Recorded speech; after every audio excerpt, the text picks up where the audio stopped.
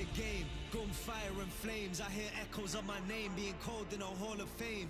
You ever get the feeling your inner cause to be great? I want championship rings and a trophy cabinet display. To be H, I feel like TBE. If I'm mid, then I'm KDB.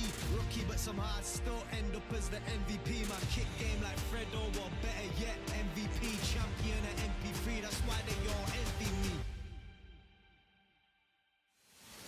Made the ground shake, made the ground shake. We did it like that way, we did it our way. Made the sound wave, made the sound wave. Hall of Fame, theme music, man, we don't play. Made the ground shake, made the ground shake. We did it like that way, we did it our way. Made the sound wave, made the sound wave. Hall of Fame, theme music, man, we don't play.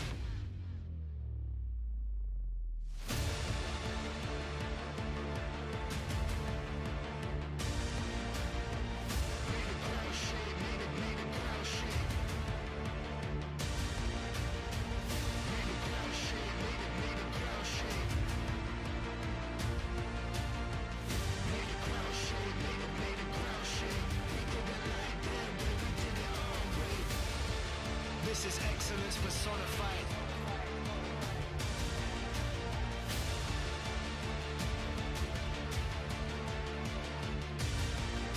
Tell coach put me in, call my number, I'ma show up. And they ain't no stopping all the shots that I'ma throw up. Been the man since the boy, but now the boy is all grown up. All it takes is one chance to make your life blow up. It's game time.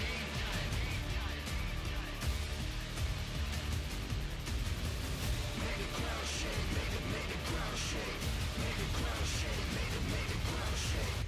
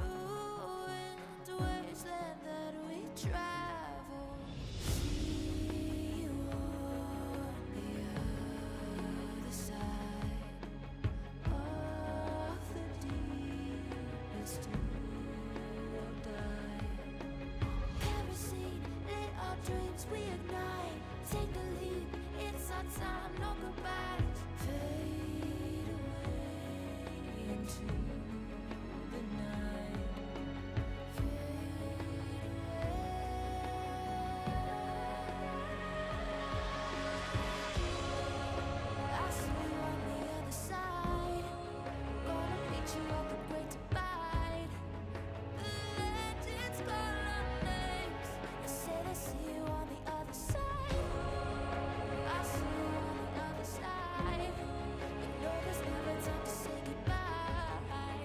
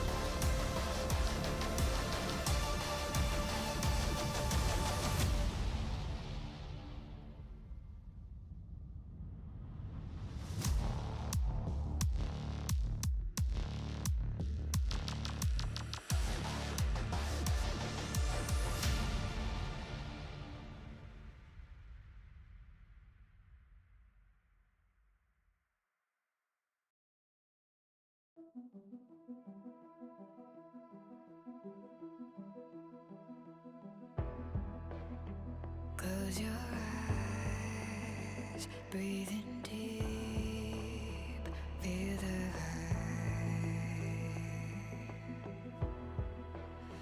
Need the rush, feel the dark, overcome. Shadows whispering, calling from the deep. Don't wake me from my dreams. It's never what it seems. We're playing with fire.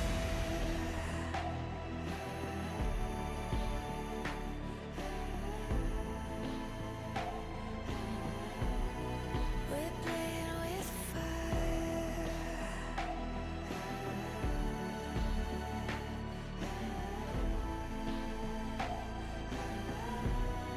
We're playing with fire. Are we tempting fate? Or just playing the game? Look at what we made. Can we ever be saved?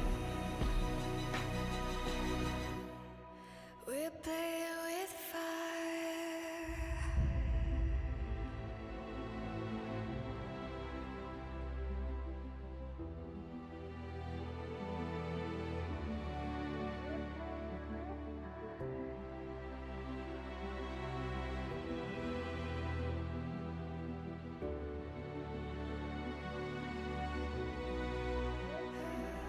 Waters start to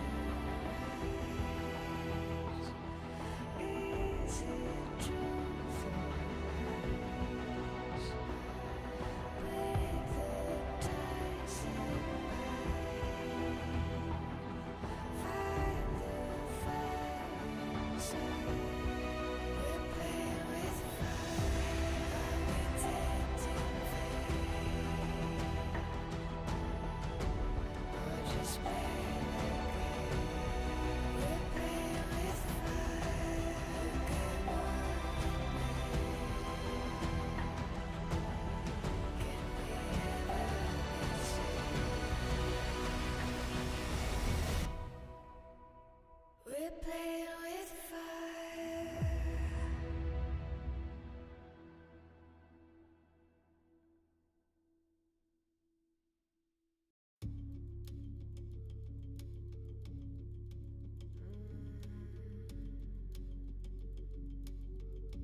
I bring the heat.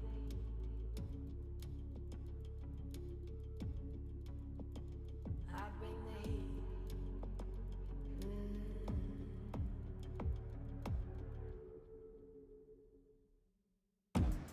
Got the fire in my eyes, coming in hot this time. Every second on the grind, every day I'm pushing for the power, a little sweet and sour. Every second, every hour can't be tamed. I got the fire in my eyes, coming in hot this time. Every second on the grind, every day I'm pushing for the power, a little sweet and sour. Every second, every hour, every tamed. Got me looking like steel, now I never break. Put the haters on their heels, yeah, set them straight. Gonna spin up on their wheels when they see the gray. When they see the gray. Knock me down another round, yeah, I'm here to fight.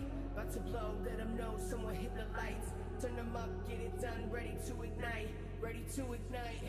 I bring the heat. I bring the heat. I bring the heat. I bring the heat. Knock me down another round, yeah, I'm here to fight. About to blow, let them know someone hit the lights. Turn them up, get it done, ready to ignite. Ready to ignite. I'm unbreakable. Can't hold me down. I'm unstoppable.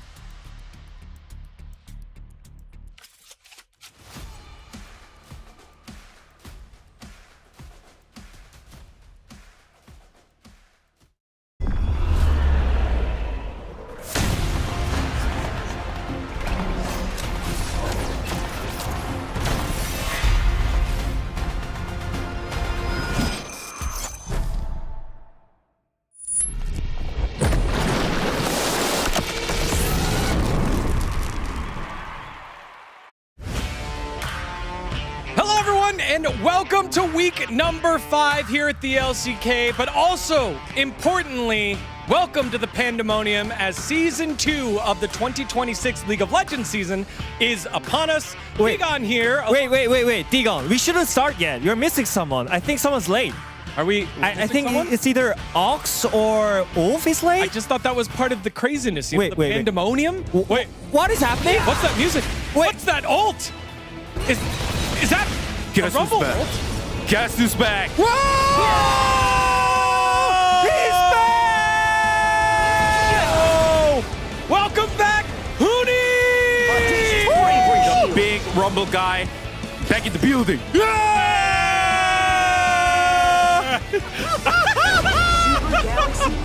So good, so good. Welcome back, Huni, back from his service to the great country here, and now serving all of you back in LCK Global. Welcome back. Nice to guys see you. Woo! Welcome back, Huni. I miss you guys. We missed you too. Same. It's great to have you back here amongst the Pandemonium, and since this is all brand new and different, we're going to start with the earliest Digon's fact of the week. Because, you know, everything's a little wacky and out of order, so we'll start here. Now, to introduce our opponents. First up, the mainstay. He's got the most wins, but also the most losses in Digon's fact of the week. He could be your angle, or he could be your devil. It's Woodid. And then his opponent, undefeated in Digon's fact of the week. Hashtag welcome back. It's Huni. The Hoon. Now, just in case you couldn't tell from the hashtags, it's about you guys, which leads us to this week's fact of the week, We are Europeans, actually. including international events. How many games have Woodid and Huni played against each other? Wait. Did we? Did we? No, I don't think so. Did we actually play against each other? A6, Wait, B5, but like, 3, but it's at least 2. D3, or D2? And I said games. How many games? How many games? I think it's probably single series, I would say. I'm gonna go with D because I was in Flycast Uh-huh. and we just met once in the season. You go D? I'm gonna do... Wait, I think I'm gonna do B. Wait, How about what? that? B? How about Many that? games? Oh, that's How about so that? close. I think I probably cooked a little too hard on this trickiness. Final answers? Yes. What? A, you guys played against each other in Rift Rivals. Oh, what? How do I know? The number You one won seed. against me? Yes. Wait, And again. Wait, Echo Fox win against the G2? Yes. You're so bad. And then It's 6-0 actually. Clutch Gaming, it was only one of the round robins because JJ was in for the first series. Good old JJ, shout out JJ. And then the LCS Regionals where Clutch Gaming made it to Worlds.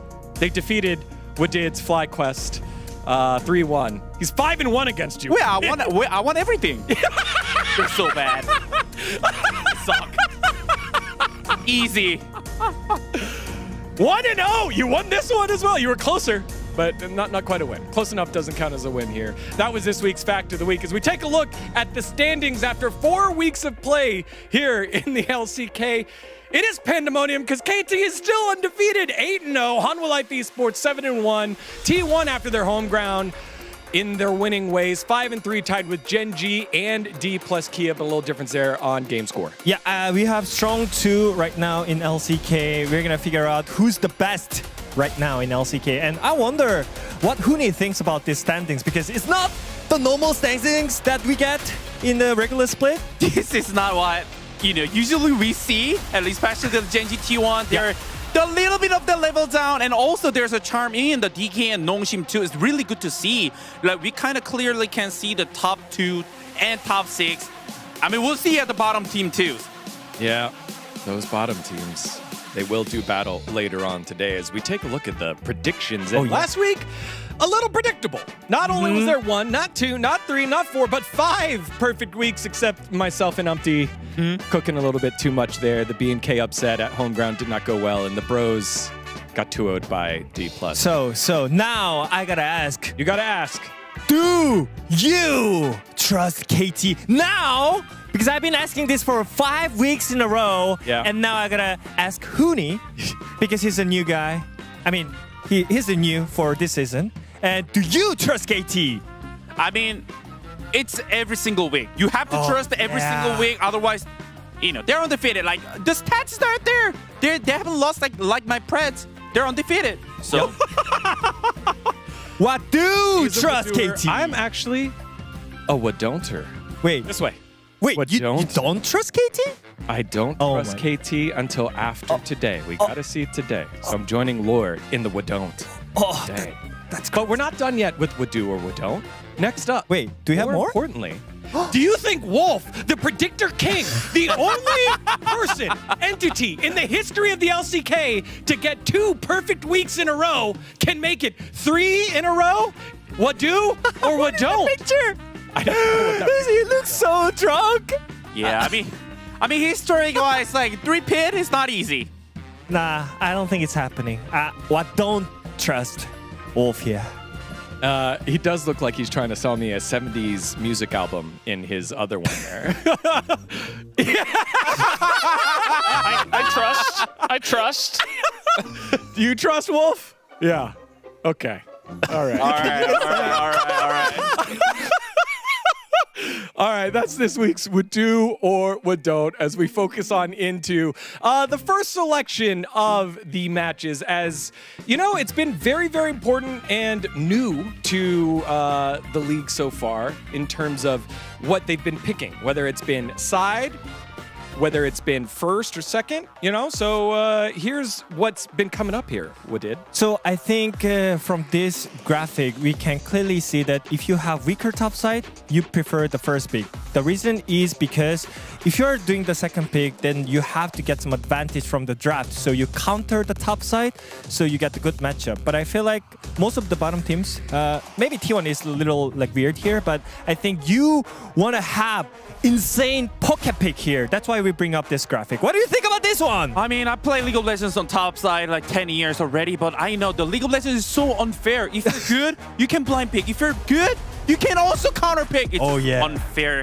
So like the own specialty pick, it works so well. I mean, it is, I agree, like there is a risk and the consequences are kind of big too, but I mean, that's the professional player. You have to take a risk. How much you wanna earn on yourself. Yeah. Again, big gambling on the top side of the map. It has been so important. As we take a look at some of the high win rate champions so far, Alistair at the top here, but there are so many that stand out with huge win rates. So yeah, I think all these picks can fit in every single team comp, and it's gonna make the game easier. And that's the point of these picks. And I think people forgot about the Sion. It's one of the great blind picks, but also it counters Jace right now, and I think it can be a great champion on the top lane once again. So I think all these picks make sense, and we kind of want to see on the top side because, again, it's the meta of the lane dominance, and Rumble is just so OP, and we have the Rumble guy back. Rumble guy is Where's back. my Rumble? I'm back. Please bring the Rumble back. Like, I want to see the Rumble. I want to go ham on the player. No, but you can't really see the Rumble because they're banning all the time. It's like, So do you strong. have any solution into Rumble? You actually need I don't. ban all I the can't. time? Honestly, if I play against my Rumble, I IFF 15.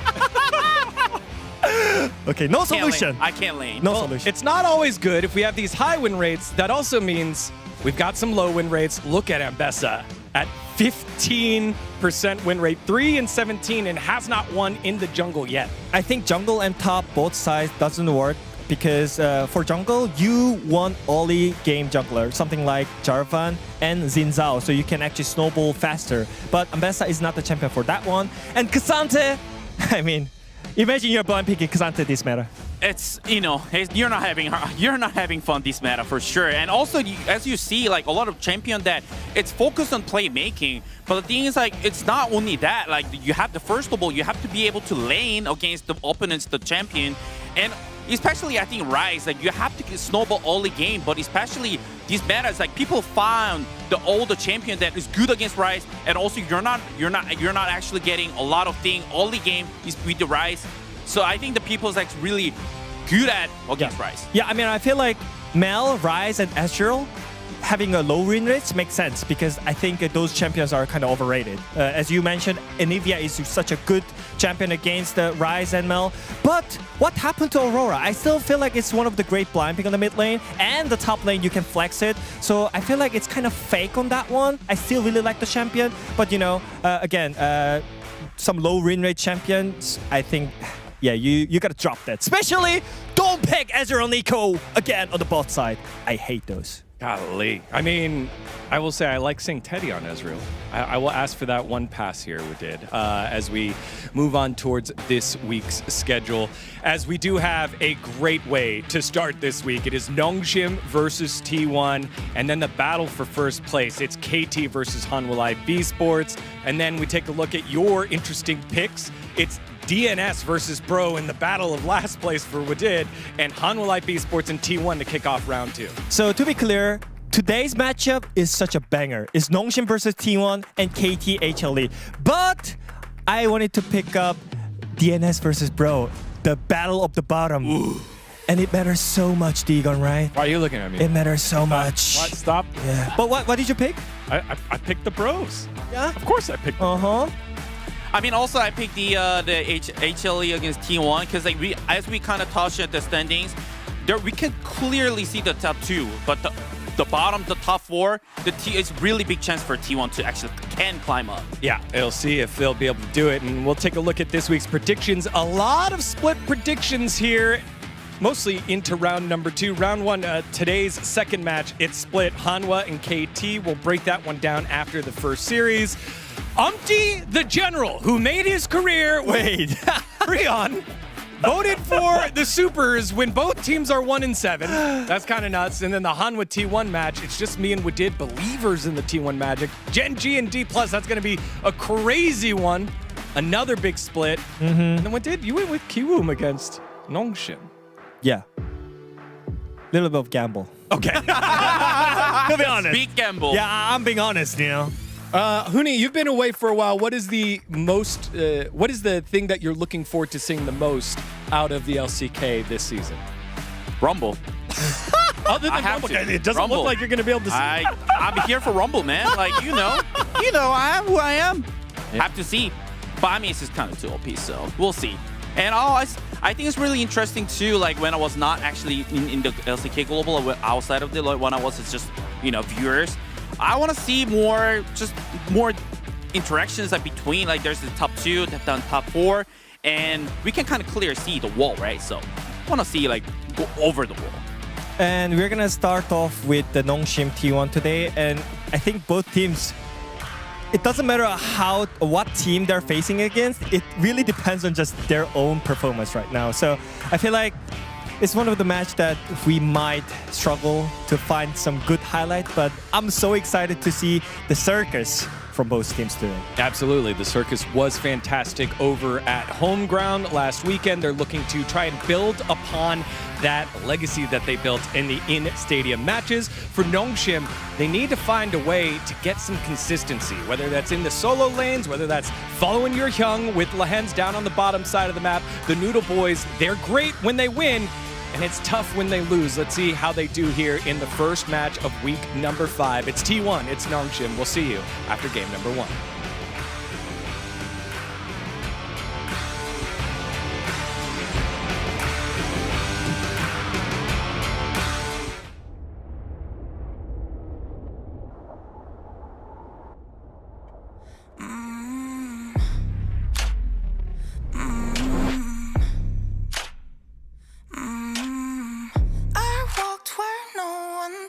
To go. No map, no light, just scars to show. Each fall curves something deep. The center of the world lead the way. Everyone was mine to make. Every sky's a line I'm drawn. Every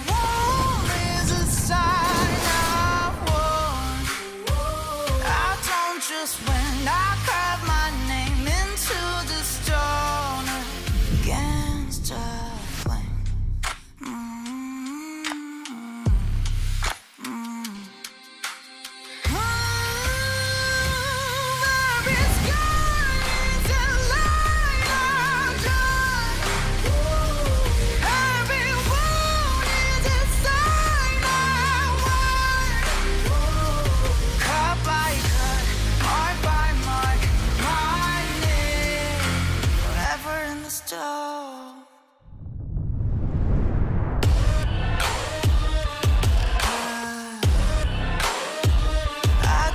just when I lift my mark into the stone.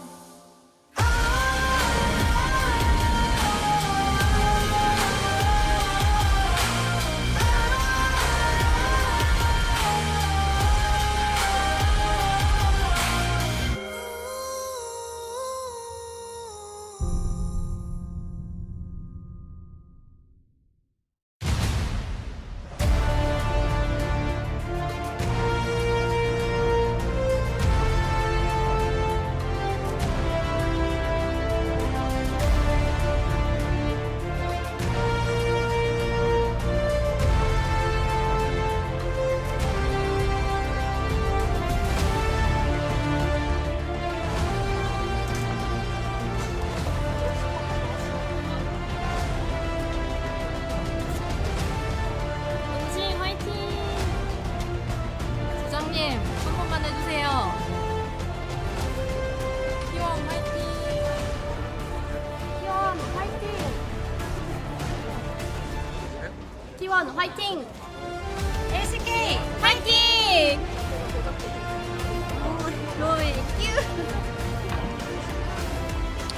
Greetings, ladies and gentlemen, and welcome to the LCK. We're getting ready for our first match of the night, T1 up against Nongshim Red Force. And for what seems like the first time in a long time, this actually isn't the highlight match of the day. You know, generally when T1's playing, it's like, well, they've got a lot of fans. A lot of people are going to be tuning in for this one, but we have KT versus HLE later tonight as well. It's just a fantastic day of games today, Will. It really is. I mean, when you consider that we have that battle for first place later on, but also have a somewhat struggling T1 looking for a 4-series win streak here, but did have a lot of problems in their matches over the weekend despite taking the 4-0. A lot of those were a little bit too close for comfort against a Nongshim that's having a really good season here, have had some downs, but have also looked really consistent. So it's just a banger day. We've got a lot of League of Legends packed into 2 best-of-3s today.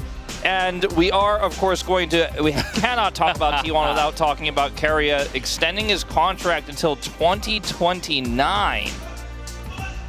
He re-signs with T1 for 3 more years, and this happens right after he picks up 4 POMs in a row, and a bit emotional as well during that moment. And you can understand because, you know, it's a big commitment, and it also means a lot. Keria's really made his name through the T1 organization, and to commit to even more years is huge. Exactly, but he had a great start on DRX. No one could take that away from the DRX org, but has won so many world championships on T1, despite losing one to his old org in DRX there, and a close friend to Deft. But to sign for 3 more years with the career he already has is almost a statement that you will end your career on this team, and that is an incredible statement from Keria of how much this org means to him.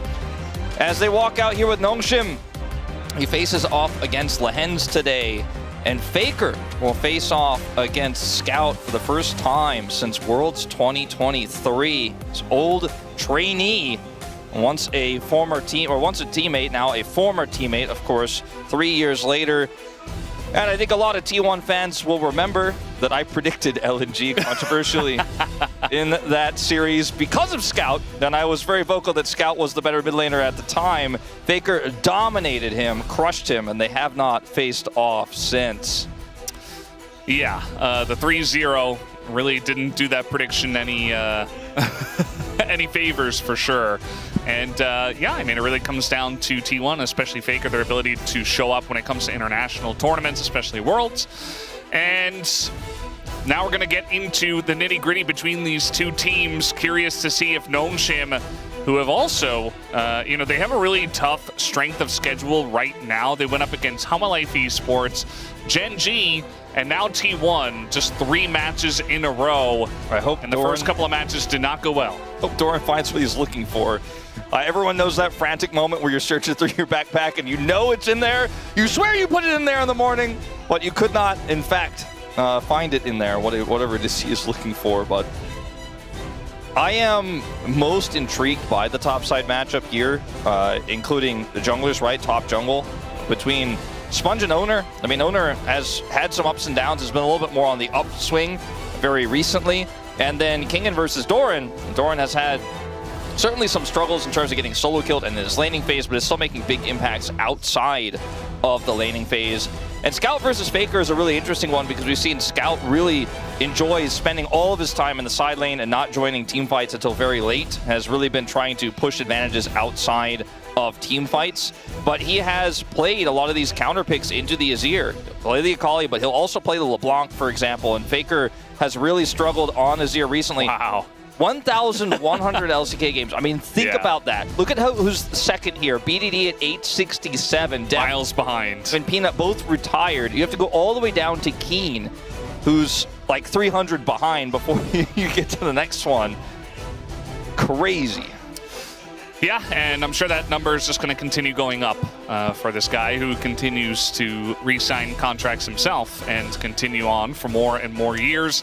No signs of slowing down anytime soon in that department. I mean, to play for an organization for 15 years in esports is unheard of. And barring some crazy, circumstance that prevents him from doing that, like, he's on his way, which is just insanity. Here's T1's newest member, though, in Pays in the bottom lane. We have seen Pays have a lot of solid laning performances, heavily in part and influenced by Karia's laning performances we have seen, with him pulling out the Lux several times. I think this is going to be a tall ask here for Nongshim. This is why I said for Nongshim, I think the main place you want to keep your eyes on is the top and top jungle, because down here, there's just too many picks this guy can play. There are too many ways you can lose lane. And Taeyun has had his ups and downs for sure, since even as all the way back to Caspa Cup, but looking stronger now. But to put him on the same caliber as Pays and Karia right now in terms of laning 2v2 with Lehens, I think would be a pretty bold and controversial statement. It won't be one I'm willing to make. I don't think really anyone would make that statement at this point in time, except maybe some diehard fans, but Nongshim going to select the blue side. T1 go ahead and take first pick after that. So T1 definitely a team that has been focusing on getting first pick as often as possible when they have right of first selection, as we saw on that really nice graphic at the start of the day in the pre-show. So they're going to utilize that, maybe try to get an Orianna or an Azir for Faker has been his go-to. Could be one of those situations where, one of the rare ones where T1 could even consider banning the Azir themselves, because Faker's performances on it haven't been great, and Scout has been the best Azir here in LCK 2026. BDD hasn't had that many opportunities to play it. Jovi's had a few good games on it as well, but Bard will be taken away from Karia. The Rumble goes away because it's first pick here for T1, so that one's gone. Sorry, Huni. That's going to be a trend. See what this final ban will be here for T1. Could be a LeBlanc ban if they do want to first pick the Azir, but you still have to potentially face that Akali, and they'll ban the Varus instead. There's just too many OP things, especially when you're first pick. You really want to make sure that you're not giving over 2 OP picks in the meta. Like if they were going to go for Azir, you don't want to give Orianna and Varus or anything like that. Orianna, of course, also going to be banned here. Karma. And that leaves Karma. Karma available here for Karia. With his lane dominance we've seen on a lot of other picks that don't necessarily win lane. We'll see what he does on the one that always wins lane. Yeah, and now you can't really pick Jarvan, because unless you're going to take Ezreal away, you're just not going to have much efficacy on that pick from the jungle. So maybe they have to go for Xin Zhao, or maybe they do take away that Ezreal. Going for the Ezreal here first. They could go with the Jarvan with it, and that is what they're going to do. So good read by you, and Nongshim also realizing that they can pick this Ezreal pickup. Taeyun's been a pretty decent Ezreal. There's still a lot of other picks that pair well with the Karma, though, in lane. So they don't even necessarily have to grab it right here. It can grab Owner's Xin, that he is famed for. I think that's very likely. And maybe we'll see Faker's Azir. However, not a flex really in this situation, at least not in the support role.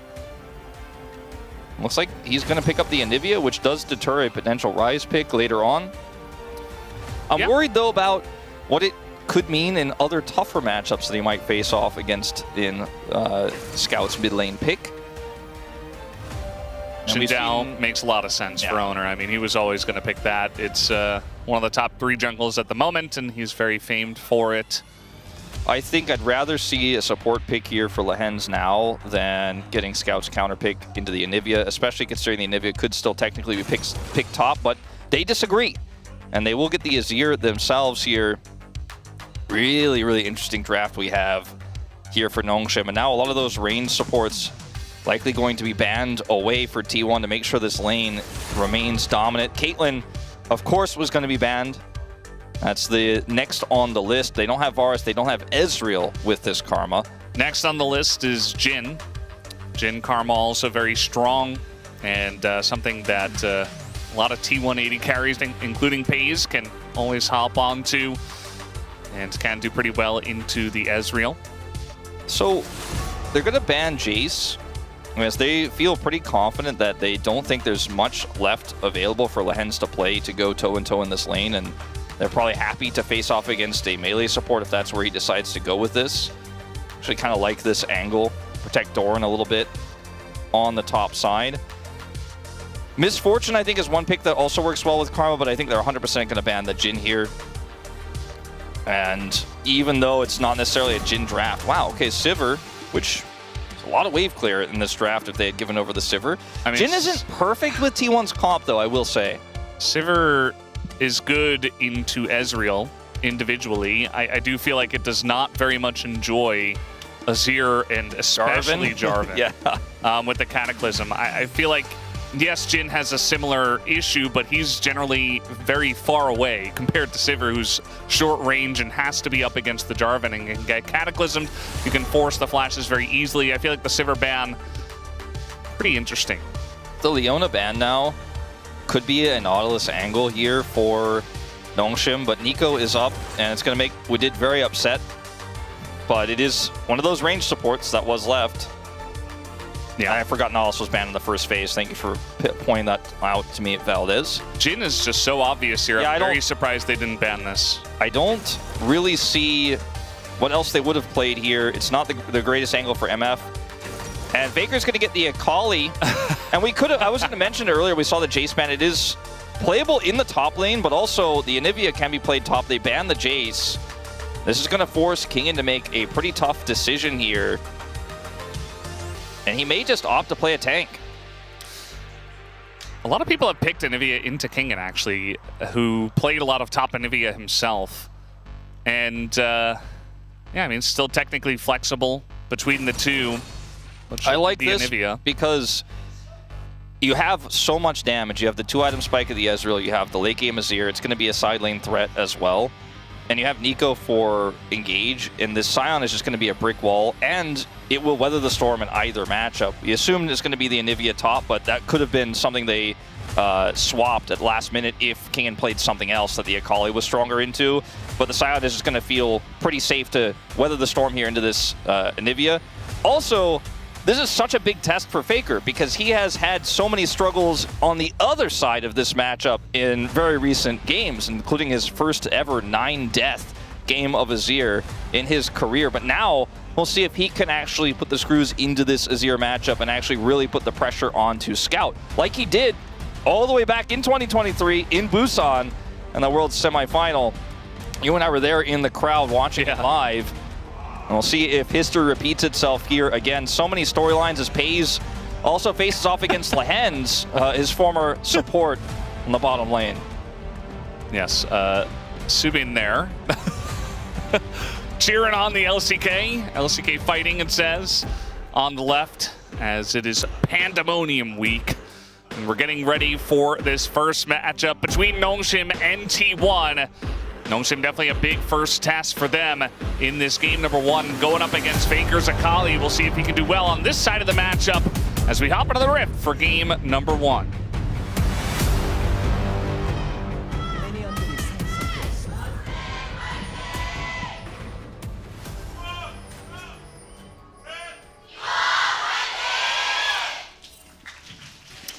Here we go, game number 1 starting. It already feels like we're back at the T1 home ground, even though this is just LOL Park.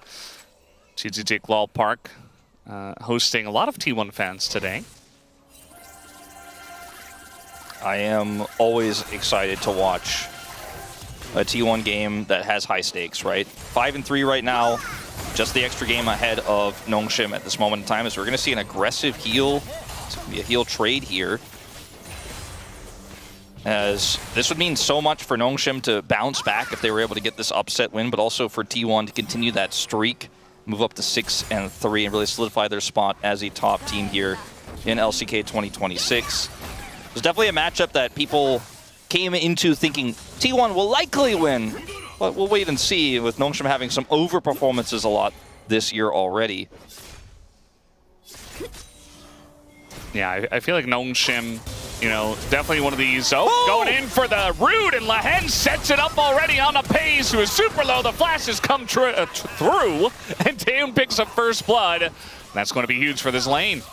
We know there's an old adage that we say here on the global broadcast that Pays was a huge contributing factor to Lehen's growth. Or sorry, I said it backwards, but hold on. Any overstayers? Yes. In the bottom lane?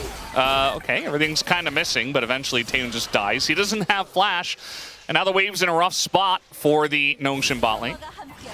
Terry going to shield himself as Pays shows up here. And, you know, Lehen's may have contributed a lot to Pays' growth and to his death there with the flash forward into the root, but they stay too long. Owner comes to the bottom side, and it's a trade back. I still think this favors the bottom lane of Nongshim. They get the kill onto the Ezreal. Great angle here for Lehen's. Pays hopes he can actually fight his way out of it with the barrier there and the flash away, but it is just too much damage. After the root comes through, the guaranteed empower comes. And Taeun here, they do not have vision in the river at all, and just does not expect this. Great sidestep, but ultimately, it's not enough. Yeah, not much you can do in that position, but we're going to have to wait and see how that does treat the bottom lane of Nongshim. They are ahead on gold, even though down on CS because of what happened with the lane. As Jarvan is on a 6-game winning streak here. Overall, just 19 and 14, so not a crazy win rate, but a lot of games played. As Ezreal himself on a 7-game losing streak. And now a gank in a mid lane. Faker is in the Shroud and is a Akali, but doesn't seem to have a Shuriken. His backflip doesn't need it at the end of the day. The Scout does not follow there. Thought perhaps they might look for a little bit more damage and have his Sand Soldiers in the spot to do more to Faker there, and we're happy with the exchange. Faker does not flash though. And Faker avoided with the Shroud that first auto, so prefer stop the red buff from going off. That's annoying. Yeah, not much you can do about that. Scout just going to go for a back. And he has TP, so it is just fine. Yeah. Curious to see what Scout builds as his first item. I do know that, you know, I was doing the space with Wadid, and he was mentioning how Faker always goes for a very aggressive, damage-focused item build on Azir, which may have led to a lot of his woes in the matchup into Akali, because he still win for, you know, lethal tempo, you know, Nashor's first, just very aggressive DPS build. But you can see that Grasp has been taken here by Scout, and if he goes for the Rocket Belt first, can definitely have a much easier time surviving against the Akali early on. Yeah, I think that's definitely the thought process behind this Keystone choice, and we'll see if that does come to pass. You get so many stats from that, as we're going to have a bit of a skirmish here around Nongshim's side of the jungle. Not really a true skirmish, I suppose. They've opted out. Definitely some tension there. King can stop the back. I'm just going to clear this wave. Neither top laner has teleported just yet, but Kingen finds himself in a pretty nice CS lead as a Scion into Anivia. So with this TP, a lot of that will be evened up, but a nice little bit of tempo gained. And Kingen has his ultimate, so doesn't even necessarily have to teleport back to lane. You can see that Sponge is hanging around down here on the bottom side of the map, waiting for the Scuttle Crab, it looks like, trying to boost his way to level 6. He is coming bottom. Yeah. They want to make something of this, but they're going to have to hold them here for a while. I feel like they can, especially because Owner's pretty far away. You can see that Owner is coming on over. We do have the heal used early on by Keria, just going to get the root down, but now the Scion and Pays is up against the wall against 4 Nongshim members, and eventually it's as simple as that. As the kill does go to Lehen's, unfortunately, but a kill's a kill, denies some farm from Pays. You could see the timing where Owner started coming over. I think Doran probably shared some information like, hey, the Scion isn't back yet. We haven't heard his ultimate yet, and he hasn't TP'd. It looks likely that he might be heading bottom side there, but this immobile Jhin just isn't able to do anything there without more support, and they are able to focus him down.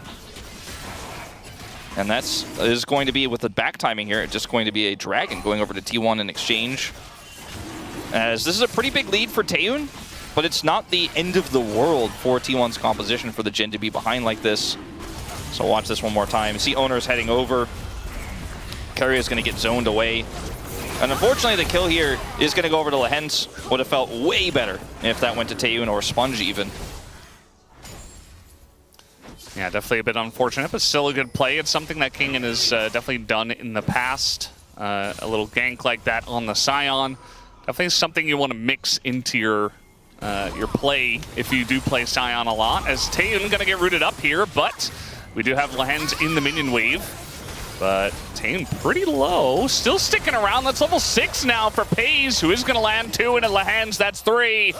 Waiting for the 4th one, going to miss both of those as Faker looks like he went deep for a turret plate, which he did get. But now he doesn't have flash, or ult, or a health bar, or TP.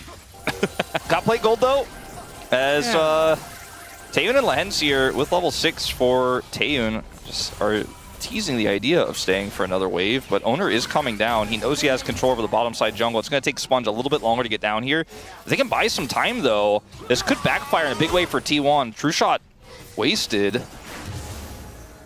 I think they see Sponge full health, level 6, and they just say, well, we got to respect this as we have Azir coming on over, and now Owner is just going to go in, pulls the trigger on Lehens, says, you are dead, and a bunch of damage already done to Sponge as well. Pays going to flash aggressively here to get to Owner, but now Scout a little bit isolated, and Faker's making his way over. Scout in a lot of trouble, gets knocked up, does flash the roof, and now Sponge isolated, and he gets executed by Faker, and T1 turned this into a big fight for them. That's such a great play from Owner, that flash there. It allows him to secure a kill as well as then buy the additional space for the Akali to show up, and while the rest of the team is getting corralled away, pushed away, the Azir then gets left out to dry. So this flash here from Owner, phenomenal. Gets the Crescent Guard up, guarantees that he will survive here. Sponge is now on the left side of the fight without really any tools, and then Scout is unfortunately without really any damage at this point, unable to secure anything here, gets knocked up, forced to flash away.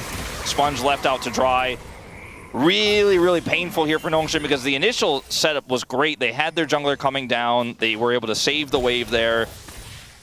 Or rather, wait for the wave there and kind of bait the idea of it as Sponge was coming over, but ultimately backfires in a huge way. And now Faker is the one with the gold lead in the mid lane.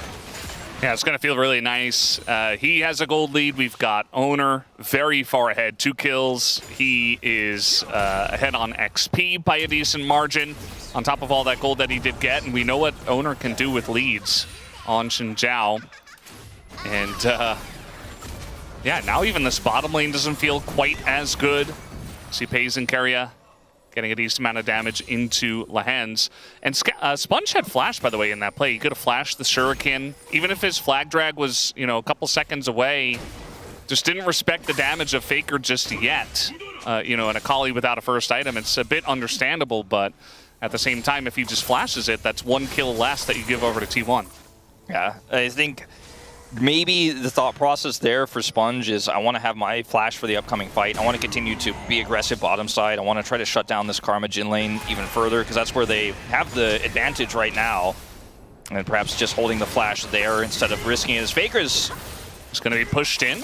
Does have the backflip, but Lehens is coming on over. As Faker says, well, might just try to go in on this one. He does have his perfect execution. He's just running away from Lehens for now, and he dodges the roots and eventually just gets killed by Lehens. As a nice little gank from Lehens into the mid lane as Faker over-aggressive there.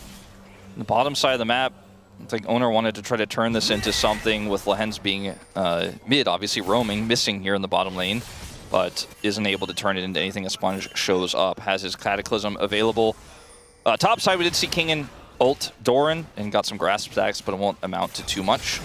Scout gonna nicely dodge this.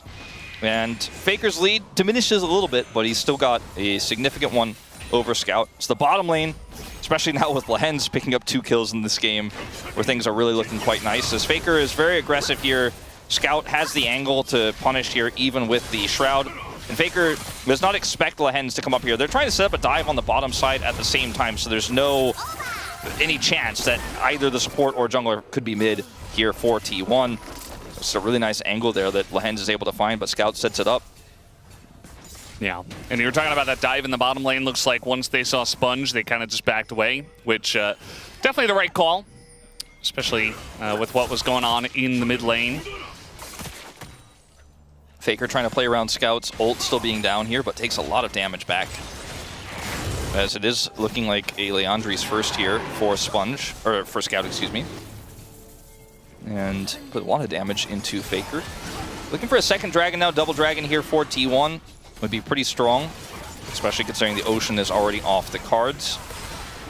For pick potential, Hextech Soul always needs to be mentioned, especially with the Jhin in this composition. Could be really nice for setting up Anivia walls and stuff. It's just going to be Mountain Soul, which still very good, especially when you've got, you know, Akali and Xinjiao in melee range.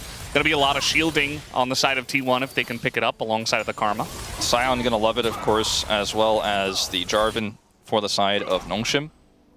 But they are significantly far behind in Dragons. But if you start to stack all of those resistances from the solo individual Elemental Dragons before you get to the Soul, it could be even stronger. The tide of the game will have to shift. And it is interesting that despite having control of the bottom lane a lot of the time here and having that lead down there, they did not get any dragons. The Sponge is in trouble. Boy. Yeah, now he's going to flash away. He's going to be happy that he has that now, but even just the fact that he was standing near Owner, not respecting the amount of damage, not respecting how ahead he is.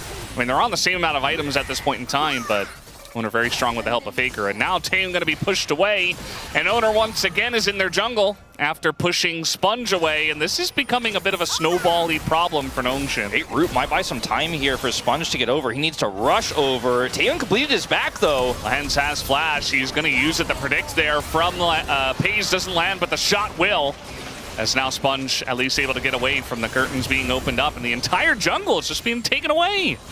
With the commitment of the back there from Taeyeon, it was going to be really tough for Sponge to come over and save the play. But T1 played it really well there, and it ends up being a big backfire on the stay there, and Lens is punished. Also now down Flash. Watching this matchup does not feel very exciting for anyone, so I'm glad we're going to pan away. Yeah. Neither of them has kill pressure. Even if the Sion got the egg, if he's alone, like, I don't think he's killing that egg.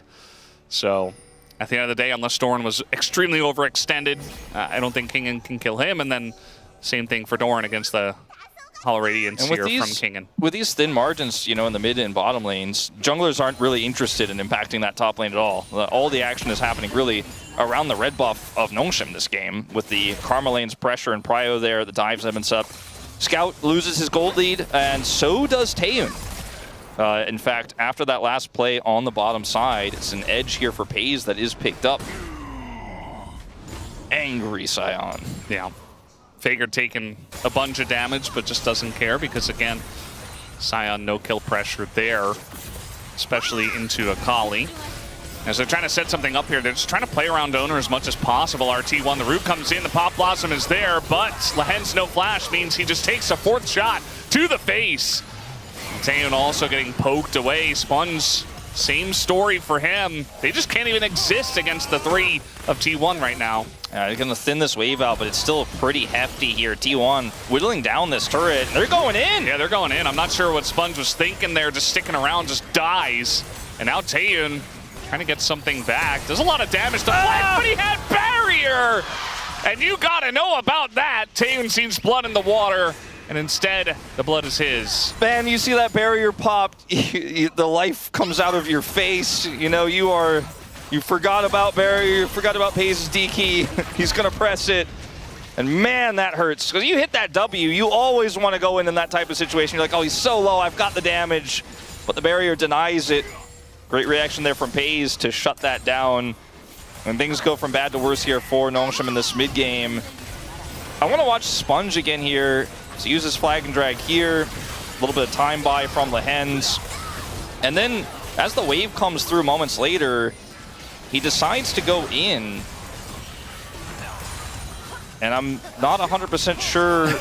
He's so low. Yeah, he's at half health. Faker got the solo kill on the Scout. So we didn't quite get to see that, but I'm sure we'll see a replay, especially with what's going on recently. And Owner just going to take this Rift Herald. Looks like, again, they cannot challenge them. This is really just falling apart here completely for Nongshim right now. The Azir significantly far behind. The Ezreal seems like that second item is just not going to hit at the spike they wanted. The Akali is already starting to become a threat.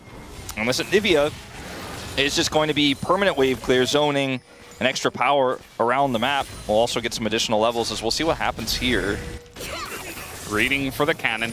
top tower together, bro. And he misses the ultimate. This is why Akali's so good in this matchup, because as Azir, you're like, in most situations, like, I'll just push them away. And Akali's like, no. You're dead. Yeah. Also, the fact that she's so mobile and she can avoid your soldiers, it's just so annoying to hit this champ when you're Azir. Not only do you not get hit by the Divide, but also you get kind of a free shuriken onto him because he's standing still while the Divide is coming in. So it's like, well, if you time it right, it feels very good. They're trying to dive Doran, which is not easy. And they might be able to get his egg. Shield comes in from Keria as now here comes the Scion. There's the egg. I think eventually with Scout here should be easy pickings. Lehens is a kill thief this game. Gets a third one. At least they are able to secure the kill, get the egg, which is a win in itself. And meanwhile, yeah, Faker's getting this turret. It'll be their second of the game. This isn't even first brick here for Nongshim. They got the Mountain Drake Soul point as well. That's their third Drake now. And T1 are just kind of running away with this game. Nongshim not really showing a lot of resistance so far. Yeah, really not. They do get the turret. It's a lot of money to scout, but the money is traded on the opposite side. And Doran, I think he's pretty happy with dying for this because of the exchange they get on the other side. And this is just what T1 do really well, right? They know how to play both sides of the map. They know where their weak point is, and they try to exploit the opposite side of the map. Doran can buy so much time. And even with Keria, like Keria came over there, he might have been able to get away in another circumstance, but so much had to be committed to kill him. And the kill goes over to the Nico anyways. It's just not a good time for Nongshim right now. And because the game state is so T1 favored, this Akali is potentially going to start running away with the game. This Jhin is so big. I just don't know if we can have a conversation about the scaling front to back here anymore. Yeah. That's really what you're looking for if you are Nongshim. It's like, okay, you've got Azir and Ezreal. Maybe when we hit 2-3 items for this combo, along with our very tanky Scion, great engage with Jarvan and Nico. Like, on paper, it's good, as they're just going to base check at T1, and that's going to be the end of at least Keria. Is now Owner, almost unkillable, it feels like, in the Cataclysm, getting a lot of value out of his Crescent Guard. So it's only going to be the support that Nongshim do get. Yeah, it looked like it could have been a lot worse there. Owner didn't have flash, just got it back. So it is going to be fine for him. Doran's got a big push in the bottom lane. Does have TP as yeah, they get the slow, and that's the flash slam. The follow-up not really there. Meanwhile, Lehens in a bit of trouble, as Zerkin's going to land on him, and Faker takes him out. Once again, we're being treated to Faker's Akali, as he's kind of just walking behind enemy lines. He gets his Shroud back, and he waits for the slam, goes back in. Taeyeon super low. Faker wants that kill, and he does get it. And he will have to pay for it, but that just means the rest of T1 is here to clean up the kills. Nongshim once again over-indexing into the one kill. And it's not going to work out for them, as Scout, no dash, and is in a lot of trouble. As the stun does land, the root is there as well, and Doran picks up the kill with the Icicle. And T1, I mean, almost feels like it's all over but the crying here for Nongshim. Yeah, bit of a disaster for Nongshim, frankly, is okay. Yeah. All right. He will get an additional charge here as well. When the opt-in happens to look for that pick, you're giving T1 such an insane opportunity to get a skirmish that they didn't even they didn't even necessarily have any idea they were looking for, and they were just like, okay, I guess we'll turn this one.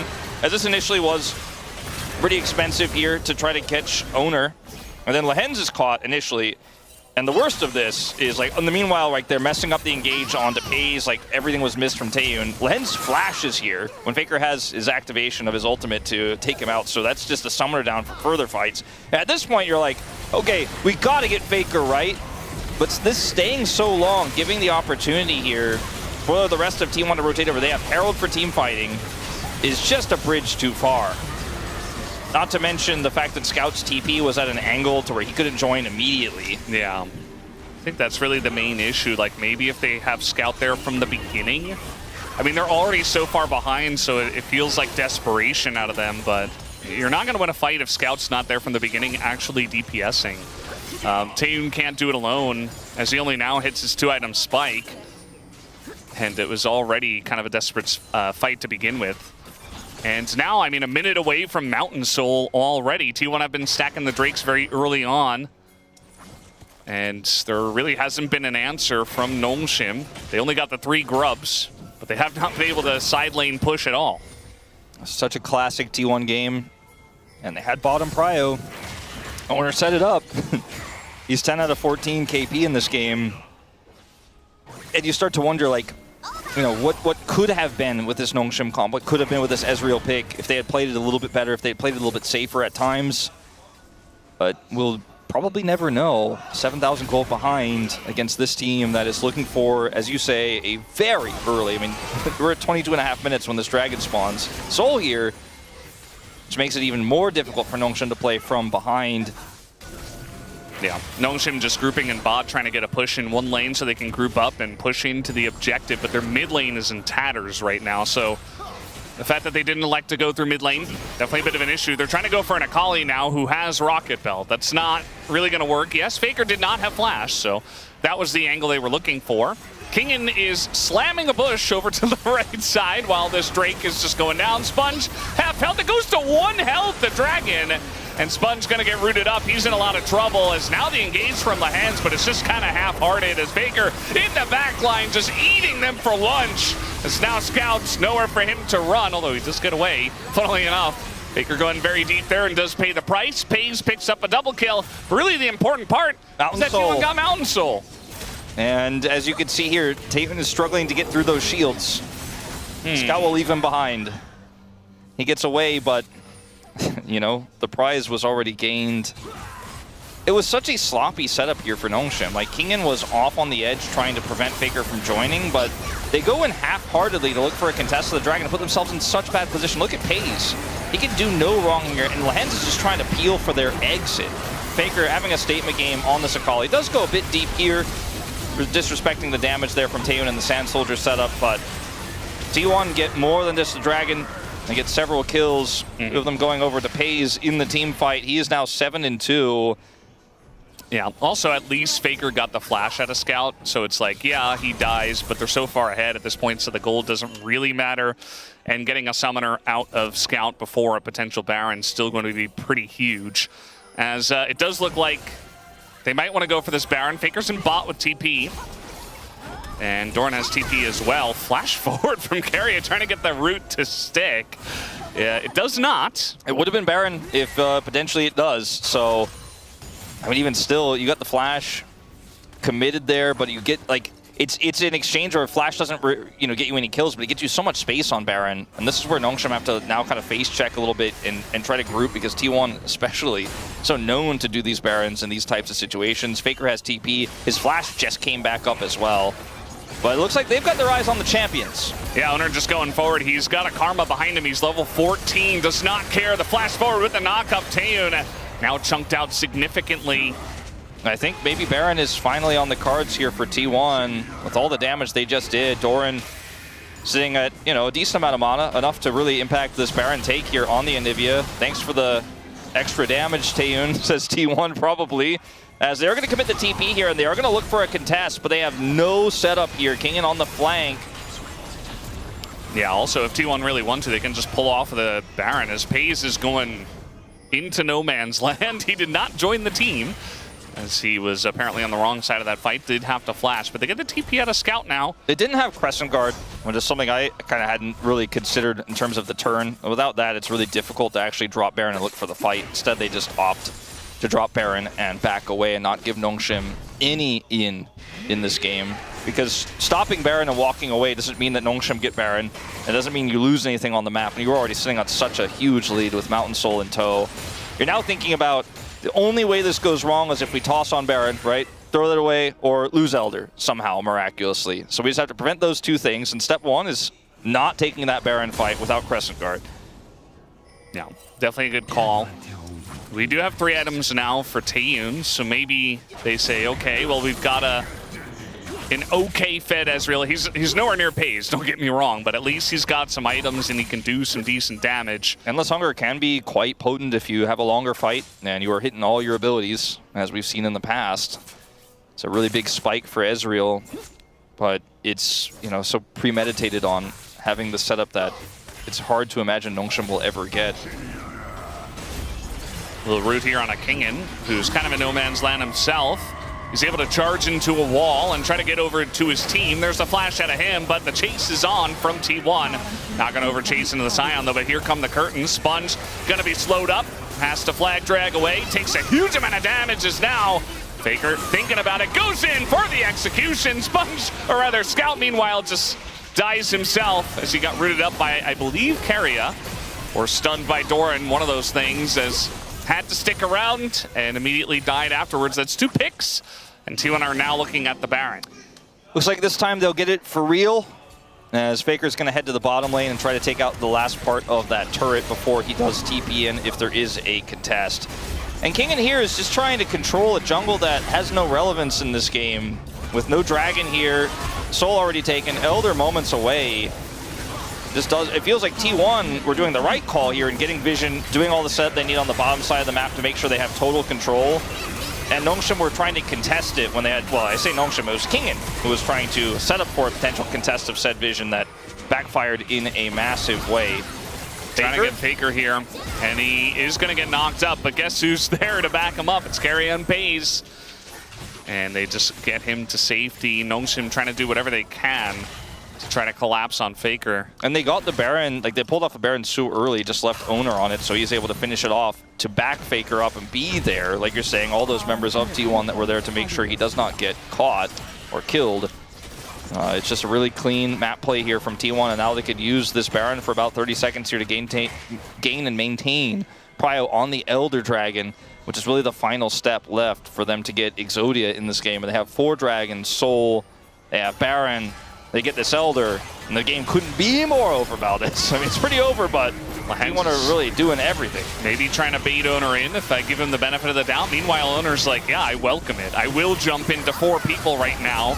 As the Crescent Guard is over, the ult goes in. A Faker, he's pretty low, but he has his Shroud still. Able to get away with the help of Keria, as it's not exactly the cleanest damage from T1. This is really awkward for them to lose all this health right before Elder. Pays is pushing mid. Sponge might just die here. That's the jungler of Nongshim dead. And now he got Scout by him Lonesome on the top side of the map. And he will eventually go down. Faker's like, I guess I'll clean him up. Meanwhile, we do have, looks like Doran just tanking everything on the bottom side. He's actually pretty tanky, and they say, we don't need the Elder, we just need to kill them. And that they do as T1 look to end this game. That was a fantastic ultimate from Kingen and all of the chaos there, but ultimately it's not enough. And even with those low health bars from T1, feels like everybody's got a GA in this one. Between Owner having his, the egg there from the Anivia, Pays being so far away, being so safe inherently. And that is just the end of the game. T1 will win it, sub 30 minutes. They made sure they dotted their I's and crossed their T's to guarantee the victory. Made some really decisive calls to pull off a Baron, for example, and to fight in the enemy jungle and to get that commitment onto Kingen when he was trying to contest there while they were putting up that vision. But it all started with a great draft. The Karma they first picked gave them bottom side prio. They stacked Dragons and were able to hold on to that win con all game long. And Nongshim just could not even hold their Ezreal lead in the bottom lane. And Faker bounces back in a big way on the opposite side of the Akali Azir matchup. Finally, he was the one to get the solo kill on the Azir. Yeah, definitely got to feel good for him.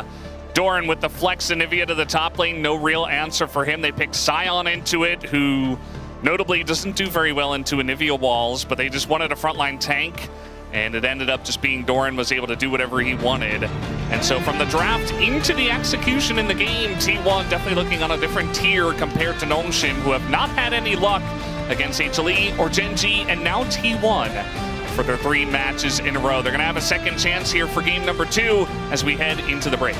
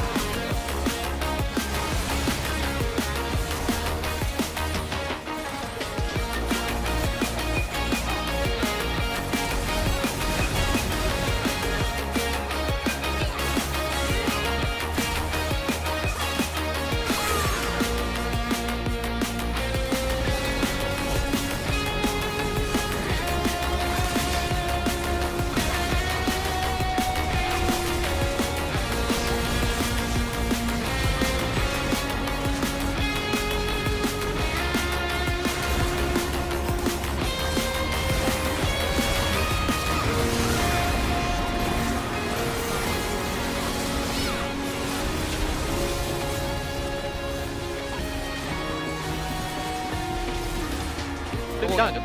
오케이. 안 줘. 펜 줘. 깃발 빠졌어. 깃발 없어. 죽을 것 같아. 얘를 타고 끝까지 가도 되거든. 여기. 까볼게. 안 줘. 쌈 보자. 사이먼 노플이고. 안 줘.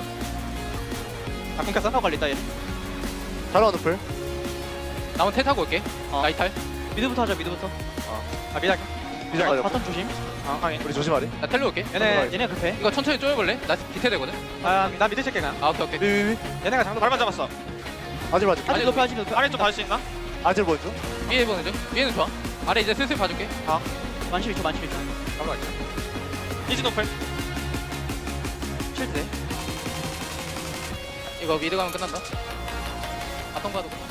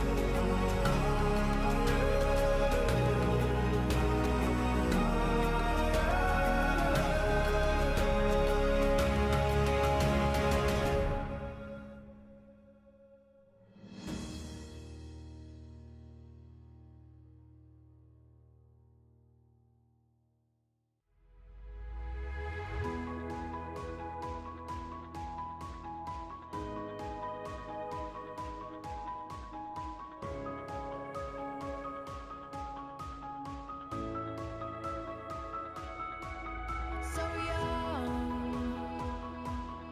so free.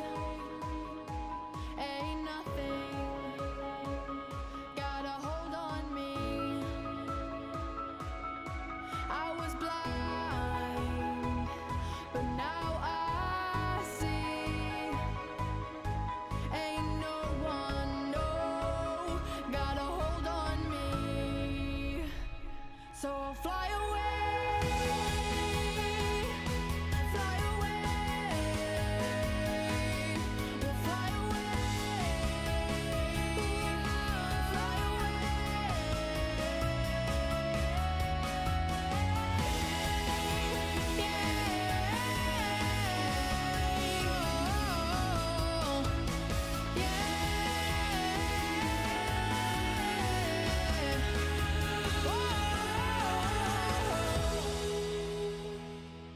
Oh, you're so cool.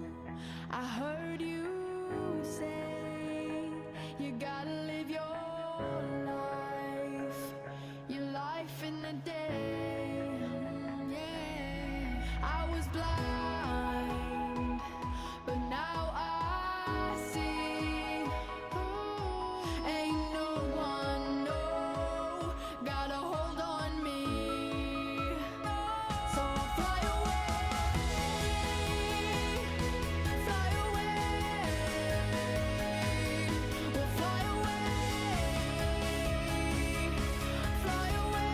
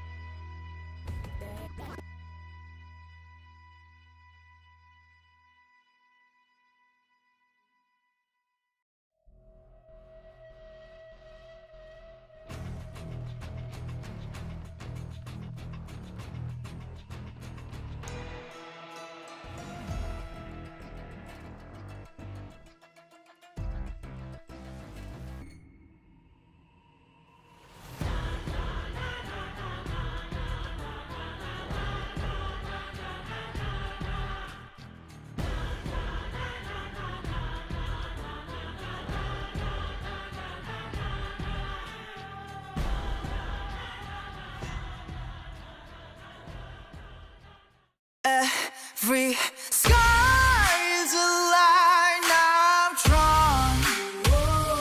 Cut by cut, mark by mark, my name forever in the stone.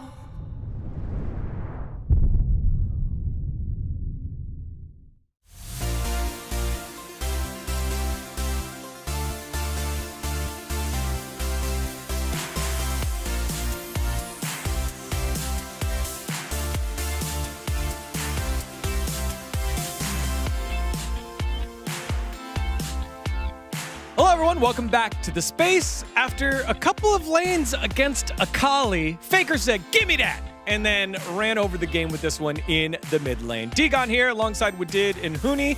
We start this one in the draft as T1 are 1-0 over Nongshim. Yeah, it was much cleaner gameplay by T1. Before we talk about Ezreal, Nico, we're gonna touch on Anivia Akali. I think that was one of the great idea to have them in the same team so you can actually flex on top side, because Akali is good into most of the ranged champions, right? Yeah, I mean, especially Akali, if you want, you can just take Ignite and then trying to dominate on the lane and trying to get the solo kill. Just the pressure, the solo kill pressure is a lot and from the top side, especially with your Akali.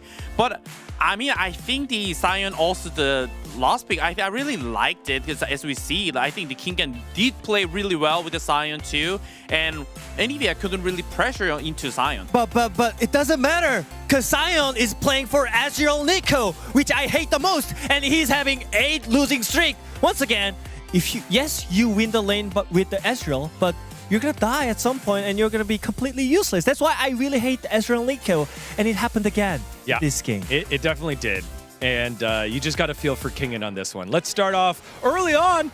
It looked good. Ezreal Nico, what are you talking about, Wadid? Look at this solo kill. Yeah, sure, bro. It's good. Ooh, Ezreal Nico! That's why you pick it. Nothing can go wrong now, right? Yeah, good luck, bro. Let's wave in. I mean, here is like Nico could be easily on the left side and then scouting the, and also they did have a visions on the enemy red side jungle, and then Nico could easily just spend or just invest the 5 seconds on the left side, push the lane, and what? The end is really great play from the Nongshim, and Jin did flash cooldown was like really small amount of the left, and King can play really well there. Yeah, but it doesn't matter. He's gonna shift in. No, for nothing. Why? So even though Sion what roams, is this? It's like, oh man. Even though like Sion roams the bot lane to get the insane lead for the bot lane, it doesn't matter. Top lane, you roam bottom, you ulti bottom, and the TP top, and then you see this. Yeah, it's a little brutal, and though they did not die, it then led to this whole skirmish and this long waiting period where Lahens and Taeyoon know this is happening. They're setting up for the dive, so Sponge comes and helps, but the HP of your bot lane is much less than T1's bot lane. So yeah, this is the issue, you know, like they spend so much resources on the bot lane, but still they couldn't get the pressure. They couldn't actually win the skirmishes in the bot lane, and now what? They're completely out of the game. Yeah, I mean, this is like whole snowball from the team, just getting chunked for no reason. Lost the bot pressure, lost bot prior, so like you don't have a vision on jungle side. I mean, it's just like this feels so bad. Yeah, it doesn't feel great, but as a defender here, let's defend Nongshim a bit. They were still in the lead. The bot lane was 600 gold ahead of the Jin and Pays, and so you're like, it's okay, right? We'll just find the right time to fight. The right time to fight. But they can't.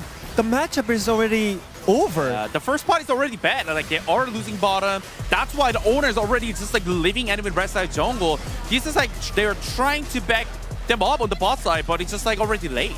Yeah, and also on the mid lane as well, this Nico is getting caught once again. And this is not all. Like they're just gonna... Okay, you know, we got caught. We'll just, you know, we'll hang back. We'll find the right time to go in. We can give a little chips on the tower, right? Yeah. You know, Ezreal's strong. No, don't tell me. Don't tell me. No! Wait, okay, I can fix this. I can fix this. I can fix this. I'm the Ezreal. Everyone invested time and gold into me. No! No! All right. All right, what? No, so... What's all right? Okay. I mean, the thing is, they picked Sion, so they have no side to play on top side, right? So they had to carry from the bot lane. And I'm kind of surprised that King didn't left the arena yet. He look at his face. Oh my, is this? Look at his, like if I was a Death Ion, I go home after the game. I disconnect my keyboard. I disconnect my mouse. Like it's just unacceptable. So yeah, It's tough. It's definitely it's really tough. especially given the fact that they invested that much time there. Again, pushed to the lane, went down bot, got the kill, and just to see it all unravel like that, and then have to come back and play another game. That's tough. That's tough with it. It is 1-0 for T1. The circus continues on. It wasn't clean though. Again, they got chunked out right before Elder. However, they were up 12,000 gold at that time. Let's see what's in store for us for game number 2. Thank you very much, Spacers. As, yeah, sometimes mental toughness is the most important thing. After a loss like that, can feel very defeated, but you got a whole series to play as we're getting ready for game number 2. The choice from Nongshim this time is first pick, not blue side. I'm glad we had a lot of fan signs showcasing a potential Nuggery versus Ati fight that it looks like we're just going to be deprived of in real life today, but maybe next time, maybe in round 2, we'll get that. I mean, I think everything that you kind of summed up there and what was said on the space is true of how Kingen is feeling at the moment. Well, there were a lot of things that went wrong in this game. You know, even some of the small things, like Lehens being the one who picks up the gold in a lot of those skirmishes. So Nautilus will once again be banned here by T1 in the first phase. See what comes next here for Nongshim. The Azir is gone. So that's, you know, something you're always thinking about when you're thinking about T1. But they picked it. Orianna gets taken away. So picks like the Rise, even though the win rate isn't great, that was showcased earlier. Still a strong possibility, unless they ban it away from Faker. Definitely one of Faker's more comfortable champs nowadays. And the mid pool beginning to thin out a little bit. Rumble, notably left available for now. Will Huni get his wish? No. Will they give King and Rumble? No. I think they're thinking about what they want to get on their 1-2. No. Oh! He's gonna. I tried to cast her Blessed into existence. You know. I, for one, don't think this should ever happen. Sorry, well, now Huni. You got to pick Vi, right? If you're T1. But what did they pick the Vi with? I don't think you can give over Rumble Vi to Nongshim Red Force here. I don't think that's negotiable. As owner just giving a shake of his head. He's like, I really don't want to, Wolf, but it seems like there might be other plans on cards. What? Okay. The Ambessa answer to Rumble once again coming through. We saw in our pre-show Ambessa is 3-17. Okay, the Nocturne pick, fairly solid here. Works well with Ambessa. Works well with a lot of other mid picks as well. I'm going to take the Pantheon, actually, over the Vi and get the Aurora. There's a lot of burst, to put it lightly, here for Nongshim Red Force.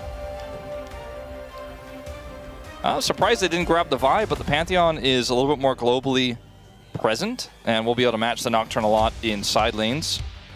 Yeah, it's higher on the tier list as well. I think that's the reason they opt for it, because the Nocturne is picked.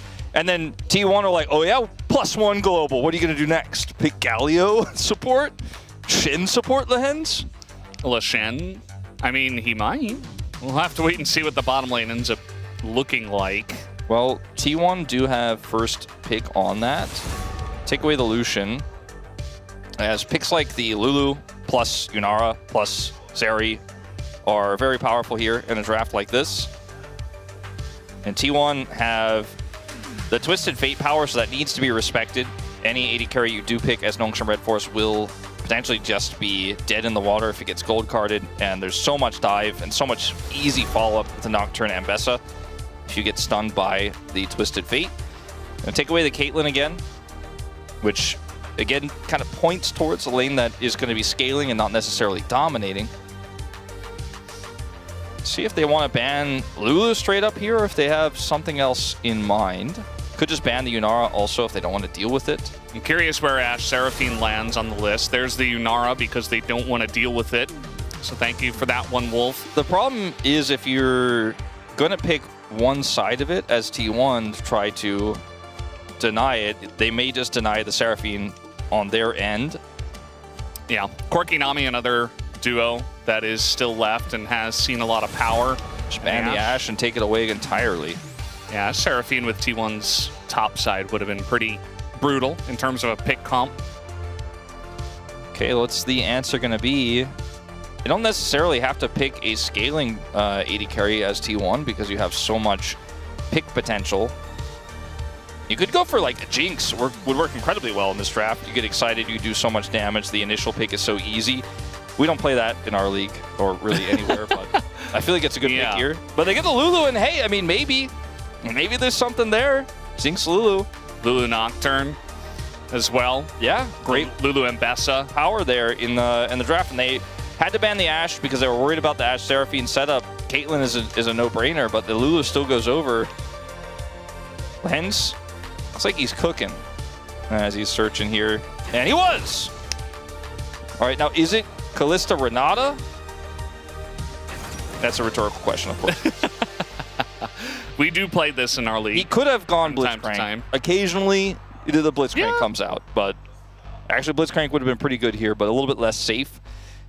Kog'Maw over Jinx? Come on, don't do it to me. Twitch? Don't you dare play Twitch. Twitch? Tristan? He's going to play Kog'Maw, feels like. Tristan is pretty insane in this comp, though, because of the reset potential. He's going to play Kog'Maw, though. Yeah. All right. You were right in the beginning and right at the end. Cog Lulu makes its return to the LCK. A lot of things can go wrong with this T1 comp. I think if you play it well and you dominate from start to finish, it is going to be a one-sided game. It's no fun for Nongshim. The Kog'Maw gets even better the longer the game goes on. He has all of the protection of this Lulu, the shields, the wild growth, etc.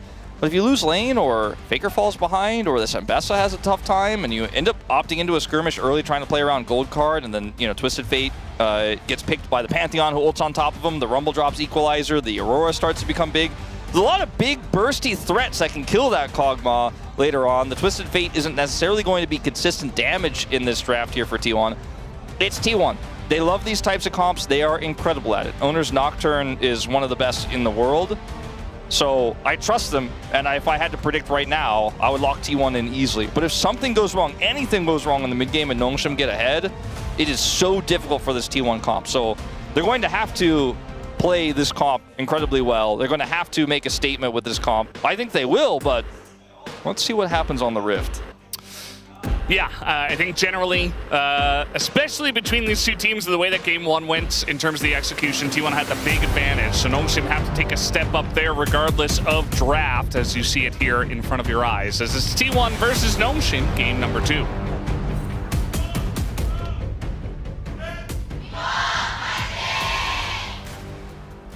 미니언들이 생성되었습니다. All right, game number 2. As we got Huni celebrating, I'm just looking forward to the Huni rating at the end of the game. Yes, it's been so long. We also hope they have that graphic saved. I'm sure they do. The T1 stars came up there for a second. I was like, whoa, not the game hasn't even started yet. He took teleport and not ignite, and with the changes to top lane where you get teleport automatically, I'm sure that's probably already a demerit in Huni's book. But yeah. At most 3 out of 5 stars after that. Transgression. Pays did pick the correct skin. Pugmaw is number 1 in my mind. I think Pays has a cat. I'm not 100% sure. He does. Yeah, he posts on social media a lot. Wasn't... He has a Apparently lot of cats. has a lot of cats, is what we were just told. But, he doesn't discriminate. He goes to the Pugmaw.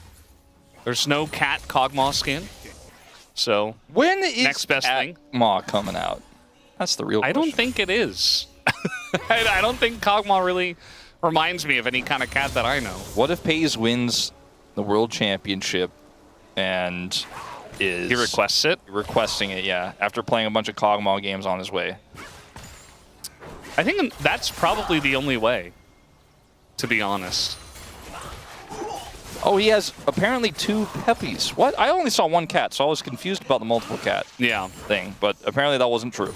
Yeah. Just some fake news from Jisun.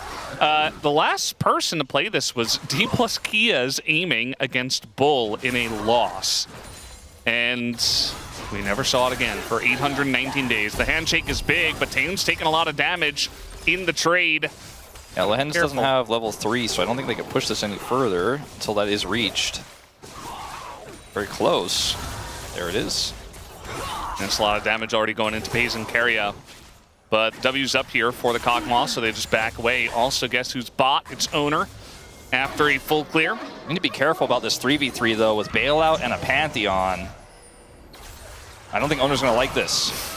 Yeah, he's going to save the spell shield for the stun, but the flash forward from Lehens puts him in the ground. First blood for Taeun already. And one of the weaknesses of Nocturne, for sure, it just does not have that same power the Pantheon has. The spell shield was great, but it is not enough. Lehens is really the hero of the day with that handshake in, and they do end up getting the kill.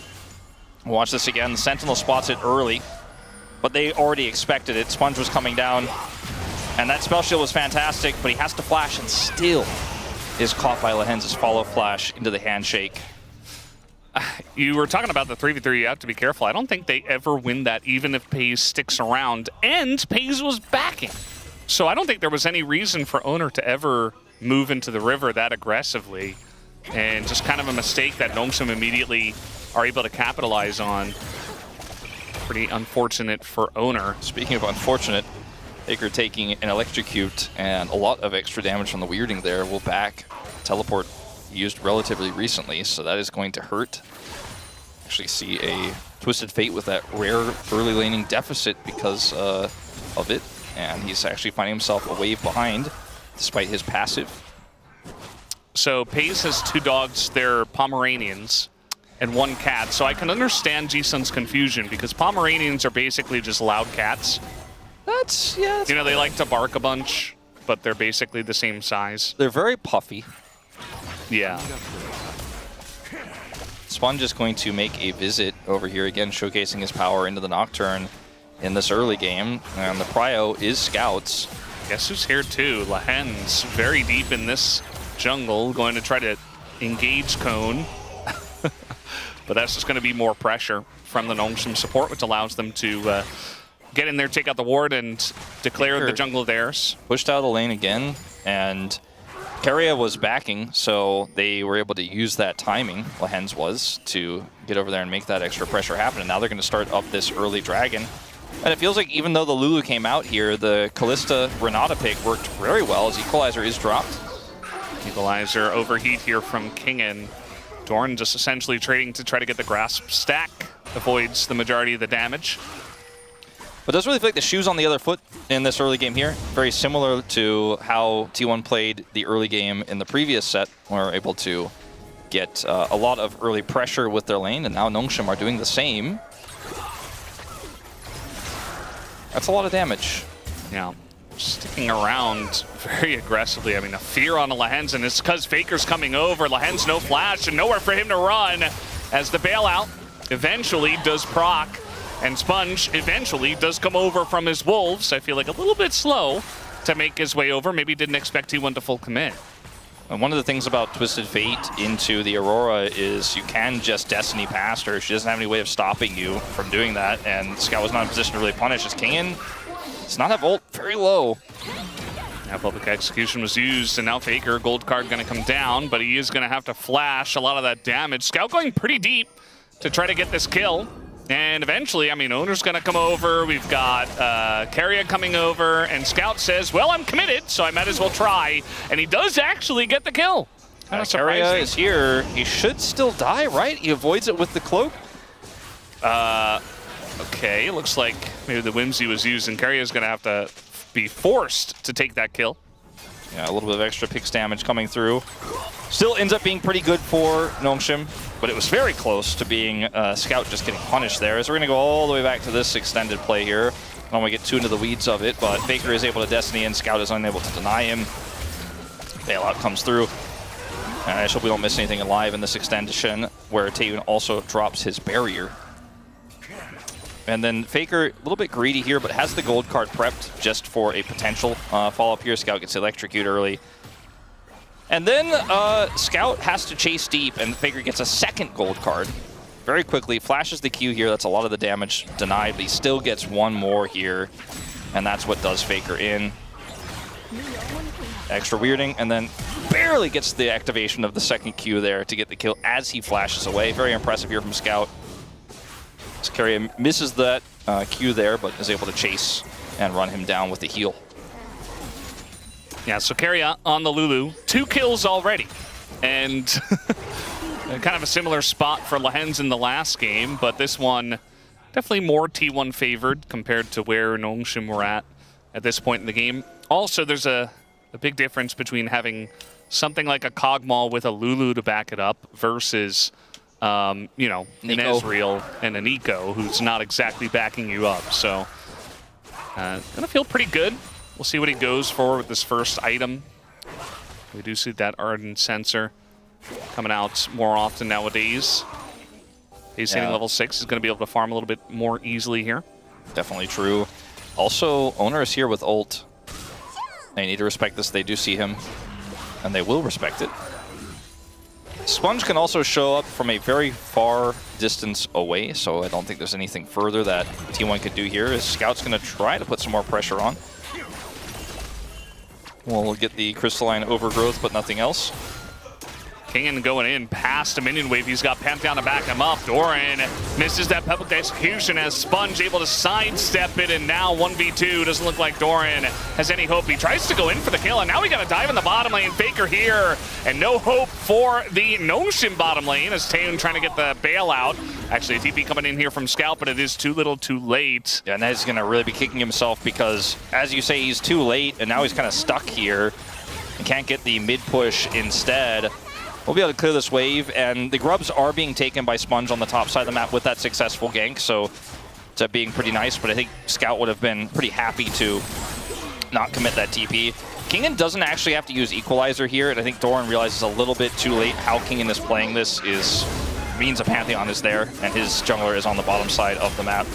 Despite the lifeline proccing here, Doran is not able to trade things back.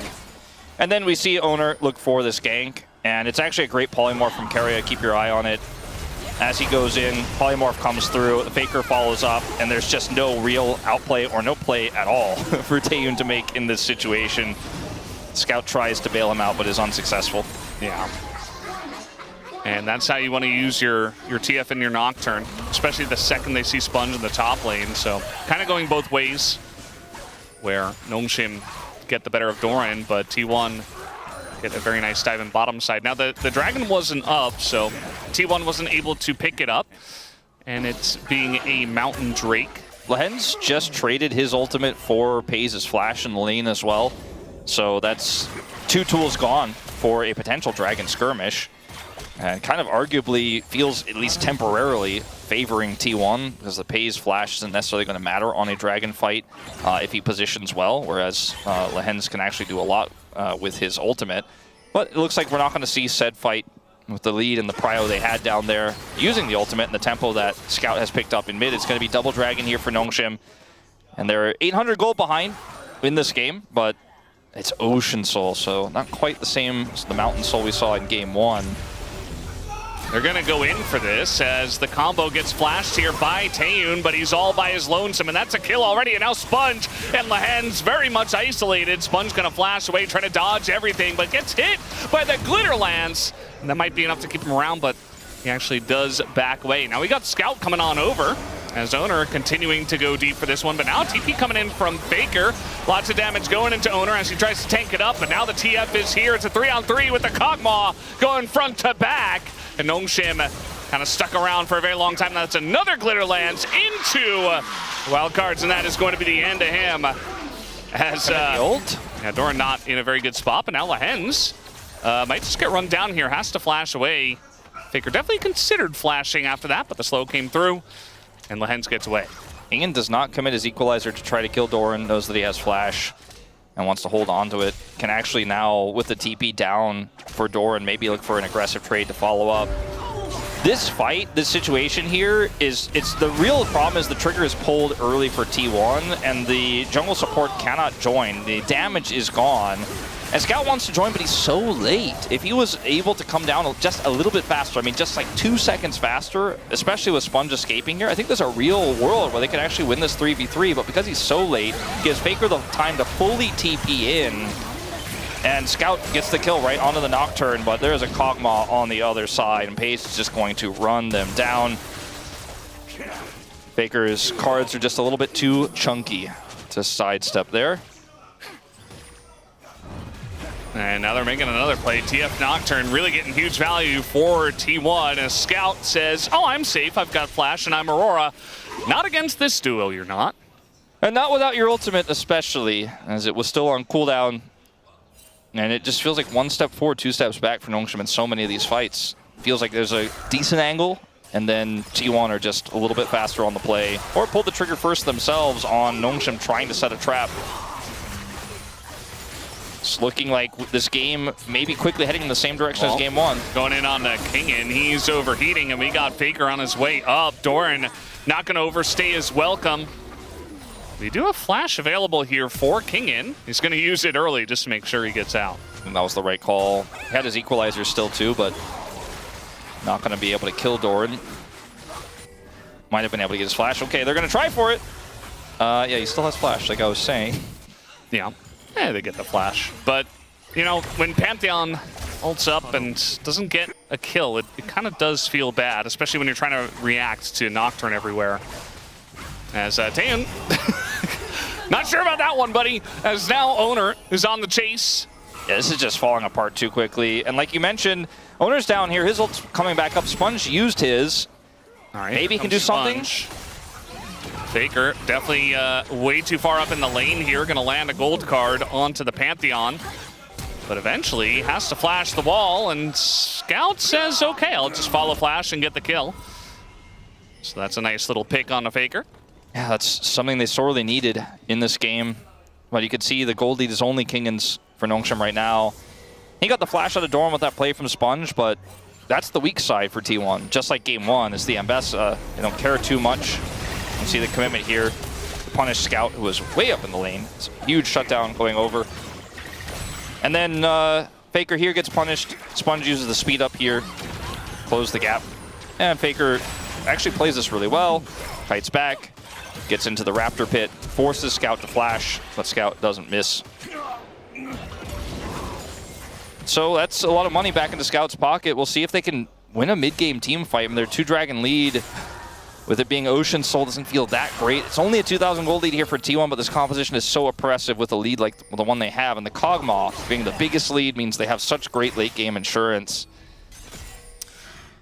Yeah, and I feel like, you know, they don't have a great answer for the Kog'Maw. If they had Vi, I feel like you would have a very reliable way to 100% get onto the Kog'Maw. With Pantheon, you know, he's also good at acquiring targets and trying to set up the Rumble, but especially into the Lulu, not quite the same as Vi. So now, gonna throw out a bunch of stuff into Pace, and Pace just gets Wild Growth and peeled for by the Lulu. A Sponge is taking a huge amount of damage. As now Faker makes his way in with the gold card, and now Doran in the back line. Nobody able to stop him as they used everything for everybody else. Equalizer comes down. A lot of damage here from the Aurora. The Faker stands his ground, throws a card in, and it's disaster for Nongshim as T1 are just decimating them here in the top river. It's an ace for T1. And it's the same story every time. Nongshim just don't have the members. They don't have enough. Like, look at the minimap here. Scout TP's into the mid lane, but he isn't here yet. They go on to Pace, Wild Growth's available, Shield's available, and then they use the Renata ultimate in such a bizarre way. And then it's like, okay, now Faker's here. And it's a late TP from King, and look how long it takes him to get here. Meanwhile, Doran's just like, I'm going in. I'm going to turn them. I'm the blender. I'm going to turn them into very small pieces of Nongshim. The Ramyeon is getting cut very thin. And Kingen is at least able to trade one back here, but it's a disaster. Keria gets picked, so that's something. Not sure what happened there. Looks like he put down a ward in the banana brush and died. So warding definitely the death of many a support. Especially a squishy Lulu. Yeah. Gotta be careful, gotta go with Owner I think, for most of these warding journeys. That does mean that Nongshim kind of just get a free Ocean Soul points. Do we care about that more than Herald, though, at this point, is the real question, because that's going to be what goes over to T1, as you can see in the pit. Just gets caught warding in the banana brush like you already called out, but we can see it how it eventuated. Trying to dive Faker here, I think should be fairly simple. However, they don't stop his empowered recall. Oh boy. Wow. I mean, we have seen some things already in this series, but that was one of them. As now, going to take down the Nocturne, says they don't need the TF. The Sponge has a lot of low members here that he could potentially execute, but it looks like only Keria is going to be the one they get for now, as Owner also gets away. Target selection a little bit all over the place there. I think Owner is just dead. Can he get the... Oh, he's going to get away with it. No way. I mean, they have to know he's in that bush. There's only... It couldn't be anywhere else where he was, but... I guess he was far enough away.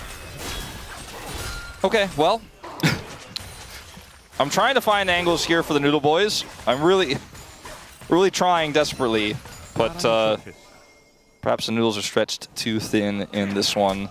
The target selection on that scrap in the mid lane was a little bit bizarre as well. Kingen decided to ult the wave while the team was clearly trying to come over and bail the situation out. If he added just a little bit of extra equalizer damage in those final moments, maybe it could have been something for it. I understand the decision to go for the minion wave, because that's your normal reaction. We didn't have full information at the moment how many T1 members are going to come over, so probably just thought, okay, it's doomed, but either way, I mean, this Kog'Maw is really big. And the Rumble less big than he was earlier on in the game.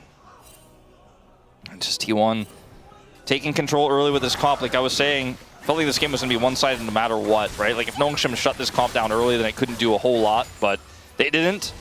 T1 took a huge lead, and ever since, as the gold graph indicates, there have been a few dips with some people getting picked, but I mean, the whole map is about to get painted blue in terms of that's not. Yeah, no, yeah, I knew it was coming. And both of these red teams and black have red team. colors. Yeah, no, Yeah. They just had that slogan over there at the home ground, paint the ground red. Yeah, all right. Pace has red buff. Red buff. Red buff. Any knowers? Playmates was great. I hope we can do another one. I hope so. Guess what T1 are going to do? Yeah, they're going to kill the Nongshim members, starting with Kingen. They kind of just ults directly in the face of Kingen, under the turret, into a TP. So not ideal there. As now Sponge getting on in, but the Paranoia are going to be utilized to try to get them out. And they do get away. Meanwhile, Pays is in mid lane, just playing PvE. It's so funny when you're the... okay, maybe a punish here. Maybe a little bit less funny for Pays now. No, I think it'll be fine, actually. But it's so funny when you're the AD carry, when your comp is so global. You're like, well, I can't join, so I guess I'll just stay here. And actually, he's not fine. Very dead. As Faker came in, he's like, hey, I'm helping. Meanwhile, Lehens gets thrown in, and he gets slowed up, takes a huge amount of damage. And so they're just going to have to back away after that Pays pick. Pays has been known to push very deep, even back as far as his rookie year on Genji, when he has the opportunity to. But like I was alluding to, he's like, well, I can't go for the dive, so I'll push. And there's still some tools left available to punish him here, as you can see Kingen showing up. And I think he thought that with this TP for Faker coming through that he could get bailed out and stand his ground, but just too much Nongshim and too little T1. So it ends up being a nice pick here for Nongshim, but again, not enough necessarily just yet to get them back into the game, but stack a few more of those up, maybe the path could start. It's just that even though you kill him, he's 4,000 gold ahead, starting to itemize defensively now as well, because he knows that he's already got the damage he needs, and he's got a Nocturne and a TF. Yeah, Keria is just laughing. And it can be very difficult for Nongshim's comp when the other side begins to itemize defensively. As you were saying, you know, they very much rely on the burst damage, taking one person out as quickly as possible, but already Pays was hard to kill when the Lulu was there, and now he's going to have a defensive item. Probably the Terminus is now looking to go on in as There's the public execution straight onto Sponge, a big Aurora ult, but he's kind of alone, takes a lot of damage. Equalizer on top, though, is going to burn a lot of T1 members, and Nongshim down 2 members, still pushing forward, but they just get kited out, and they're not able to actually take anyone out from the side of T1. The Ocean Drake alive, and so T1 definitely want to fight for that one. Doran. TP back in from Doran. And he's going to come up here. It looks like they're not going to get any kills from this, but it will be able to secure them space on Dragon. And with Owner there, I think they should get it. Annoying, but not a kill. There's a turret, however. And the Dragon. And a stopped back. Yeah. Doesn't have his ult. Just going to have to jump into this one. King in kind of ready for it, but at the end of the day, he doesn't have flash. Little Slow comes in for the harpoon, and he actually does get away.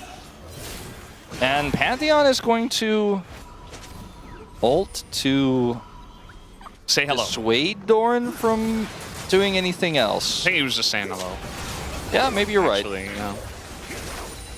Yeah, this is a great ult from Doran. Watch this. He both escapes from the aggression on the right side, but also hits the prio target on the left side. Like, that is exactly how you want to play Ambessa when you're on the edge of a fight like this.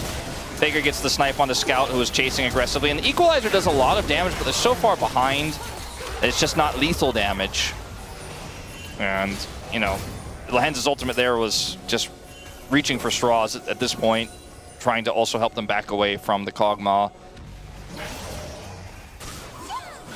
All right, well, I mean, let's go again, I suppose. Nongshim are trying to find an angle. Yeah, they get a bit on a pace here as everything is thrown into pace, and they actually do get the kill, but now on top of so much damage, including the Kog'Maw passive, Lahenz and Taehoon gonna have to run away from this one. Doran just going on in. They send this 4v5 like it's no problem. The bailout is there, but it does not proc as Doran picks up the kill onto Kalista. And now it's 4v4. That's a big win to kill Pays there. I mean, it's really tough to kill this guy, as you guys saw, but it's just not enough, and Doran just shows up and says, all right, well, we'll get one back. But watch this, like, committing the ultimate onto him, hits the Q there, rather the weirding there, gets the spear, like, everything goes onto it. And then his passive gets massive value anyways, which is quite rare in pro play. And when they were playing a dive pop, sometimes that's just how it works. And then Doran comes in here. If they get a bailout here, they were so close to it, would have felt better for Nongshim because maybe they could actually try to push a turret, but they're unsuccessful at getting it, and T1 remain with that 7,000 gold lead. Rapid fire cannon, one of the biggest spikes for TF. Yeah. So now he can more aggressively gold card. It really does feel like, you know, a couple of times Pays got picked. I think if you only look at those, you can say, hey, like Nongshim, they actually have some good angles, but this was the last one especially. Pays didn't have flash, and they used literally everything to try to get him down. So, and T1 weren't even all there. So there's a lot of punish that can come through even if you do go all in for the Kog'Maw. And usually it's going to be T1 from here on out being the ones who pull the trigger, as they have been really for a lot of this mid-game, because they have the Nocturne TF plus the Lulu combo. So they had an angle there. They had an opportunity. They got Pays, but it didn't come without a cost. And how many more of those opportunities are you going to get is the real question. As Pays could stand this far forward and just know he's completely safe as he clears this wave. And T1 looking to clear some Baron vision here and trying to just take away all of anything that's left here on the map for Nongshim in their jungle. Yeah, definitely a good call, as it does appear as well in the side lane, as that blast cone was pretty nice. I believe Lahenz hit that one to deny Pays any action. And Faker just going to TP back to the top lane. Faker just going to grab this turret. Does not actually end up setting up for a kill, but it was still decent value. Now they know all vision is cleared. They have 100% confirmation of that. They've checked everything. The only thing that's left is the ward on the pit, which was just replaced by Sponge to clear this one. So actually no vision there. That's the one part T1 didn't know about. As that Wit's End is now finally done here for Pays. Defensive itemization is going to help him into the burst damage of Scout, which has been some of the best follow-up. Also great into double AP with the Rumble here. This kind of feels like everything is going exactly the way T1 wants. They're making all the right decisions, and even Pays' death ended up being a good thing for T1. They turned it into so much more map control. So now said Baron is going to be started. Owner will kill this replaced ward for Sponge, who's now wardless here. And they decide to back off with this Kog'Maw sitting on 4 items. And this is just what they did in game 1, although in game 1 it was a much more dire situation where they really need to back off here. They're just not going to flip the game. Not going to give any opportunity to Nongshim. Not going to give this soul as well. They want to fight for that now. Yeah. No reason to give free stuff when you're this far ahead and your Kog'Maw is super fed. A lot of damage does come in from Scout already, but there's the paranoia as Owner wants that kill. Goes past the entirety of Nongshim's team to try to get it. It's now Faker gonna be in a bit of trouble, but Doran pulls the trigger. He gets in the back line. They cannot peel against this Ambessa. Flashes come through. The bailout is there, and actually Tam does a decent job of kiting it out, but he can't quite get the bailout as Doran does go down. The phase is untouched as he flashes into the back line, takes out Kingin. As Sponge kind of hanging out in the back himself, will just die to Owner.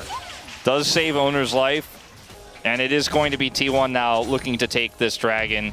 Second of the game for them. Definitely a much closer fight than I thought we were ever going to get for the rest of this game. The bailout value was almost immaculate. They're just so far behind. And starts off here with Scout looking for the initial catch onto Pays, but that Wit's End is paying its value in dividends. And then the follow-up here onto the Aurora means that he has to flash away. He's now out of this fight. Kingin shows up. He's got that shield, but he has to kite back here. And this equalizer value is actually pretty insane, as it was a quick little Fate's call to buy space for Tatum. There's some incredible kiting here. Goes forward to try to get the bailout. Owner realizes this, gets out of range, so the bailout doesn't go off here. And then they try to front to back this. They are able to survive. Like, if they end up losing Lehens and Scout here, they lose the game instantly, but it does not stop T1 from grabbing Dragon and continuing to hold on to this massive lead. It's moved up to 9,000 now, and once again, Baron is the port of call, and they have so much control over this right now. They also have a Twisted Fate to spot everybody out. No Pantheon ults as well. Sponge used it at the end of the last fight, so it's just gonna be a natural engage from them. The paranoia does come down though, and Sponge cannot get into the pit. That's Baron, and now the engage comes in. The turn is there as Owner accesses that backline. They try to get on top of Pace, but they can't even take him out, as it's a clean ace here for the side of T1, and that'll be the 2-0 for them tonight. The T1 win streak continues, moving it up to 5 here at the end of round 1. So put them at 6 wins, knocking on the door of top 2. Still a few wins behind, but pushing themselves right now solidly into 3rd place. There's some ups and downs at the beginning of the season. Nongshim, they had a tough 3 matches in a row. Unfortunately, they were not able to pass the test. Strength of schedule coming up big against them at the end of the round, and they'll finish with a 4-5 scoreline, just sub 500. Great performance from T1. Baze and Lehens having an embrace there. X-bottom duo. And T1 just, it feels like they can do no wrong right now in the way they're playing. Extremely dominant games back to back. But Faker also showing up, I think, in this series in a way he didn't in their weekend matches just last week. Yeah, definitely nice to see that bit of a step up from him. And yeah, I mean, more woes for Nongshim kind of reminds you of Legend Group last year, where they had to face these 3 teams that they faced in a row, plus KT, who they also lost to in this round, 2-0. And doesn't help that KT's even stronger this year. But yeah, Nongshim kind of the odd one out, and we'll have to wait and see as the year comes along if they can maintain a Legend Group spot from last year into this year. But obviously pretty far away, as we're still just at the end of round 1. T1 getting the job done here tonight. Keria is not as flashy tonight, playing the Karma and Lulu as he was in days past. Obviously thinking back to the Lux game that we had that was incredible just a few days ago, and back to games like the Pike game, despite the loss against D+. But still did his job. For me, I think the main character was Owner, even though he had that one mistake, which we'll watch here. Otherwise, had a fantastic series. Really ran the game in game 1, had that amazing Xin flash to kill Lehens, and just played the map incredibly well. I think there will be some votes for Faker, though, because he had a great TF game. He had the big bounce back on the Akali just in game 1. I mean, like, carry votes aren't even bad. And Doran quietly had a pretty sick Ambessa game here as well. It was just a very one-sided series where it could almost go anywhere. Pays' Kog'Maw was great. Yeah, I don't mind any vote, really. It's not every day I say that. I'm generally pretty opinionated about who I think should get it, but this time I feel like all 5 members really kind of Look at this from check Doran. the boxes. And yeah, this is exactly how you want to play the Ambessa, as you mentioned. And it kind of left Scout in a really awkward spot himself, as this is the final fight of the game after they get the Baron. And Nongshim know that if they give Baron here, and with the siege that T1's comp has with this Kog'Maw, it's just lights out. So they got to force a fight. You can see they're super calm. T1 are in the comms here. They're calling to burn, secure the Baron, and then the engage comes through, and then watch the Wild Growth fall up here onto the Nocturne. Combo this game was very rarely about, but ended up being a huge win for them in the final fight. And they get the clean ace and end the game. Yeah, Kog'Maw kind of insane if he's able to just kind of get through the game for free, you know? Because eventually they would try to use everything to kill him, and then you still have to deal with Owner, with Doran, even with Faker. And that's just how ahead T1 were at that point in the game. Very curious to see who is going to pick up the POM. As we already discussed, I think it could go many ways. It's kind of like one of those when in doubt, Faker probably gets it, but I really feel like you could go so many ways here. Probably a chance there was even a tiebreaker with everyone making the impact that they did. It might be one of those POMs where it's like a 4-vote POM. He'll be Owner, ultimately my choice here. Yeah. With the perfect KDA on Xin in game 1, I think the Nocturne in game 2. This is definitely the right call, though. You know, everybody was doing their job and having a good game, as you would expect, in a very dominant 2-0, but Owner was really the driving force on the Xin Zhao, and then obviously his Nocturne doing his job there as well. Lots of nice dives. You know, it wasn't necessarily that he was doing it alone, but he was always in the right place at the right time and playing the Nocturne as well as you can. This is the warm-up. We got, after this, KT Rolster top of the standings up against Hanwha Esports, who with a 2-0 could dethrone them. Pretty insane day we have here to start off the week of LCK, so I'm sure you guys enjoyed this one, but there's a lot more coming up. Yeah, well, they might have enjoyed this one if they were a T1 fan. The games themselves, very one-sided. But guys, we're going to hand it over to Deer for the translation of the POM interview right now. Thank you very much, guys. This is Deer for the POM interview translation, joined by Owner on the side of T1.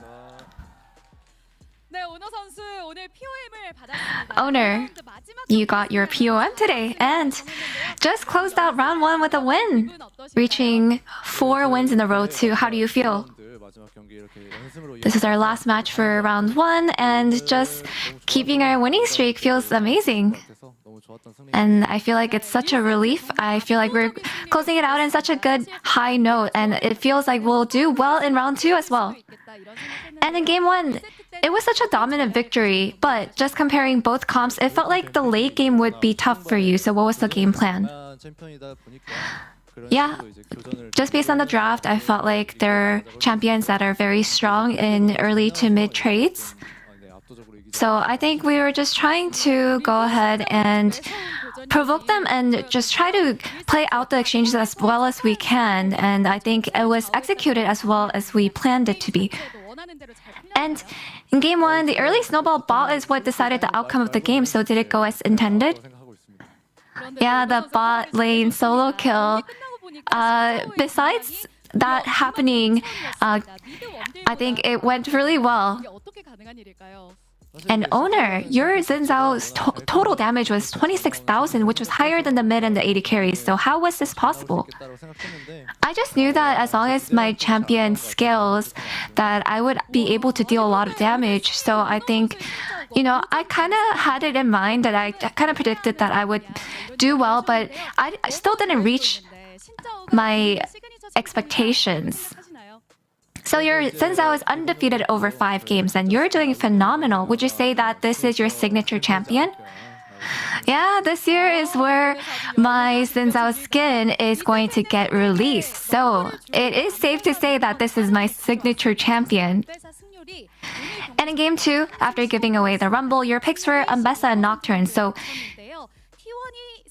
given that Ambessa's win rate was actually 15% before today, did T1 rate her as a viable pick? For this game, against our junglers. So on both sides they had global ults like the Nocturne and the Pantheon. So I just felt like it would be more worth it, more valuable to counter than take something like Rumble. And it actually turned out to be a really good decision. And yet again, your Nocturne was immaculate. And as the enemy jungle also had that global ult, it must have been pretty tricky to find an angle to ult. So how was it?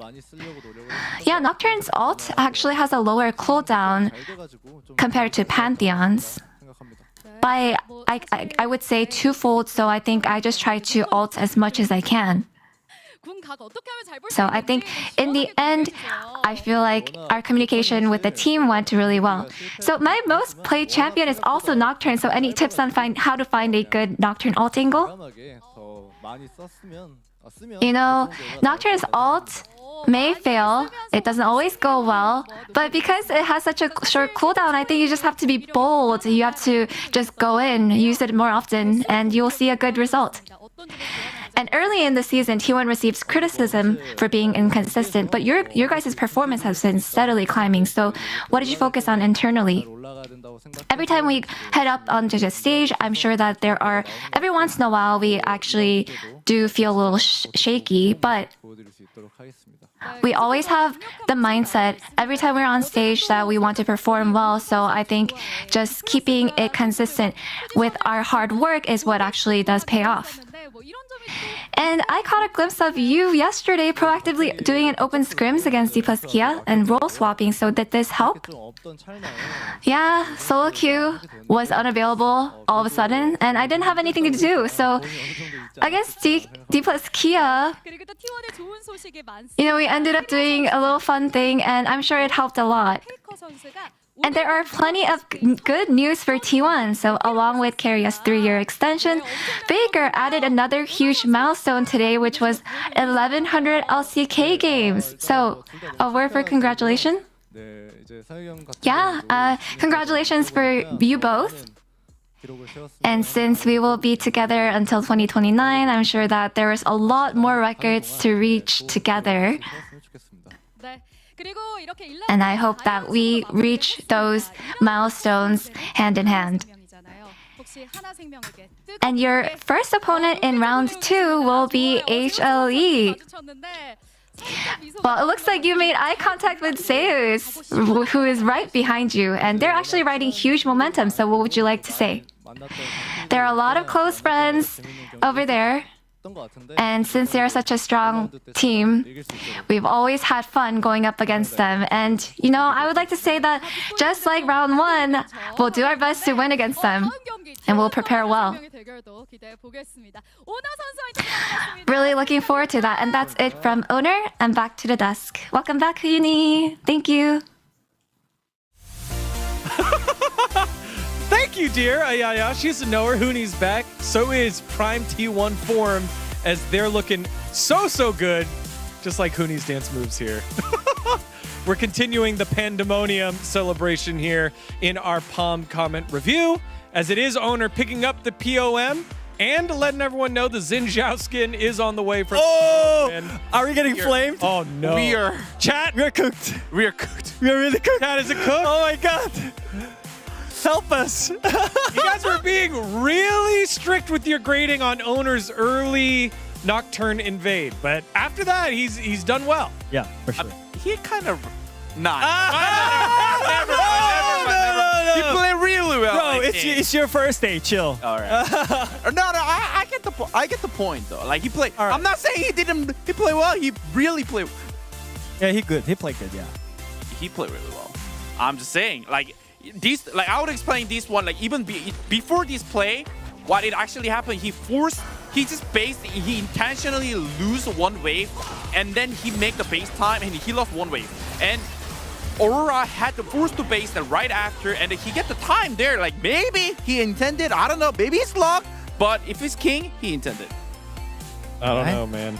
That's the good one?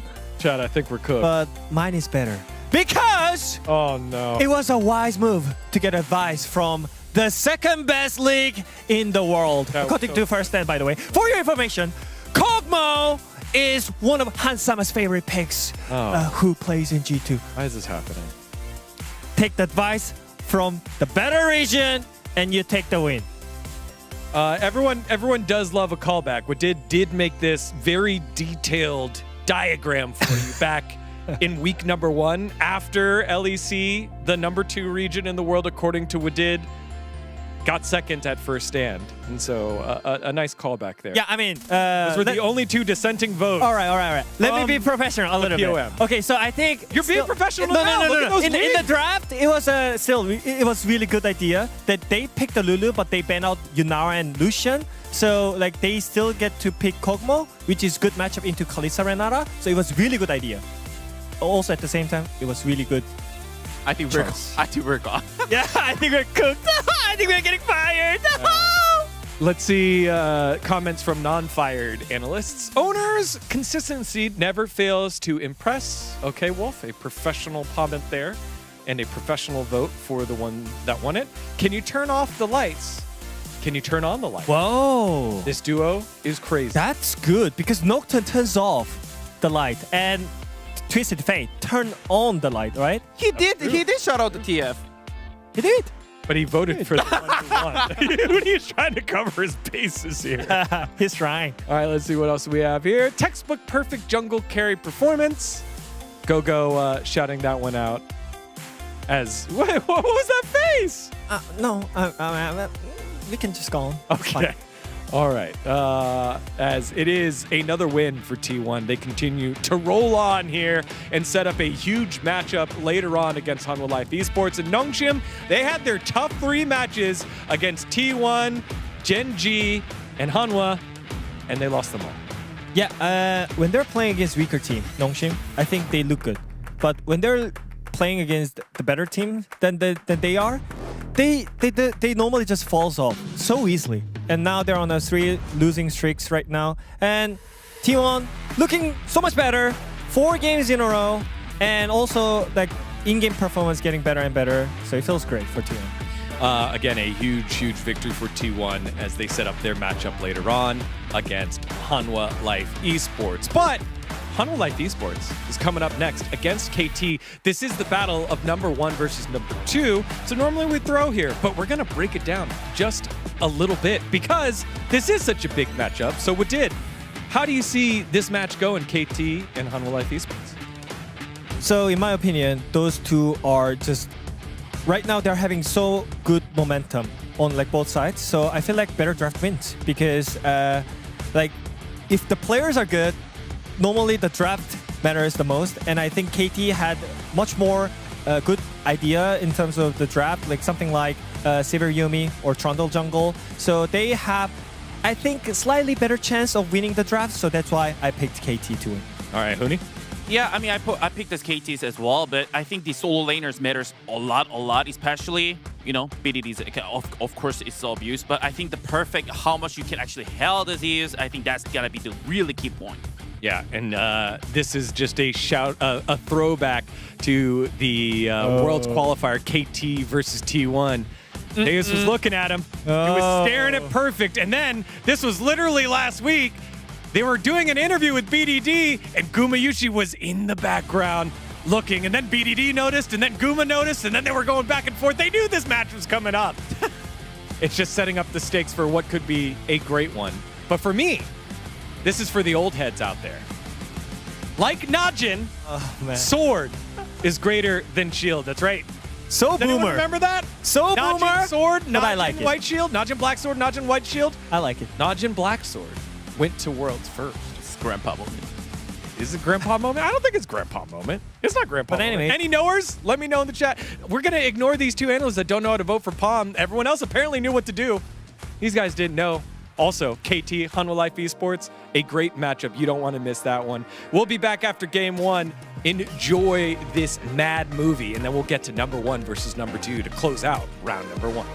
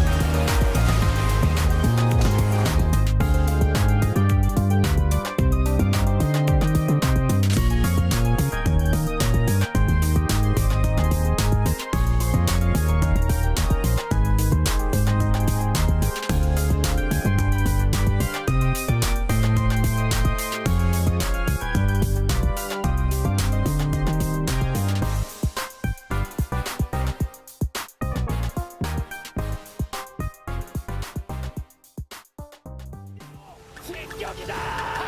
폭발 성공 20m. 항상 보고 계십니까? 그 폭발의 의식이었습니다. 전술적으로 이길 수밖에 없는 구도를 계속 젠지가 가져오고 있어요. 자, 그래서 오늘 준비된 경기의 주인공들을 만나보겠습니다. 디플러스 기아와 젠지 e스포츠입니다. Every sky is a line I've drawn. Every wall is a sign I've worn. I don't just win, I carve my name into the stone against a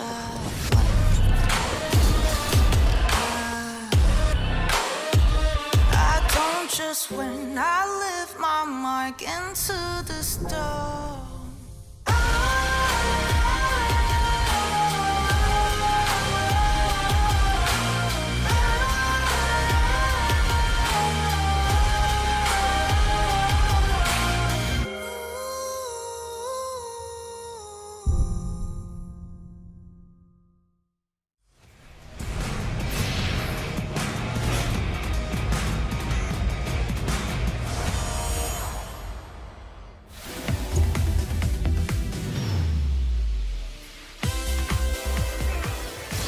Force it.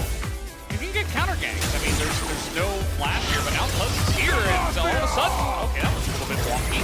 But Cuz is still gonna get in, and cataclysms them both, and he does get triple O. Raptor with a nice clean up there, but now 이게 애니 닭길이야. 아 씨. 야 그만 쳐먹어 돼지야.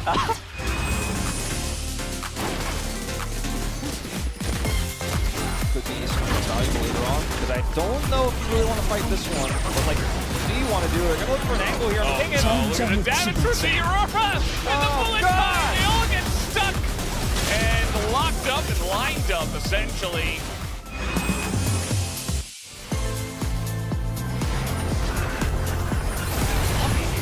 There is the root. Rain's gonna miss here from second. They get the paranoia. Now the turn on the go. The wild growth is huge, and he goes golden. 아카리 끌었어. 아카리 개딸피야. 천천히 해봐. Time. HLE get the fight they were looking for. The peel comes in for Guma. 아카리 날아오는 거 그냥 끊어버리잖아. 아 잘했어.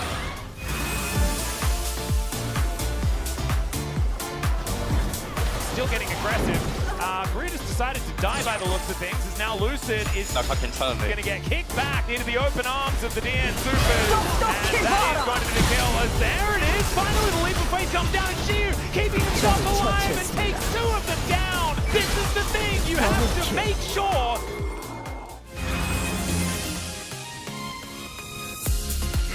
that this could be a rough time, and then just teleports away. Turtle porting. Yeah, the turtle port out of danger is what he went for there. As Roman once again looking for an opportunity, dodges the Emperor's Divide quite nicely here as he will land a backflip. And does he have the ulti? The perfect execution! Solo kill for Roma! 어 나이스.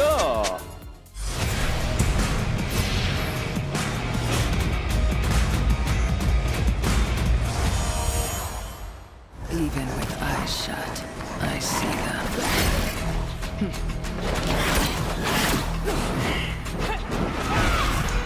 Vile creatures. Lurking. Watching. You want to play too?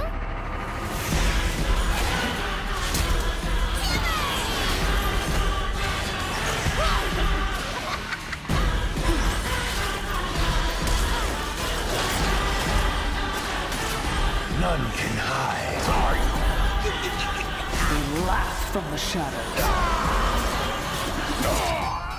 They won't be laughing for long. I'll cut out their rot.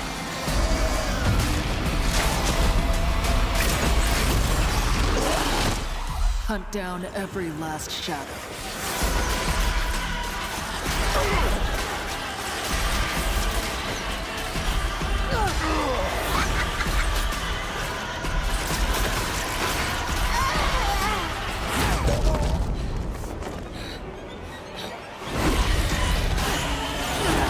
Cleanse this place once and for all.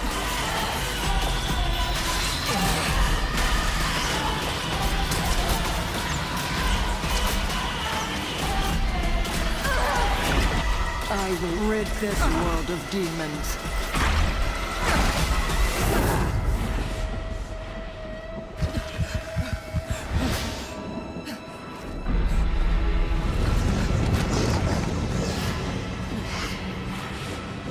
No matter the cost.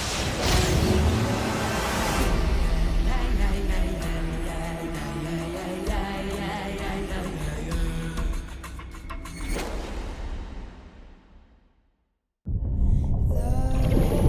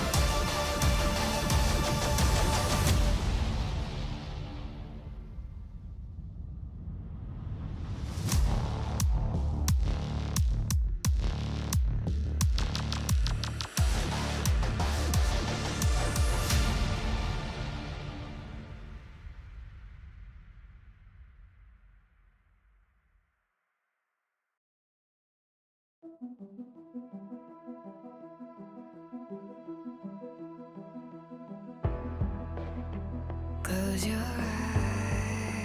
eyes, breathe in deep, feel the high. Need the rush, feel the dark.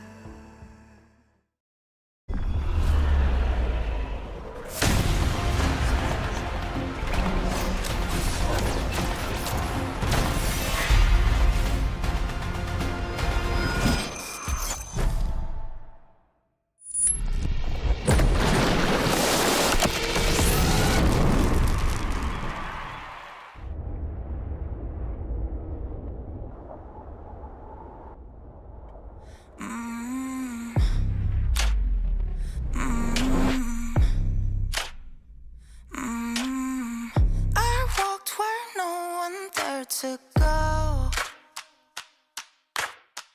No map, no light, just scars to show. Each fall curves something deep. The center of the world lead the way. Everyone was mine to make. Every sky is a line I've drawn. Every wall is a sign I've worn. I don't just win, I carve my name into the stone against a flame.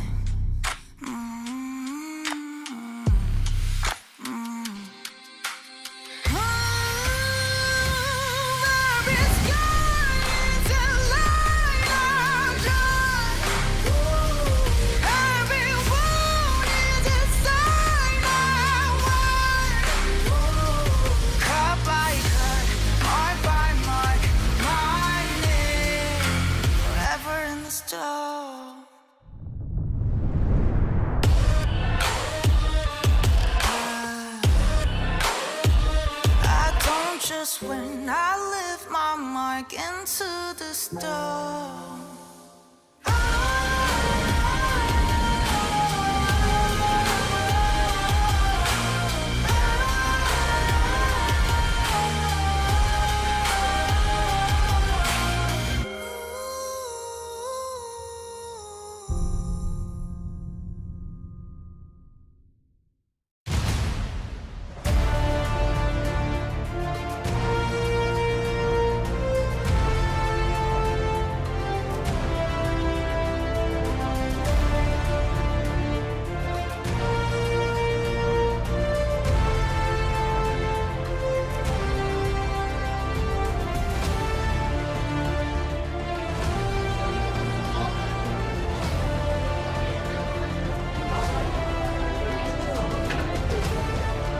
하나생명 화이팅! JT 화이팅! JT 강화 화이팅! 한승민 화이팅!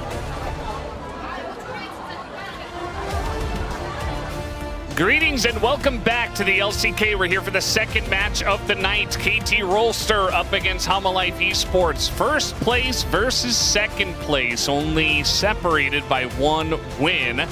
And this is the match we were waiting for, right? We had T1 versus Nongshim earlier. That was a stomp. And now we get into the real fun, the real meat of it all, Wolf. That's right. And it's so rare that to have at the last match of the round, first versus second, at such a close competition, right, in terms of 8-0, 7-1, to where the second place team in their final match could actually go up to first as well. With a 2-0, they would both be on 8-1 and plus 12 for HLE. If it's HLE 2-0, they win the head-to-head, but that isn't counted in the standings at the end of round one, so it would have them tied in first. But I think Hamalife Esports fans could say, well, between the two of us, we were the victors. As, yeah, this was a great moment last week in BDD's closing interview after he got player of the match. And it was just looking back and saying, you know, Guma's coming. How are you feeling about it? That type of interview. And Guma looked ready for the matchup there. Yeah, he's got his eye on BDD, or both of his eyes. He's like a hunter waiting to pounce, and that's kind of HLE in general. You know, definitely very different from the way that KT plays. They're quite aggressive. All of them are ready to pounce, especially Kanavi, but everybody follows him now. They're all on the same page, and that's really been the crux of the success for HLE in this round one.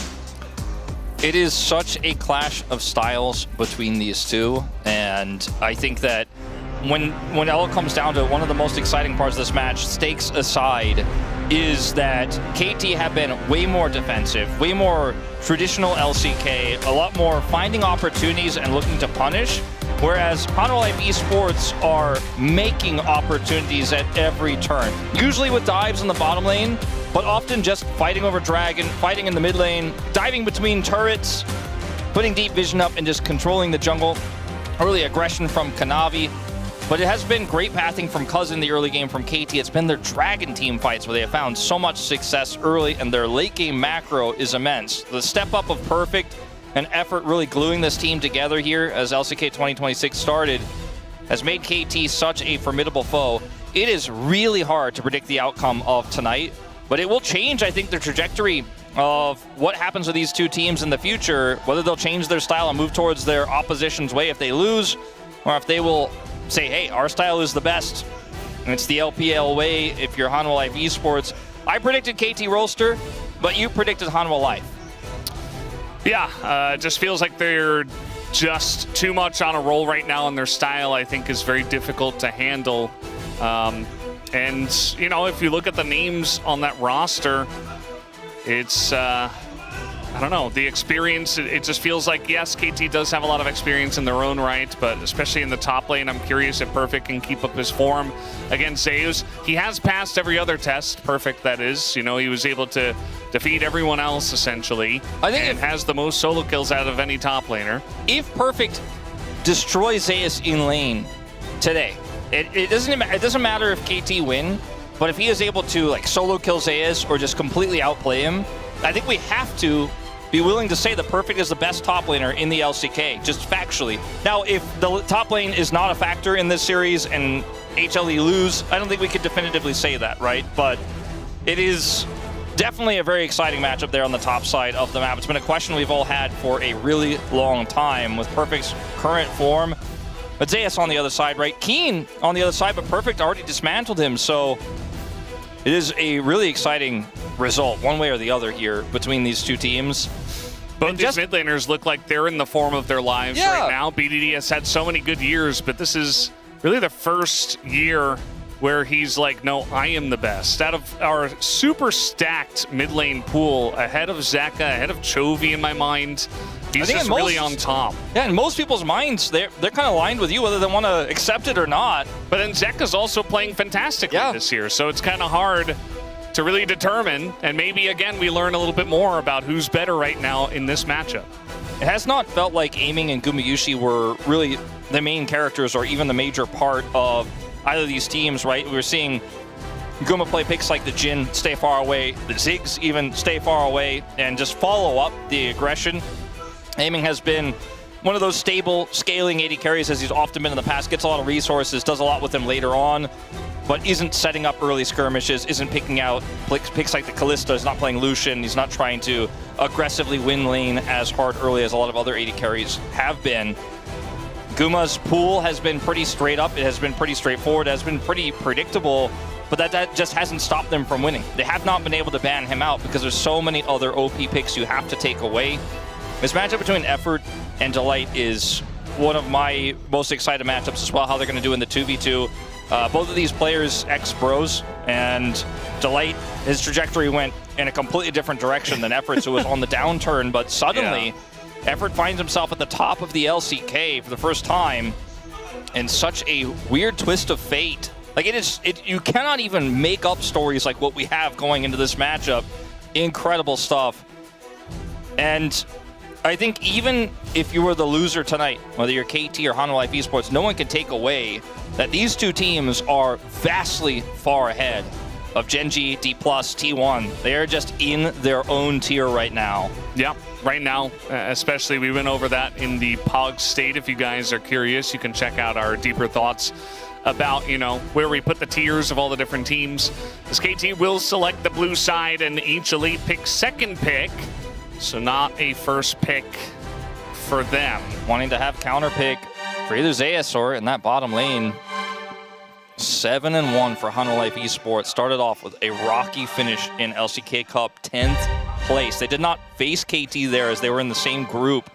They face off for the first time here in 2026 to potentially reclaim first place from the bottom to the top. Bard will be taken away immediately here by KT Rolster. The Rumble, pretty self-explanatory. Guma's Varus, but also just Varus in the hands of Zayas could be a problem. Yeah, Varus in the hands of anyone, not allowed. Karma, definitely a good choice. We saw that get through in game 1 of our last series. That was a mistake, especially in the hands of Keria. Let's see if the Orianna is the final ban here for Hanwha Life Esports. Cuz gets his hands on the Pantheon. For Kanavi, Jarvan, and Xin have been the MO. He has played those two champions in almost every series. They will, in fact, prefer to ban the Jarvan over the Pantheon here. We'll see if that Pantheon ban does come through for Hanwha Life, or if they've got their eye on that Orianna that BDD has been so fearsome on. Yeah, don't give BDD Orianna. I don't care what you give Cuz or Aiming or Perfect or anyone. Do not give BDD Orianna. And they will listen. I mean, you don't want to give Orianna to pretty much any mid laner right now, but especially not BDD. I don't think BDD wants to first pick Azir here into Zeka. They're going to take the Pantheon.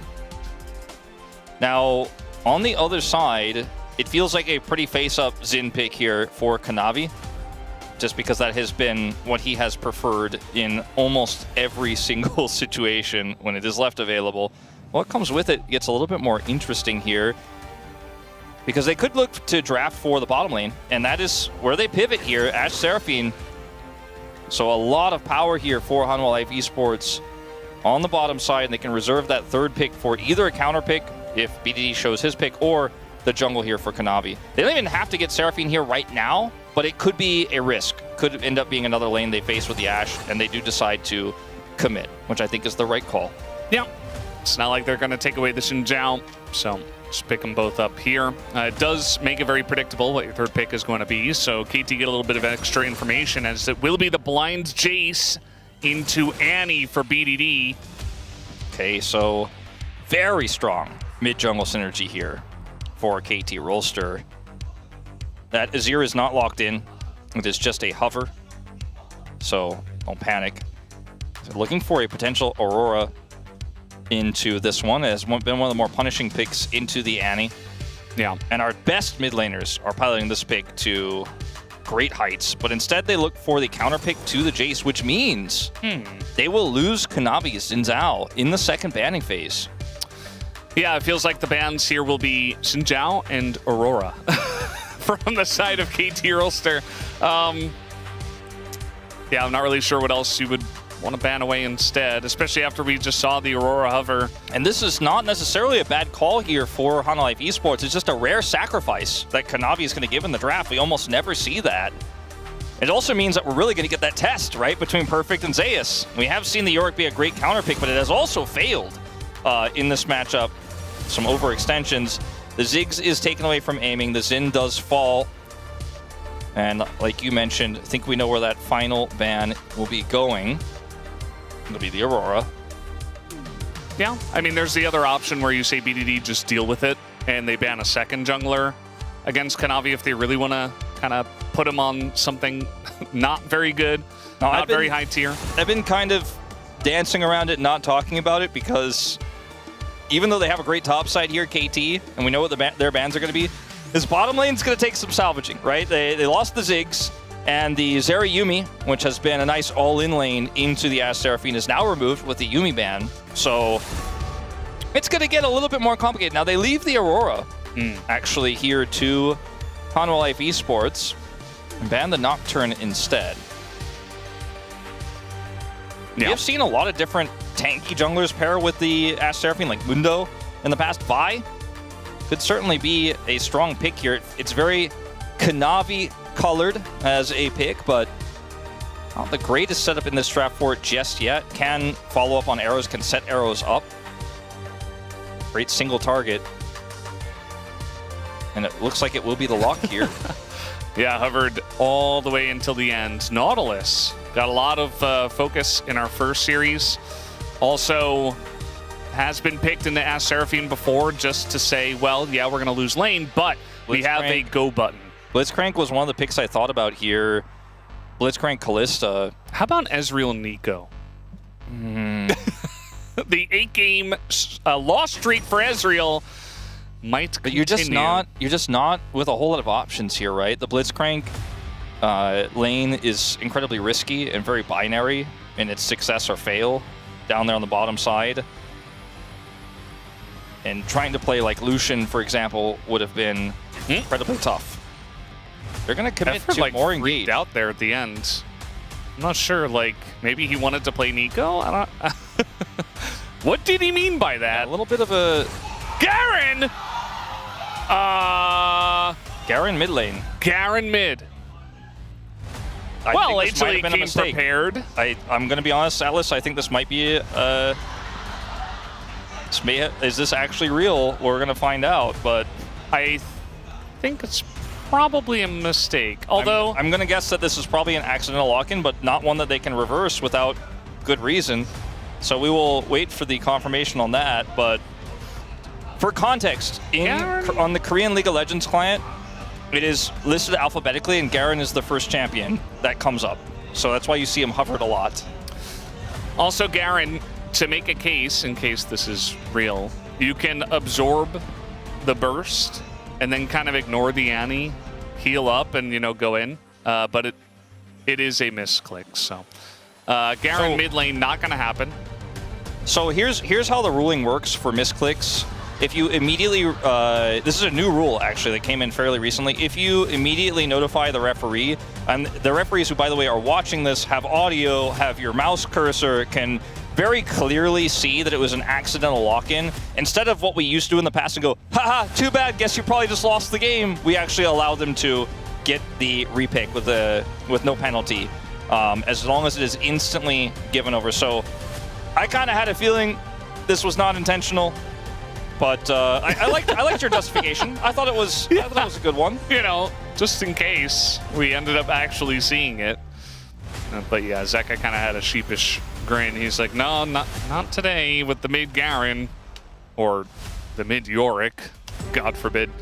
So they wanted to pick Aurora. Yeah, that was the pretty obvious one that they didn't ban, right? We talked about KT did not ban that one. Instead went for the Nocturne ban.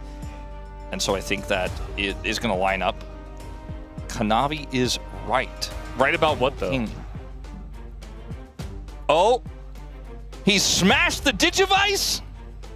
He's not going to evolve to Greymon? He needs that Digivice to evolve to Greymon. Otherwise, he's stuck in Agumon form. Like that. He'll look like that. I mean, it's his favorite, but he would like to get stronger by eating the orange tank, or just an orange in this case. We've got some great fan signs to buy time here, Valdez. Yeah. I like Agumon's claws. He kind of looks like a little duckling. You know, he's got like little paddly feet there. So we did end up having the Ezreal Nautilus, right? And then this ended up being a misclick by Delight.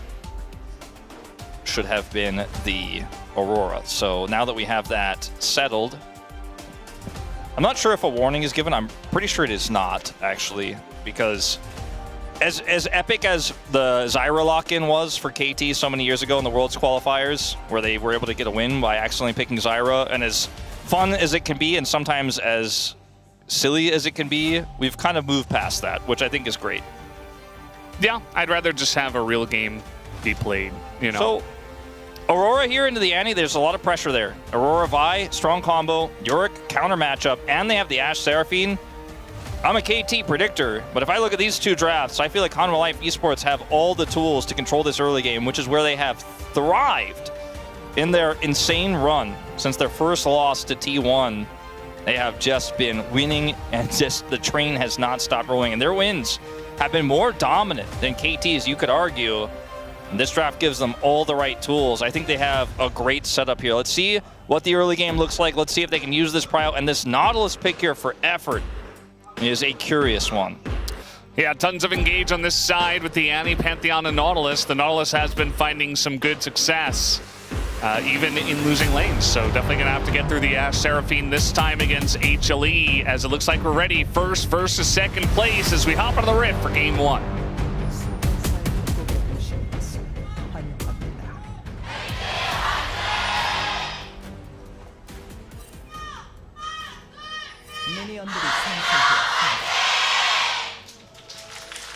Alrighty, game number 1, as we're nearing match 45, which is the last match of round 1. So in case you guys are wondering when we do move over and get the rematches to begin, that will be on Friday, second match. That's right. So every single match until then will be the last match for all of these teams to play through to get their 9th game in.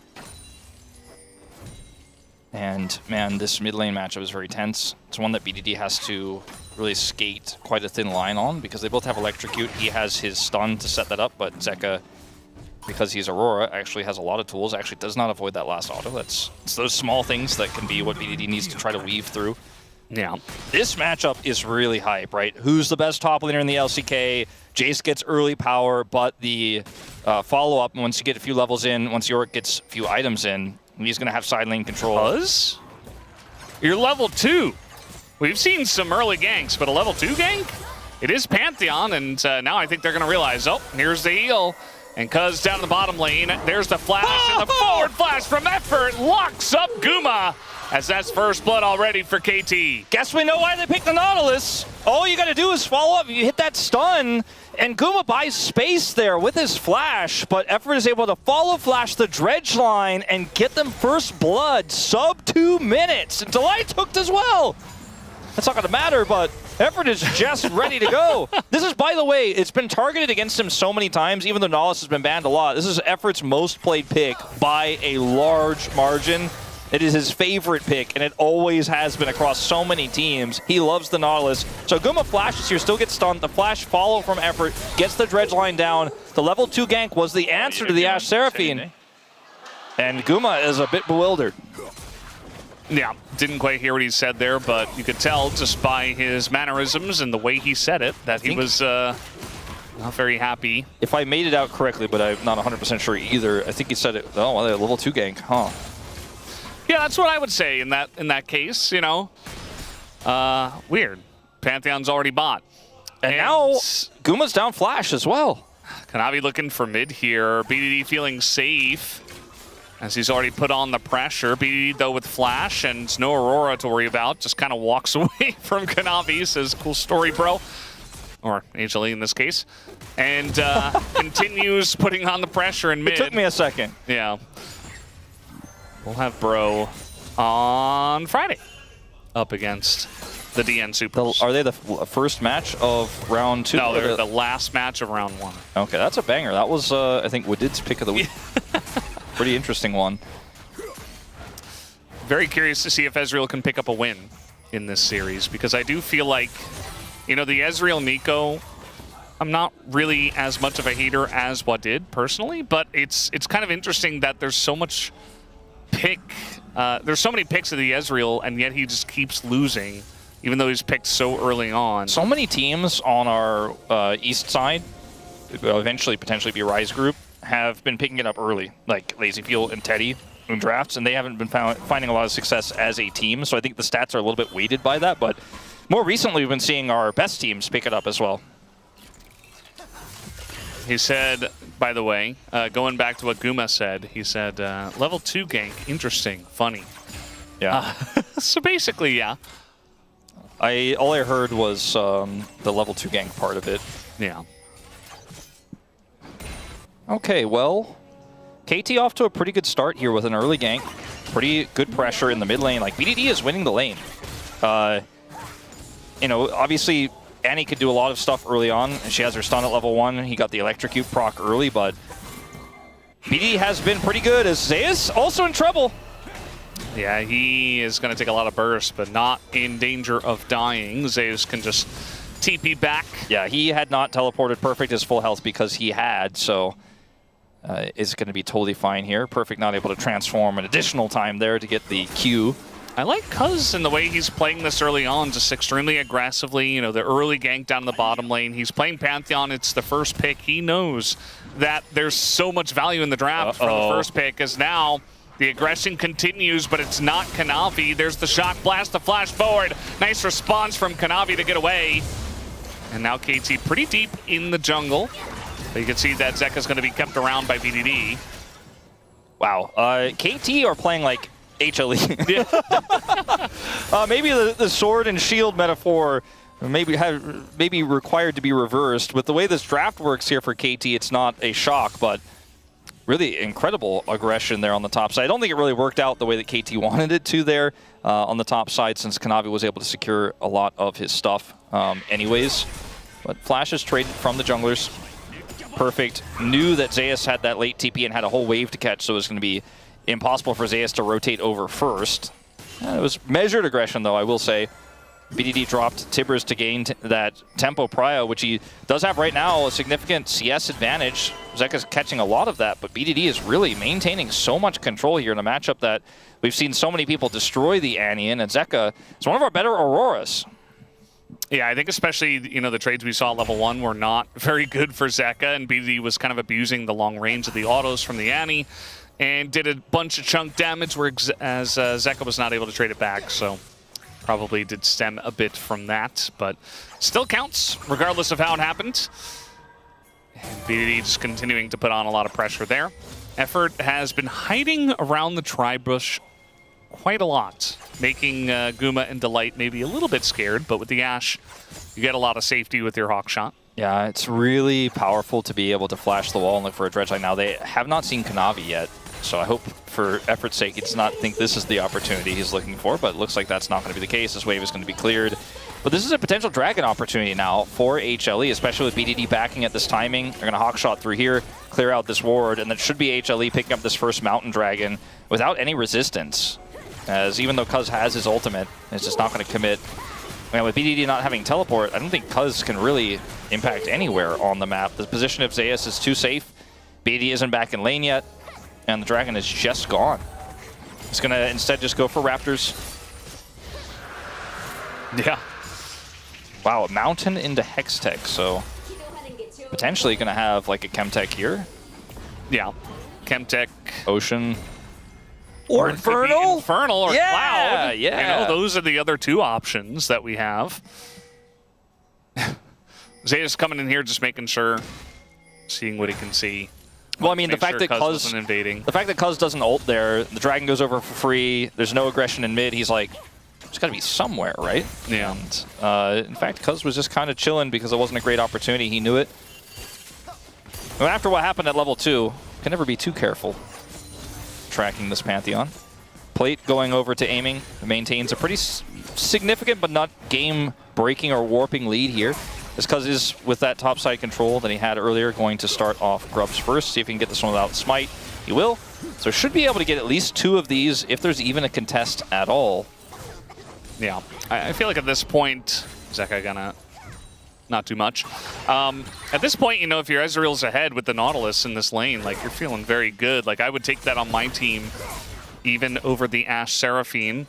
As now we're looking for a dive here onto Perfect. Already jumped out a little bit. There's the ult. Perfect has his flash, but he never really gets a chance to use it, as here comes Cuz. And he is gonna land a stun on the Kanavi, but that's about it, as Cuz is alone here. They had to see that coming earlier if they were going to make the play for it. Now Cuz is down his ultimate, didn't get anything for it. So there's no cross map available. BDD. And, you know, controlled this mid lane a lot of the game, wasn't able to rotate up, and I mean, hitting a lot of this poke down here.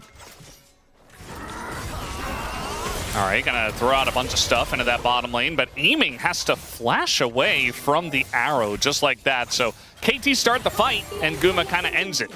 Yeah, aiming took teleport, doesn't have barriers, so I think realizes, uh-oh, if I get caught by this, I'm not going to be able to stand my ground even with the damage done to Delight there. Guma is just going to rip through his health bar.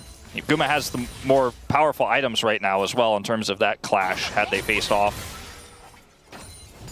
Looks like BDD already used his tippers for a little damage. Watch this again. Knows where Pantheon is. He's aware of the possibility of this, but Perfect is already at half. So he commits the ultimate in, but really just doesn't get anything. Gets the flash out of the Yorick, but I don't think Zeus is too worried about that. Yeah, it's kind of hard because if they're not diving into ult there, it's like, wow, you look really silly. Like, what are you doing ulting when the Vi isn't even there? The Yorick just backs away.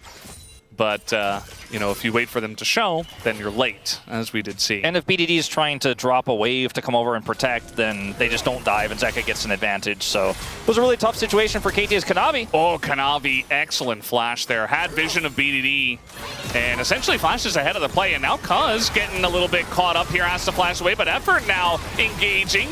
Looks like KT does want to disengage at the same time, though. Zeka not quite able to find the Pantheon on the kill, as now that Seraphine ult has to be flashed. And look at the bottom side of this fight. Kanavi gonna be locked up and taken out by BDD as the damage is not there. KT's so low. True Shot's coming up as well. They have to be really careful. So many of the members are just out of the fight. True Shot super low. As True Shot barrage. Is it gonna hit Zeka? Yes, it does. But immediately a kill goes the way into light, and now BDD slowed up by the ghouls and gets knocked down by a shovel to the face. Really even trade here across the board, but the kill going over to the Ezreal feels fantastic here for KT. As I was watching that cooldown, knowing that there is a global impact that this Ezreal can make, and Aiming was able to predict the movement there. His shot was actually pretty far right, but he knew that they were kiting back, and it ends up connecting there. If it doesn't, it's a significant advantage for Hana Life Esports. At the end of the day, though, still a pretty even trade.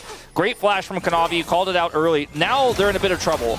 With its Effort's fearless play on this Nautilus once again, that helps turn the tides. Perfect gets the Q onto Zeus there, pushes a bunch of damage on the Zeka. Cuz has the blast cone to escape, gets away from the ghouls, and then this gets a little bit more interesting as the flash, not 100% necessary, I don't think, on that Seraphine ult, but he plays it safe. Kanavi ends up getting killed here on the retreat, and then watch the True Shot. It's crazy. Like, you could see there's a moment on the minimap where Aiming is just waiting. He is watching this fight. He's not looking at the Ashe because he's looking to line this one up, and he does. Still, a kill traded back onto Perfect.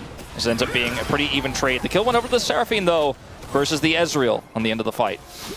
Yeah, Zeus just pick up a kill himself, so a pretty strong Yorick in the side lane, I feel like, and I fear that this Jace once again is going to have limited impact. I've not been a fan personally of the blind Jace, especially when there's so many good options into it, like Yorick being the best one, but we've seen so much Sion, even Cassante, all sorts of other stuff. Gnar, just being able to lane perfectly well into the Jace in this meta and have a bigger impact. Now, Zeus is still a Yorick, but he's very far ahead, even in the XP department. Like, he's almost 2 full levels ahead.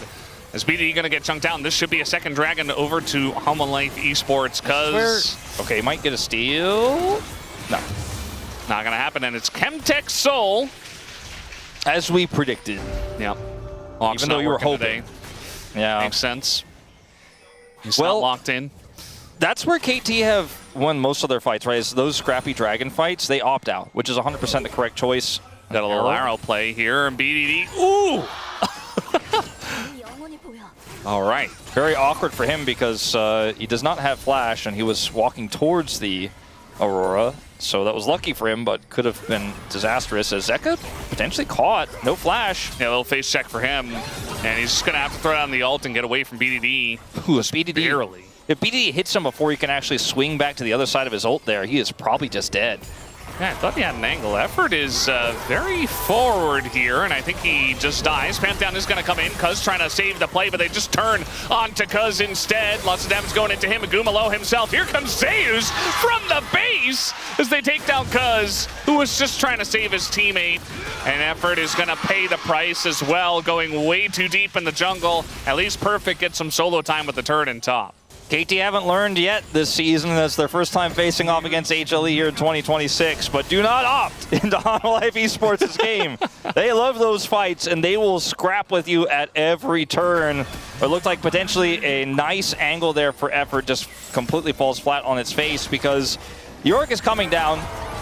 First of all, Effort has to dredge line away here. The ult comes out, so I think that's part of why they're like, okay, we can make this work, especially because it's like, all right, nice, Seraphine ult down, maybe we can play this. But Guma can kite away, he's Ashe, right? Like, it's so easy to actually win these extended fights with Ashe Seraphine when you're going so deep into the enemy jungle.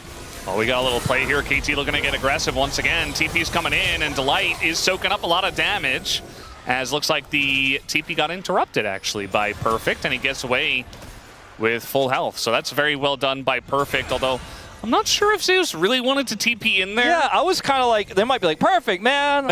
I guess it's really hard to watch both fights at the same time, but... It's really scary, though. I don't know. Like, if Zeus TP's in, maybe they can fight, because Perfect doesn't have his TP. I don't know. Well, end result is Zeka's here. And Zeus doesn't have TP anymore. Oh, the arrow is right on the money. That was crazy. The angle from Guma. And now Perfect, no flash. I think he still gets away, but man, the arrow is cool.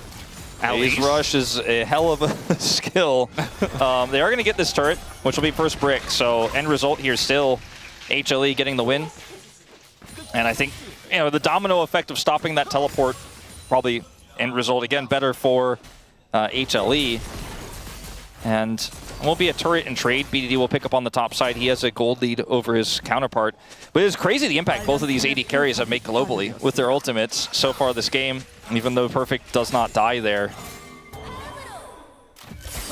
One of the things we've seen a lot in this game is how aggressively Cuz is willing to go in deep to either success at level 2 or his detriment. He was able to help catch and kill Delight, Squishy Seraphine moments ago, but it sometimes comes at a cost if you use all of your abilities on that support right before a team fight breaks out. As they are going to look aggressively to try to push this bottom side right now where there is no turret. We got a hiding BDD. They're trying to kill this very tanky Yorick. They have the damage, though, with the Jace and the Annie, and Zeus, he wants to flash, gonna go for the fat flash over the wall. Gets away for now as 1Q comes in, and that locks him in for the kill. BDD does follow through. Yeah, very close to escaping there. And this is a win for KT because the turret was already down on the bottom side of the map, and TP is up for BDD, so he can actually catch this wave safely under the inner turret.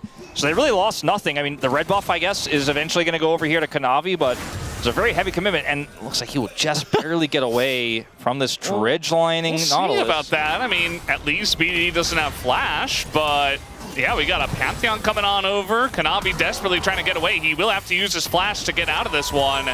Even a Seraphine ult just to peel, as everybody on KT was ready and willing to fight there. I gotta say, I don't think this is going to be a controversial take. This is a good game of League of Legends. It is back and forth. It is constant action. Great macro play on both sides. And we've had the entirety of this game be within like 300 gold, the difference that's been swinging back and forth. The gold graph will have a very low peak, and it will be oscillating between these two squads. This has been incredible to watch, and this is what you expect to see against number 1 and number 2. Yeah. Both teams might be walking out number 1 if Hanwha Esports can pull off the 2-0, but right now it's tough to guess. This game is just straight up dead even. And the way that KT have been playing is pick base, and that's not going to change here for a while for Hanwha Esports get to the later parts of this game. Yeah, very good vision, but baiting the hook from Effort is good work there from Kanavi, trying to essentially force their way through. Now the arrow was also used here for Effort. Guma. Oh, he's in a bit of trouble. Just gonna ult into that backline. BDD is just blown up and trade for Kanavi. As that is a huge pick already. Cuz has to flash away and the chase is on. The forward damage comes out from Zeka. And Zeus full health in the front line as well. KT get caught in the middle of their own jungle, essentially, as Zeus taking a huge amount of damage, but still the Maiden getting some damage in. Aiming barely survives, but a big fight here for Hanwha Esports. And they're going to get this mid turret off of this play, which is so incredibly strong for them. This is a massive win. And for the first time, I think we have a real solid lead after a play here. And again, they're opting into HLE's game, trying to contest for vision here. And yes, it's a trade of kills, but it's not an even trade. Kanavi dying for BDD is so much of the damage lost here for KT as they frantically try to run away. And the Jace, this is not going to alone be able to offer enough damage in this team fight at this stage of the game. He did a lot to try to help peel, and as you saw, he used all of his abilities in hammer form there and did quite a lot of damage, but like the fight was already over. As Aiming is going to have his ultimate back up here, and we're still trying to contest for Dragon Prio here, but now Hanwha Esports have some extra advantages. Saves back up. Level 14, and you know, we always talk about Yorick, how he doesn't necessarily have great engage, but he's kind of just walking at the enemy team and also using the Maiden pretty well to help frontline help scout a little bit, doing a lot of damage. Aiming just transformed his Muramana. This is a really important fight here for KT to get back into this game. It's good timing, but Effort's taking just way too much damage early on, although now it's Kanavi who's going to pay the price as he goes way too deep for that one, but a lot of poke coming in. BDD gonna get hit by the arrow, and the trade is there once again. And the chase is on. Looks a lot like the last fight. Gonna get the flash here on a perfect. I think this time HLE can take the drag. Too much control, too much damage onto aiming, and KT are just gonna have to give this one up. Initially, it looked like it might have been a great fight for KT, but BDD's picked one more time. Zeka's going in. Is here. Perfect's getting baited into this one. The burst damage and the just a bit of extra damage there from Zeus is not quite enough. Yeah, he didn't have any ghouls to send in. If he did, I think that is a dead Jace. They're just not taking the dragon. Well, Kanavi was dead. Fairly risky call. Herald actually going to get dropped here very late into the mid lane. No one's piloting it though, and it doesn't have a wave, so yeah, it looks like it's just going to get the charge anyways, but to no value outside of the damage on the turret itself. It looks like KT want to try to use this dragon to set up for another fight as we just go again. It's time for round 3. KT need a better answer though. I think they need to really get their engage on their terms with their Nautilus, with their Pantheon, and blow up a target, but it's not Prio, and Guma still has flash. They have Tibbers as a potential setup here, but Cuz is going to have to go deep first to find that angle. And Effort's ultimate isn't online just yet. He doesn't have flash either. He's trying to find a dredge angle. BDD on the blast cone. Engage cone, the mega cone coming in here. BDD, though, not going to find the answer. They try to get a hook on a Zeus, and they're regretting that one as Kanavi lands the smite once again. Gets his ult off on a BDD, and down he will go. Meanwhile, Perfect just dies for nothing up in the top side of this fight. Aiming gets isolated in the pits, and just like that, the damage dealers of KT fall. It's an ace for Hanwha Life Esports, a triple kill for Zeka. Hanwha Life Esports in a commanding position in this game now, and these BDD for Kanavi trades have not been working out, as these two are absolutely the captains, the champions of their squads. When you think about in-game and out, but still, it's not the trade they're looking for. BD dropping his stun onto the York, gets caught by the arrow on his attempt to dash away. Watch this. Goes in, tries to set up the follow-up here into Kanavi. Kanavi's like, I'm at 80%, or sorry, on Zeus. He's like, I'm at 80% health. Kanavi just uses his ultimate here because he knows he's dead, and the follow-up damage is there for Gumo, has the flash out. And even though the dredge line connects, there's no follow-up. Aiming is already used his live, and now Effort's just going way too aggressive for this one. They want to get something off of the back of this. Actually, they do get Delight and Guma, and finally KT getting something on the map. They take out Zeus as well. That's 3 Barons. Just wiped off the Rift, just like that. Yeah, the gold lead shrinks a little bit here. It's Kanavi and Zeka who have their Barons left, so one of those two still incredibly relevant. A little bit less so for Kanavi. A lot of damage done here by Perfect, and then look at the angle here coming through from the Ezreal flank. It's actually pretty massive. He's going to come in here and help clean up. Zeka's isolated on the top side as he gets chased down by Perfect. And they just didn't really have an exit plan here. Even though they had the damage, they were able to secure the Baron. KT were able to have the punish, as this turret is a bounty, but it will survive. Yeah, last legs for that turret. And, you know, a couple of Chemtech Dragons actually not going to be too bad for the HLE side, especially with the Seraphine with 2 completed items already. You can just imagine how much value that's going to get as this game comes along. It's amazing for the shielding and healing for the Seraphine, but with the actual soul itself, pretty good for Zeus, who has just been so difficult to kill and will actually offer so much damage back if he gets focused down. Now this bounty looks like, oh, it's actually fallen off already. So this is not going to be a bounty, but it will be a turret worth of gold. We got just a bit of a... It's a trade. Yeah. Bit of a aggressive push from KT on the bottom side of the map. Essentially just saying, okay, we're going to take this part of the map, you take the rest. It's good macro here from KT, though, because they have the group up with the Pantheon, so Zeus is even timid to catch that massive wave. And they can look to potentially defend here if Hanwha Life Esports overextend on this topside push. They're coming for them. Looks like they will see a retreat away. Yeah, you can see that Kanavi in mid is trying to get extra value, extra map value. You know, oh, you overcommitted on the bottom side of the map. Let me try to do some damage. But yeah, he's essentially just has to stand there, and aiming just clears the wave. So not a lot of damage done through mid, and you can see the Rebel Baron power play, more of a penalty kill as it's 1,200 gold behind for HLE after getting that objective. Yeah, so much gold given over in the team fight. I think they've gotten a little bit out of this Baron, right? They've chipped away at that inner turret top side, which is money for them, and a little bit of extra control as well as, like you mentioned, Kanavi was pinning, aiming down to allow for that play to happen top side. It's not going to be a Baron you're going to write home about, but it is certainly going to at least be some value gained here in the face of losing 3 members. 15 seconds on Baron. You can see that Zeka's just hanging out in mid, and the rest of Homalife Esports not willing to overcommit to this one. Do not want to fight into this pick comp right now. That's some damage. Yeah. I mean, Zeka, he's got 10 stacks on his Dark Seal. He's 5-1, and he's been landing some big ultimates. Like, the amount of damage that Zeka's outputting in these team fights has been pretty insane, even though it's been a lot of focus on, like, oh, Kanavi gets BDD, and BDD gets Kanavi, and everything kind of falls apart. I feel like Zeka quietly is just exploding people, as difficult as that is. When those trades happen too, a pick like Ashe is just always going to be so difficult to deal with because you can't really follow up and go, all right, well, we got the jungler, we're a little bit safe to push forward as Jace, because the Ashe is just going to kite back and constantly keep you at bay, which is why I think that BDD's target selection needs to be top-notch. And if he doesn't have the best target, they don't have the best setup, they probably shouldn't opt in. And they are. Just doesn't exist anymore. Yeah. And neither does the depth charge.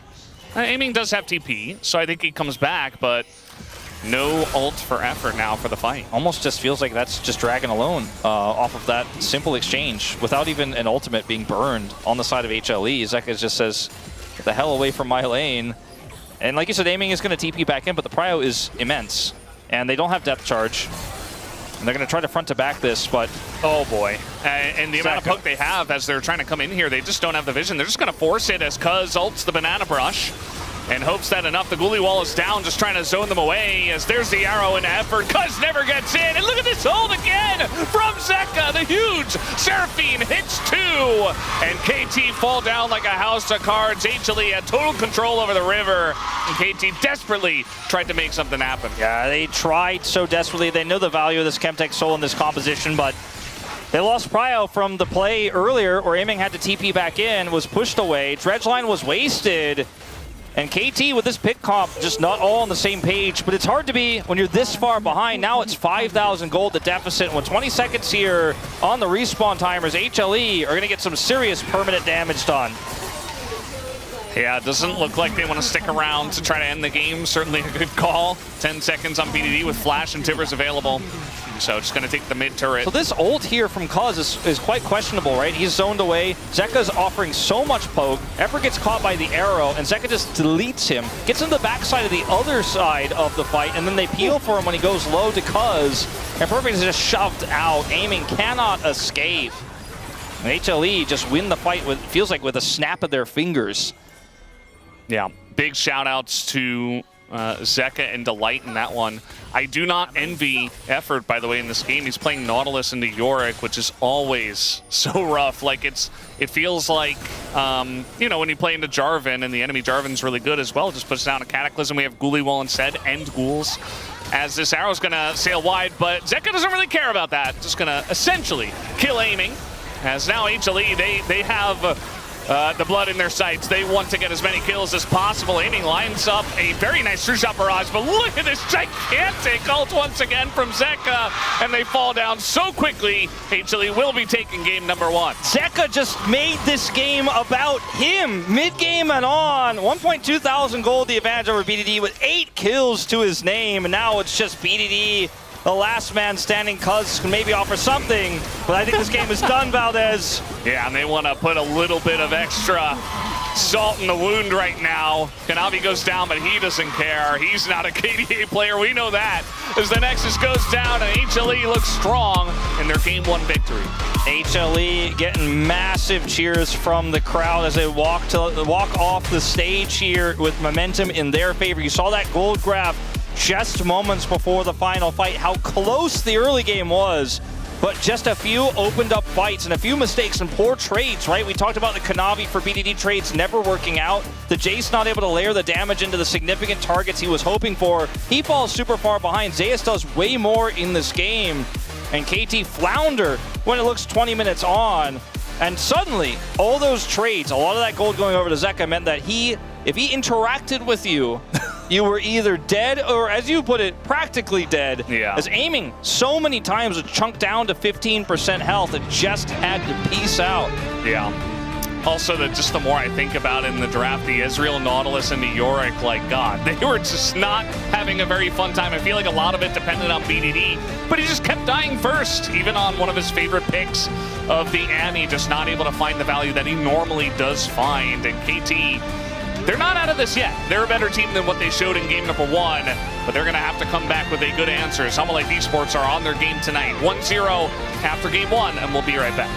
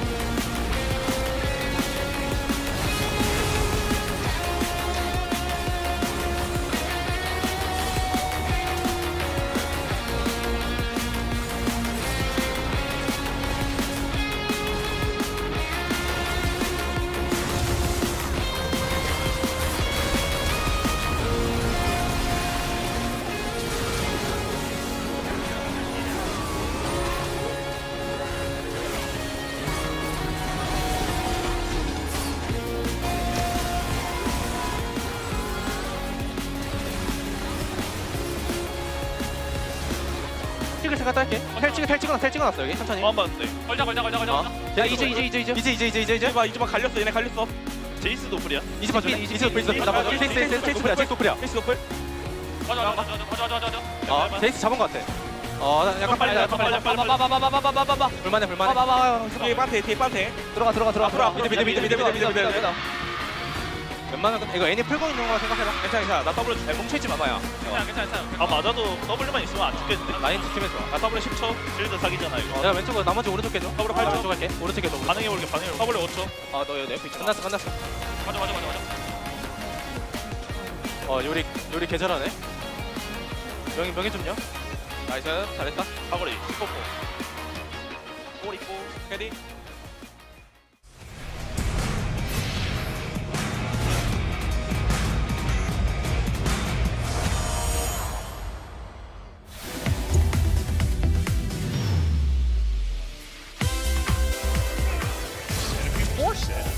You can get counter ganks. I mean, there's no flash here, but now Cuz is here, and all of a sudden, okay, that was a little bit wonky.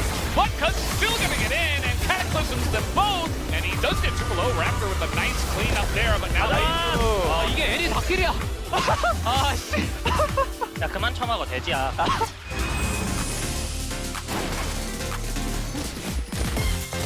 Could be some valuable later on, because I don't know if you really want to fight this one, but like, do you want to do it? You're looking for an angle here. Dang it! look at the damage from the Aurora! And the bullet time, they all get stuck and locked up and lined up, essentially.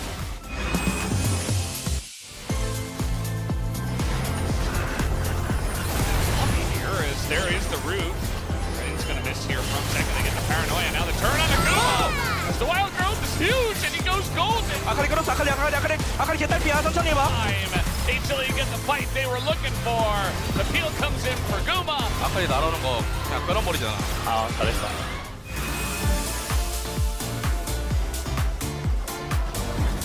Still getting aggressive. Greed has decided to die by the looks of things, as now Lucid is going to get kicked back into the open arms of the DN Supers. And that is going to be the kill, as there it is. Finally, the leap of faith comes down. Sheer keeping himself alive and takes 2 of them down. This is the thing. You have to make sure.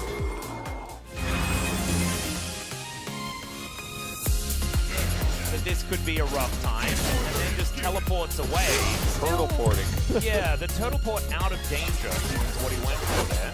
As Roman once again looking for an opportunity, dodges the Emperor's Divide quite nicely here as he will land a backflip. And does he have the ulti? The perfect execution!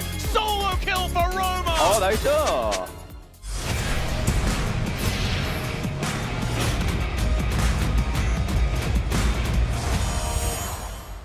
Even with eyes shut, I see them.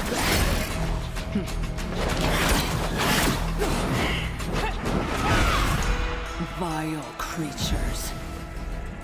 Lurking. Watching. You wanna play too?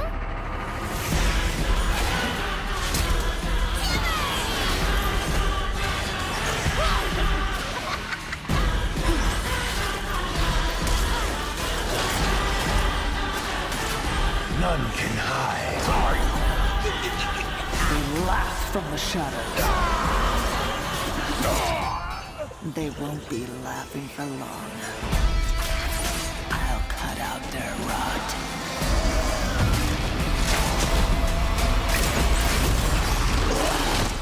Hunt down every last shadow.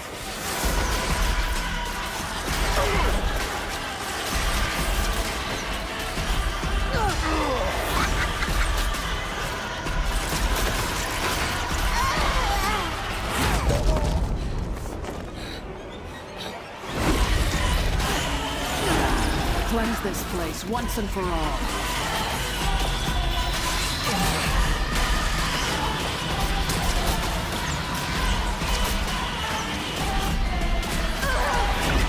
I will rid this world of demons.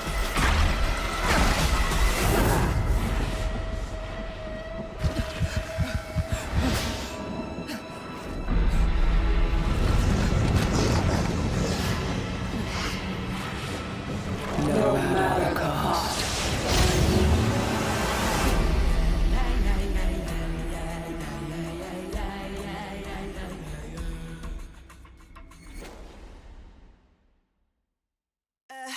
Every sky is a line I've drawn.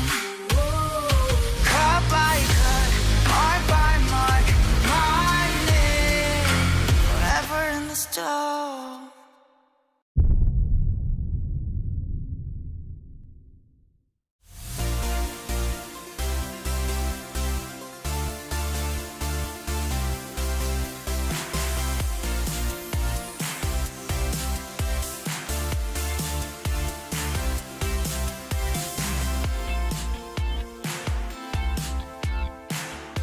Hello everyone, welcome back to the space. What a game between number 1 versus number 2, and it was the Shield who got the sword early on from the sword, but then ultimately Hanwha won. It is 1-0 Hanwha Life Esports against KT Rolster, and that undefeated streak now in jeopardy. And Wadid is wincing because it's yet again an Ezreal game and a draft that is just struggle. Can we stop picking Ezreal? Like, can we actually stop?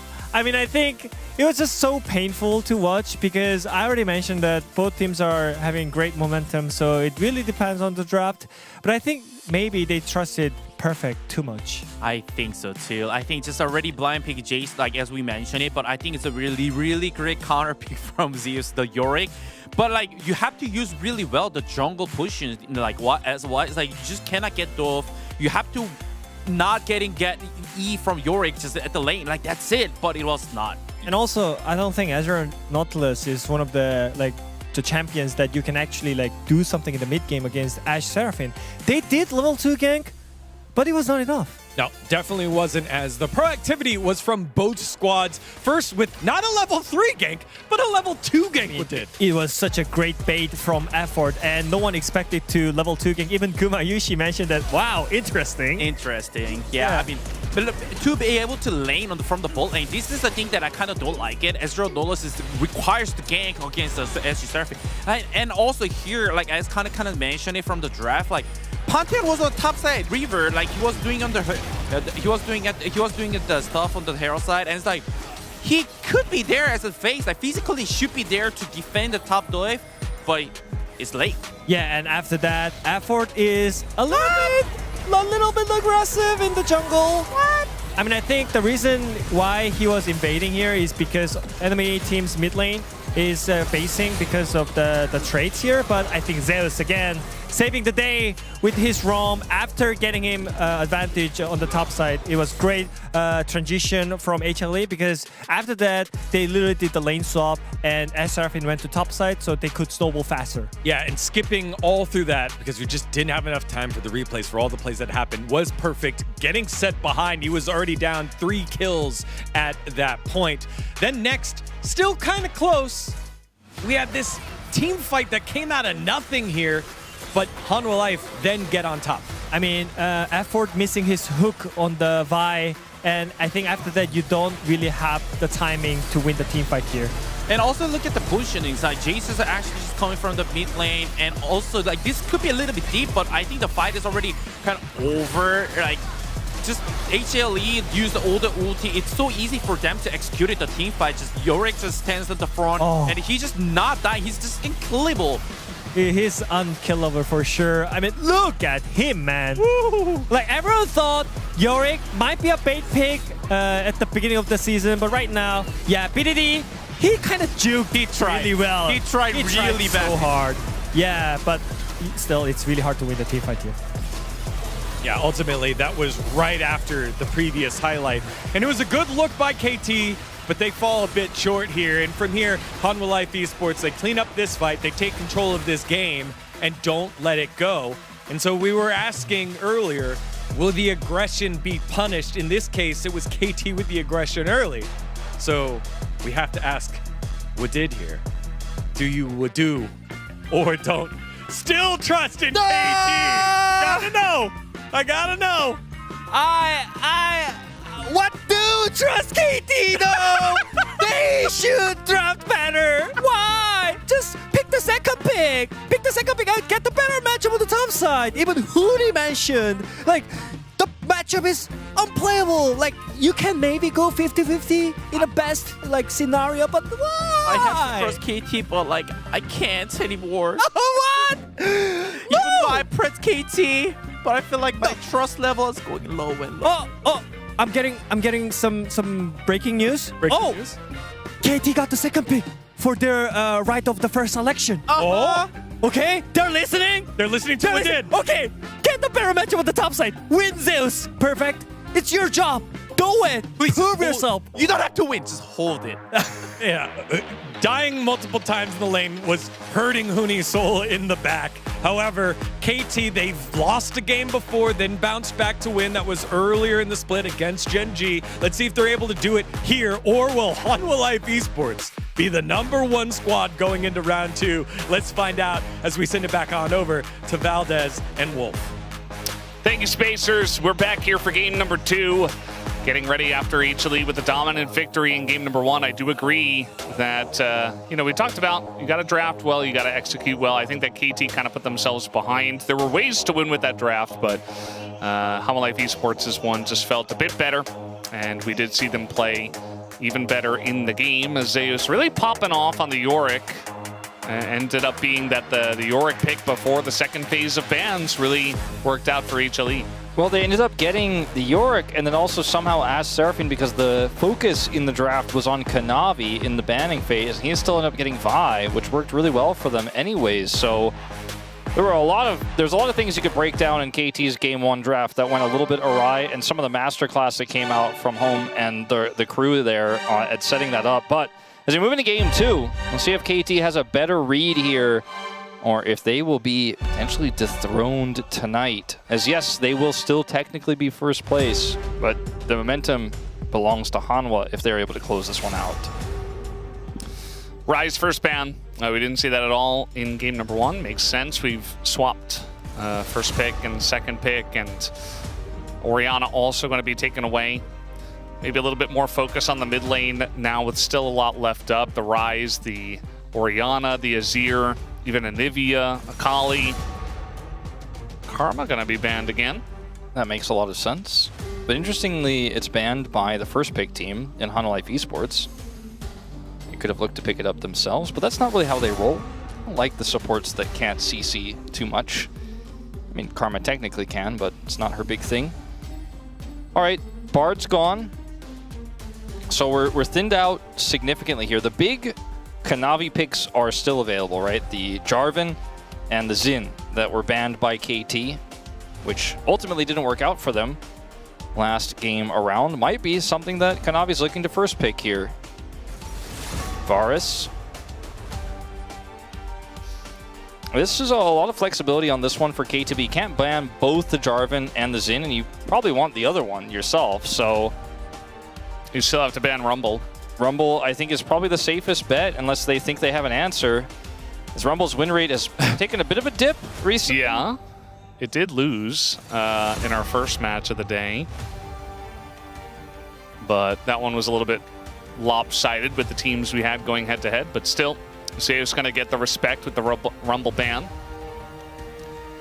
Camera on Zeka, but I don't know if this is going to be a mid-pick angle. The Jarvan seems so obvious.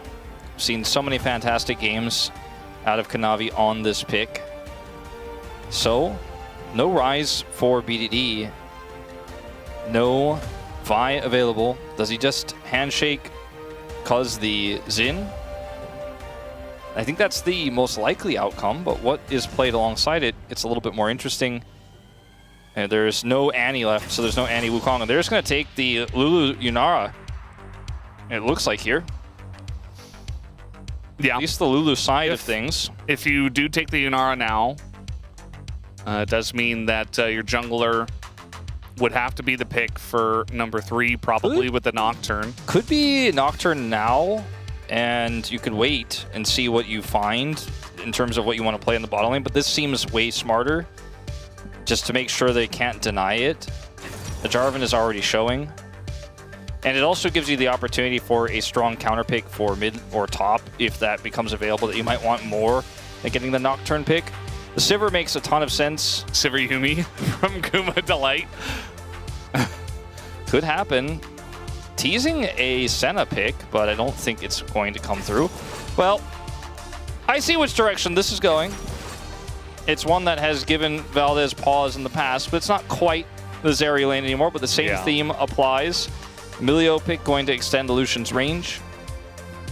And they will opt for the Xin over the Nocturne. I think it's because of the weakness that Nocturne has pre-6 and the power of the Jarvan. It's a tough early game matchup when you're already playing against one of the most aggressive bottom lanes in the game. I think this is the safer, more ideal setup. And now you can robustly set up, something like a Sion or in the top lane for Perfect if you want to really all in on this Yunara late game scaling option, which I think is pretty wise. Maybe banned, of course, by Hanwha Esports. I think Azir, another decent ban you could consider if you are HLE. I mean, BDD, very well known for his Azir. I feel like it goes well with the Yunara as kind of a 2-carry comp, and then you can just kind of plug and play whichever tank is left available. Gnar makes me feel like they're thinking about a potential Renekton and Sion, like as their best ones. Obviously, they do two very different things, but the power of the Renekton can really give you a lot of freedom to send your jungler to the bottom lane. That Akali makes it look like they might be considering the Azir themselves. Usually when there's an Akali ban and Zeka's on the field, it's a Sylas angle, but not necessarily here. Yeah, I mean, KT have first pick out of this phase, and then they have the final counter pick, which is, a lot of celebration from Wadid, as Azir actually just going to be banned. So it looks like they do not want to pick it up just yet. And maybe they want to get, some kind of big blind pick for the top lane first, and then counter for BDD. I think Sion seems to be, to me, the smartest ban here for Hanwha Esports, but it's hard to cut through with Lucian. When you get super late, not necessarily the case, but is a lot of mid-game power for the Yunara. They take away BDD's Mel instead, which is one that layers a lot of late-game damage. Oh, BDD, I mean, they can still go Sion here and save that counter pick for BDD. Ooh, did not expect the Anivia. Flex Anivia. Flex. Indeed. We just saw it in the top lane last series. And now it's really up to HLE to have a rough time because you're essentially blind picking 2 roles, knowing that one of them will have to go into Anivia. I think it's a smart move here in the draft for KT. But HLE could all in with a ranged top laner. As this, speaking of all in, I mean, doesn't get more dive than this. Okay. If you have a ranged top lane here, it doesn't matter if it's Anivia or Sion, you should be able to get prio if it's the Sion, or if it's the Anivia, you can go toe-to-toe and feel pretty good. This draft is so high in burst and engage, but is going to struggle in the late game into Yunara if they do not win the game early. But that is kind of the MO of HLE. They always win the game early, and they're not doing a whole lot of losing. Jax gives you a little bit of a side lane threat. Okay. It's good into Xinjiao. It also hops over walls, but it's not played very often for a reason, especially when you might be playing into Anivia in the lane or something else. The Renekton I was talking about coming through here. I think this is a lot of power in the mid game to set up this Yunara to excel in the late game. If I took the nameplates off, I would like KT's draft way more. It just has way more win conditions. It has so much support for the Xin Zhao and the Renekton with the wild growth, while also then aiming very safe on this Yunara. But if I put the nameplates on, and I look at Zeus playing Jax for the first time in a while, Kanavi's on Jarvan, Zeka's playing Ahri, and it's an Ahri, Jarvan, Lucian comp. And it's Hanwha Esports playing it, the most aggressive early game team in the LCK, and I'm like, well, I don't care what's on the other side. I don't want to play against that. I have to once again give the edge to Hanwha Esports. Nameplates are important. We're looking at our best 2 teams here in the LCK. And Kanavi gets his favorite. Zeka gets one of his favorites. I mean, just the reasons stack up. I think there is a potential win here in the game for Perfect, right? Is Renekton has been very strong in the past. BDD's Anivia has some agency here, but it's all about aiming to that position to carry. And as far back as 2023, KT fans will tell you that that makes them nervous. But there are definitely some angles here. Hanwha Esports, a 2-0 would change the LCK moving into round 2. They would also be on top. This is a very interesting draft here in game number 2. And I think if somebody's going to make the HLE draft work, it's going to be them. So let's see how it works in game number 2.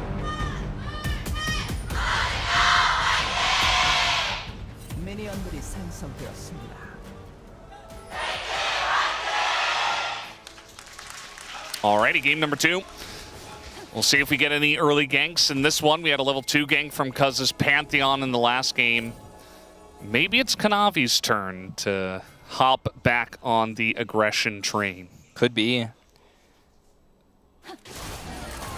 Ward gets dropped. Chunk comes in. Yunara, a very, very powerful lane champion, even though... Yeah, well... We've seen this from Zeus before. Quite this aggressively, maybe not, but he is going to annoy Cuz, and Perfect is like, okay, you dropping a wave for this? I guess so. He could TP, but he's just going to take the Raptors. Interesting. Ever's taking some damage, but now Little Lance lands. Barriers get traded. You got to be so careful into this Lucian. As Zeus just drops a whole wave. Yep, just walks up here. He's like, well, I stopped Cuz in his tracks. And putting the jungler behind can be very valuable, especially with all of the early game jungler pathing we've seen in this meta. Absolutely. A Perfect will hit level 2 here, but it doesn't necessarily matter because the wave is pushing into the turret, so there's nothing he can really do to pressure Zeus further. And, you know, with the waves running out, like, it's not like he's going to be getting a level 3 spike. Guess who's bot again? Yeah. Sun going to land here on a Zeka. A couple autos would do it. BDD, though, not going to follow the flash. Effort already pretty low. And he's just going to die to the Melio, just like that. And now Kanavi comes in, forces the flash. The follow flash here from Kanavi, not so good. But they get the kill on Effort already. All right, well, definitely not an equal trade on the opposite side here with Perfect trying to get a plate in exchange, but he's trying to do his best. Like I said, level 3 gets hit, and it's not really going to feel too impactful in isolation. You mentioned it, the damage was already taken from Effort. Almost looked like KT were trying to bait for a jungle to come in, but they have full vision of where Cuz is right now. It's a bit baffling and a bit of an overstep there from Effort. He gets punished completely. A bit of a stat for you guys as BDD almost got the solo kill onto Zeka a moment before. This is BDD's 20th game this season. He has lost 3. He has not played Anivia in this meta, in the mid lane, a single time. This is his first time playing it. There's something I had on my mind before I looked up the stat, because in my head I was like, I can't think of a single time he's played it this season. It's not a very BDD champ this time around, because you're sometimes more of a passenger as the Anivia. Sure, you can set things up with the wall, but BDD is the guy who pumps damage or makes like a hyper-aggressive play and is controlling team fights. And no Anivia just yet. Seeing it look really good in the start of this game, at least for him though. Cuz is here, walls up. No flash here for Zeka. He's in a lot of trouble, especially with the Xin Zhao right on top of him. Nothing that he can do. The charm comes in, but it's just helpless. BDD picks up the kill as well. Like I said, you could be proactive with the wall. And that's what he does right after that. Zeus is going to hold firm here. This early game, explosive. Aiming is finally going to hit level 3 off of this wave. Perfect knows his job. Up here, you do not want to let the Jacks have a comfortable time getting to a couple items. And Guma on the Lucian, making Effort feel it. It's one of the more aggressive picks we've seen from Guma this season. Has often been a lot more utility and gets a lot of gold from the jungle attention. But this time around, he's the one who's setting it up. Bottom side had the early lead and is compounding it. You can see Perfect has got a massive CS lead because of the jungle attention for Kanavi on the bottom side. And Perfect's Renekton, I mentioned it's a thing to be feared. Crazy if you told me that, like, you know, a year and a half ago, I would laugh, but he is one of our best top laners now here in the LCK. Yeah, how times change. We got to dive here in the bottom lane. This doesn't change for HLE. Aiming, no flash, and nowhere to go. Delight just going to tank it up, gets the heal and the shield to survive all the turret shots. And the kill also goes to Guma. That's the gold exactly where you want it. And it's the start of the play being the super fire kick from Delight that hits first. If that doesn't hit, maybe that's enough time there for Aiming to deter the death, or to save himself, whatever way you want to put it, or trade one back. Make them commit harder, but he does just go down without a hitch. And I kind of have to be honest with you, Valis, if I look at a 20 CS lead for Renekton or a 20 CS lead for a Lucian, I'm a little bit more worried about the Lucian with a composition like this. And so, yes, KT have found some success with Perfect on the top side of the map, but feels like Cuz has been largely absent here. Yeah. Feels like Zeus, you know, even what he did at level 1 to Cuz, and the fact that he blind picked Jax, knowing that Renekton was available, I think he kind of just accepted his fate as, okay, I'm going to play weak side this game. You know, I'm not going to win this lane. It's just not going to happen.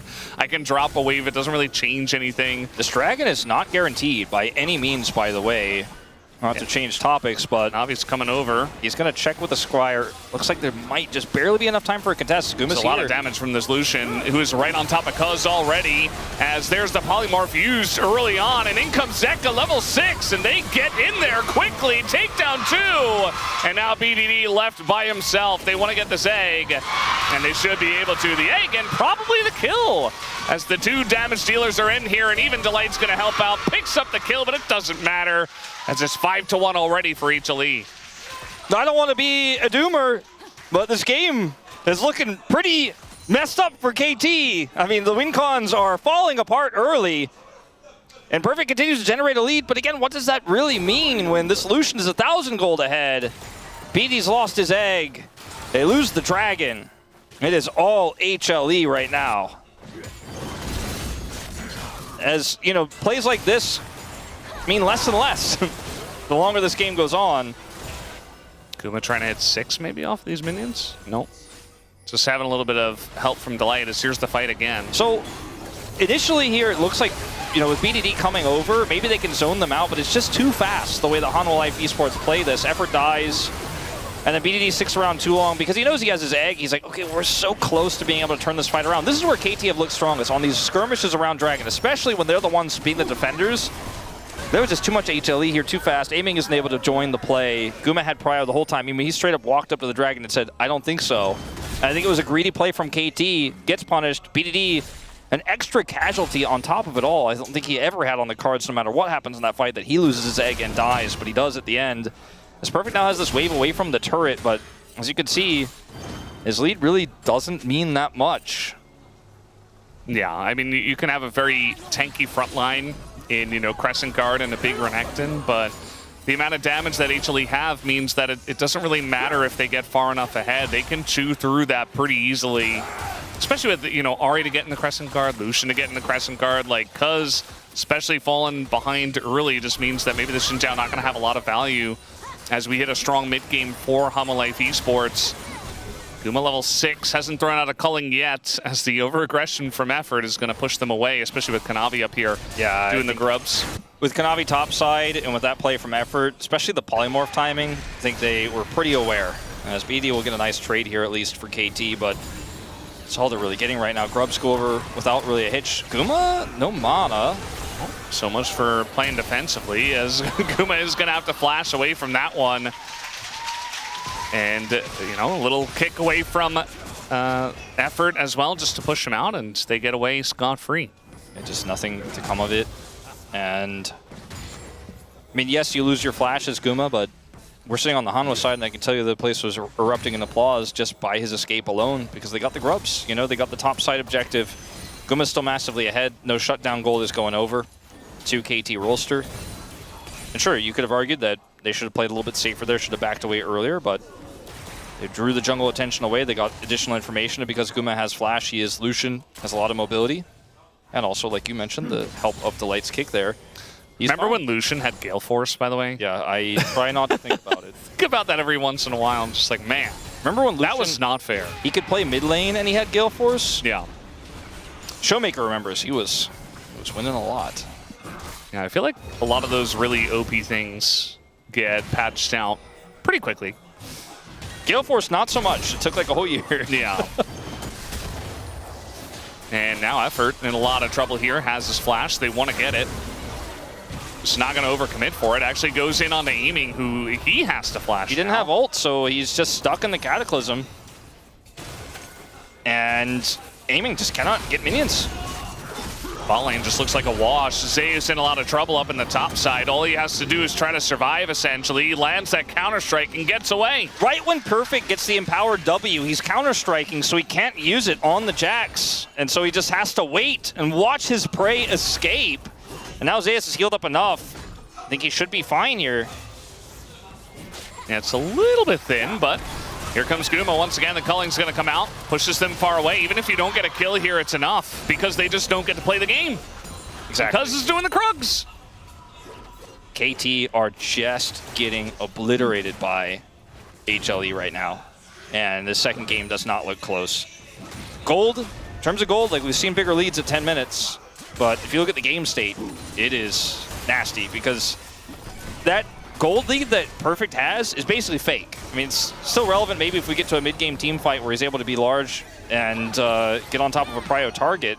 That's a big if. The Anivia is sitting on a Catalyst right now, and I don't know if Aiming's ever going to get a second item this game at the rate he's going. No farm, down 30 CS.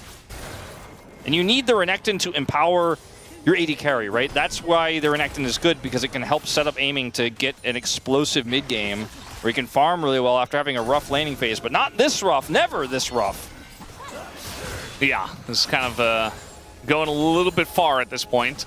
And of course with the Dragon up, Cuz is down here now, but so is Kanavi. Just makes it a 3v3 that should be favored towards Life Esports, especially because that turret doesn't really have much of a leg to stand on either. Effort is level 5, which this is definitely a nice highlight. Might be able to hit level 6 on this minion? No. And they definitely want to get it for him here on the wave so that he's a champion. I mean, he can't even like get XP from a ward to get 6. He needs the minion wave, and that minion wave is what HLE want to dive with. BDD needs to come down here, I think, honestly, and he's blocked by Zeka. Zeka's not allowing him to rotate over. As you can see, they're not going to commit further, but could have been bigger disaster. As again, Perfect has a lead. He can proxy minions. He has a 1,100 gold lead, but if you're using that to deny Jack's farm while your bottom lane is in tatters, I just don't call worth Guma going forward here to take out a ward. It might pay. The iron price goes a little bit too close to the sun. And Aiming gets the kill here, low on health, but that's an 80 carry gone. Kanavi wants the kill, and Aiming did not expect that. Down his flash. Just says, surely Kanavi doesn't gank me. He's always ganking He's you. always going to go in on you there. But he wanted the wave because he's so far behind. He needs every piece of gold he can get. He may be called the Gold King, but in this game, he is the Gold Peon. He is so far behind that it just doesn't even feel like that kill is enough to turn the fortunes of KT in this game. A few more like that, and maybe we could talk, but he dies. He's off the map. He's not farming, and this Dragon is going to be a tough contest for KT. TP coming through from Perfect for the first time. He'll join a team fight. Yeah, and Zeka going to be forcing the Spirit Rush here. Wants to do some more damage to Cuz. But unfortunately, he doesn't have a smite. Kanavi going to go in and look for a one himself. He will be forced to flash away there as Perfect thought about it for just a moment. But instead, just walked away. Zeus is finally chilling. gets some solo time. Yeah, Zeus is like, I'm going to get some plate gold. I'm actually up here saying I'm not TPing in, I'm not opted in. I'll give you guys a Dragon to make a big hole in the deficit I had. And so even though KT get the Dragon, it just doesn't feel like that big of a win. Aiming needs money before we could talk about this composition working. He got the kill, but he wasn't able to get the minions afterwards. And this was a big overstep from Guma. Good sidestep here initially, but he goes down. Look at the margins on this too, by the way. Guma almost kills him. Yeah. And then from here, it's tough to make the call as Aiming that you should back away because Jarvan's engage range is so huge. You're like, oh, I'm probably safe. I'll clear this. I need every piece of gold I can get in Aiming's defense. But if he had just played insanely safe, sure, he gets away, but does it solve the problem? You know, that one kill is nowhere near enough. Yeah, I mean, it's hard to say. Maybe he's able to back and get there in time for the Dragon fight. I mean, they still get the Dragon. They're able to push them away in kind of the aftermath, but as you mentioned, you know, this Lucian problem still is not solved, and their Jax problem that HLE had is somewhat solved. I mean, Zeus, he doesn't have to do anything crazy. He just needs to survive and get a couple items, you know, 2-3 items, and then eventually he'll win in this matchup, even if he is far behind. As everything's thrown into Guma here, but he's just fine. Kanavi is lurking in the enemy jungle. And that's what I'm looking at, is they want to take a fight here because also nearby. Gotta be careful of Aiming's flash. If he gets flashed on, Guma will have to respond because the wild growth will kill him. Uh-oh. They're going to feel safe because Cuz was right here. Oh my god, Valdez, this trap. He's still there, though. So this could be a trap going the way of KT as they push forward, and that is the engage from the Lulu. Going forward is Amy. He picks up the kill, but is traded back. As Kanavi gets in with that engage range of the Jarvan. And I don't know if Perfect wins these the way he was before. He's trying to look for an aggressive trade here. We'll have to opt out now. BDD is so far away from relevance. That Rod is going to finish at 25 minutes. We'll get a lot of value out of it then if they're still in the game. As he just hasn't really been a big factor here, unfortunately, for KT Rolster. I thought coming today could be the day we get the Miracle 6 game, where we haven't had one all season. Yeah. T1 easy 2-0, and now see if KT can fight the way back, because this Herald is surely lost. And Guma did flash out after getting hit by the wild growth there. Still was enough damage. Both kills Aiming has gotten have been on the knife's edge, as Cuz needs help here. But it's not going to matter too much. They do get away. Yeah. HLE do. And one of the best teams at using the Combat Herald is HLE. Kanavi is a big fan. Loves to do that, and so they pick that up just for combat value. It's really, frankly, very lucky. The timing of which Aiming goes in here, the barrier trade, the wild growth combo. If he waits for just a second, like literally maybe less than a second longer before he goes on that, Kanavi springs the trap and they just won't be able to kill Guma. It's just not possible. Guma kills him first and they don't get anything. It's still just an even trade, which for KT, any money to Aiming is what you need right now, because he scales better, but I just don't know if we're ever getting to the point where he's actually going to get to 5v5 team fight in a fair scenario. Their mid turret is gone. No Yeah, combat Herald, but the combat, yeah, he's like, no, I'd rather just take a tier 1 at 17 minutes. Or? Okay. I thought for sure he was going in on that, but would have been dangerous. He is Jarvan, so he's like, look, I got Flag and Dragon, get out of there. I'm gonna zoom in on a BDD. It looks like he was just ulting the top wave. Yeah, BDD We'll see you in 8 minutes. Yeah. I mean, that's kind of the story for this comp for KT. They just need to hold on somehow, some way. We've seen so many Anivias, you know, especially guys like Chovy, who were some of the first to pull it out, just have such a huge impact in the lane, and then also have such a huge impact even before Anivia got, you know, 2-3 items in those games, just by nature of having a big wall, being in the right place at the right time.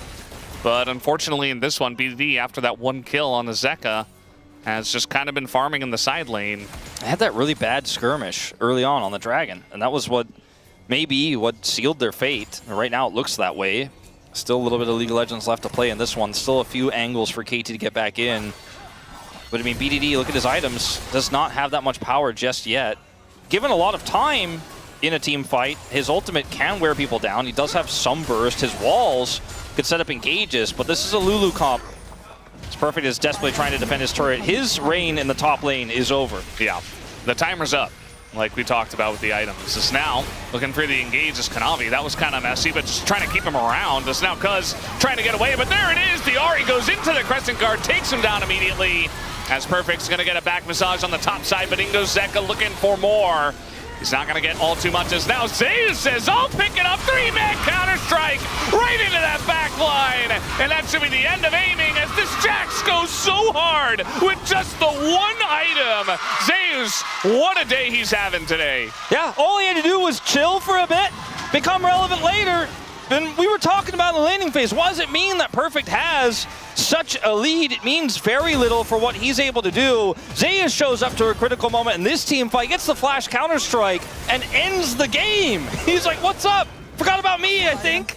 And over here, initially, it looks like, okay, maybe Huni Life Esports are playing a little bit too aggressively around Kanavi when he has half health. But look who shows up, Zeka. And then the Wild Growth is so critical. The Wild Growth is used for no value, literally none. And then who doesn't have Wild Growth when the engage comes through? Aiming.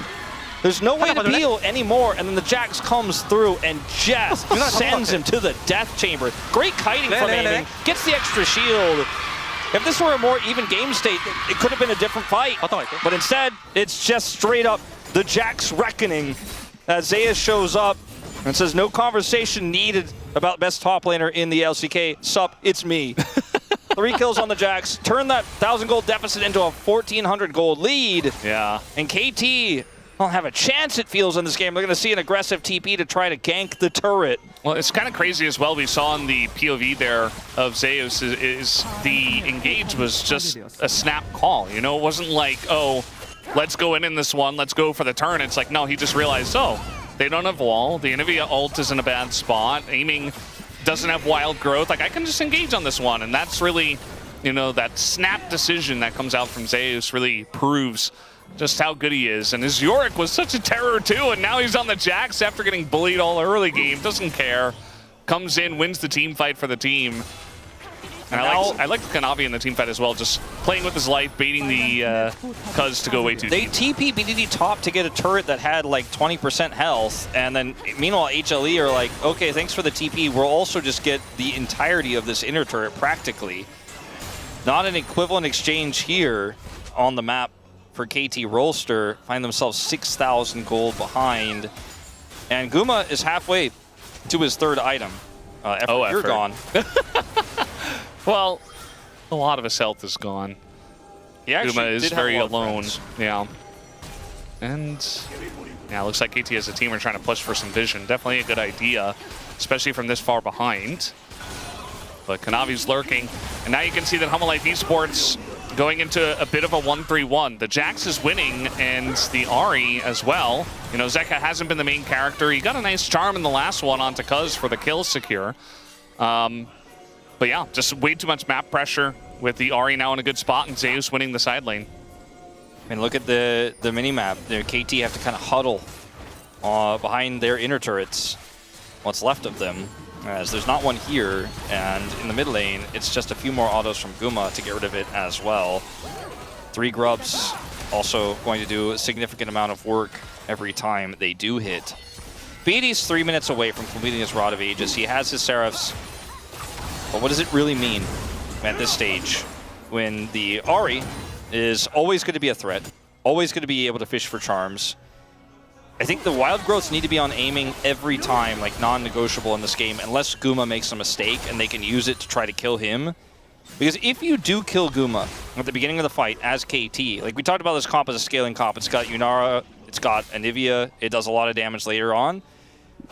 If you can kill Guma, if you could set up like a pick comp, you can wall him, you can set up a wild growth combo, you could burst him with a Renekton.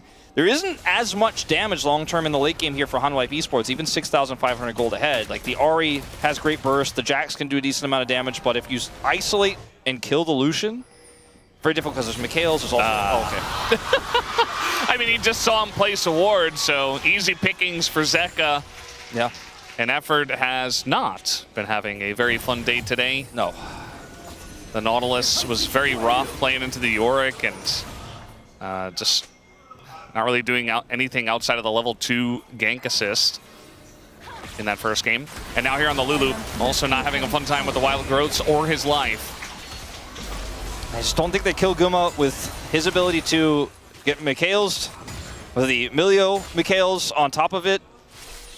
How can you punish him? He has such a long leash to play with. He doesn't have Gale Force, as you pointed out earlier, but it is pretty crazy what he can do. And yeah, it's just unfortunately for Effort here. He's on vision. I got him.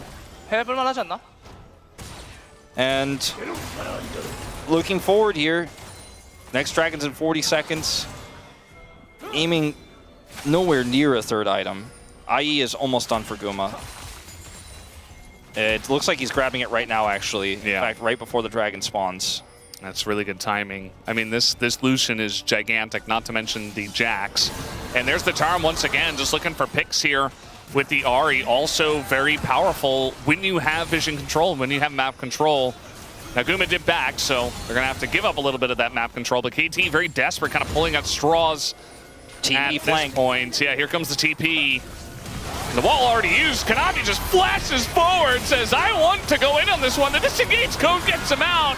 And now the knock up here on Azeus is going to help. They isolate Kanavi, take him out, but I think the wallets might just be too big. They take out BDD. And Cuz is just on the run, aiming very much isolated. TP from Zeka to try to chase aiming down. It looks like aiming's going to get away. No flash. Yeah, just got to land the charm, as aiming's doing a very good job of running away. But yes, they kind of get away, and actually, Effort's not going to get away. But it's another dragon that goes the way of Hanwha Life. And even Zeus is going to find Cuz. And that'll be the end of him. So just another couple of kills to add insult to injury. I want everyone to watch aiming in this fight because he played incredibly well. Imagine if they actually were not this far behind. Aiming is the prio target here for HLE. So look at him, hides away here. They get the polymorph, he goes over the wall to chase Kanavi. And then when Zeus gets on top of him, he gets wild growth, flashes over the wall and takes out Kanavi. Incredible play from him. The problem is that BDD is just a sitting duck. It's not, this terrifying ice bird. He's just a duck in this game. He dies, and the rest of the fight is lost, so he can't do anything. He's done as much as he could have there. He flashed, he handled the pressure well. The wallets are just too heavy. There's nothing he can do, and now HLE, 7,000 gold ahead, are going to burst down this Baron. And what little map control there is left to take will just be theirs. They're going to be able to push all three waves, or all three lanes, rather. Yeah. After picking up this dragon and start to threaten the inhibitors. And aiming is no closer to a third item here. I mean, he got his last whisper, so he's that much closer. But my point is, he doesn't have it. He's not even able to get close to an objective to fight. Only good news is they got that one Infernal Dragon, so this isn't Soul yet. And that's the only good news. Well, at least there's some for KT. But yeah, it just feels like Hanwha Life Esports, their play style, the way they played League of Legends, a lot of teams in the LCK even, they would draft a comp like this, and they would try to do what HLE did in this game, and most of the time fail. It just feels like Hanwha Life Esports with this very aggressive style where they know they got to get early wins into mid-game snowballs, and they do it so well.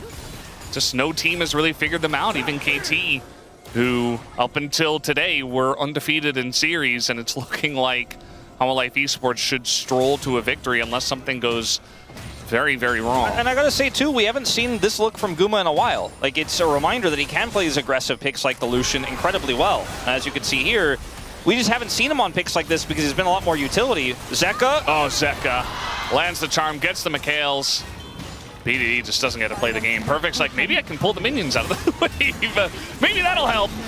And it kind of does. He's going to lock down Zeus here, and now in a bit of trouble, but he goes golden amongst it all. And now we got Kanavi jumping into that backline immediately just to die, but Perfect will fall as well. And Guma is untouched in the fight. Everything used, it feels like, by KT already. Yeah, I mean, they're going to lose this inhibitor in mid for sure. Top inhibitor, a little bit tougher to take here for Hana Life Esports, but they push the gold lead to 10,000. And aiming, doesn't have his ultimate anymore. Team fighting without him, gonna be tricky. Well, not sure about that one. Guma goes a bit over aggressive and loses his life trying to take out BDD.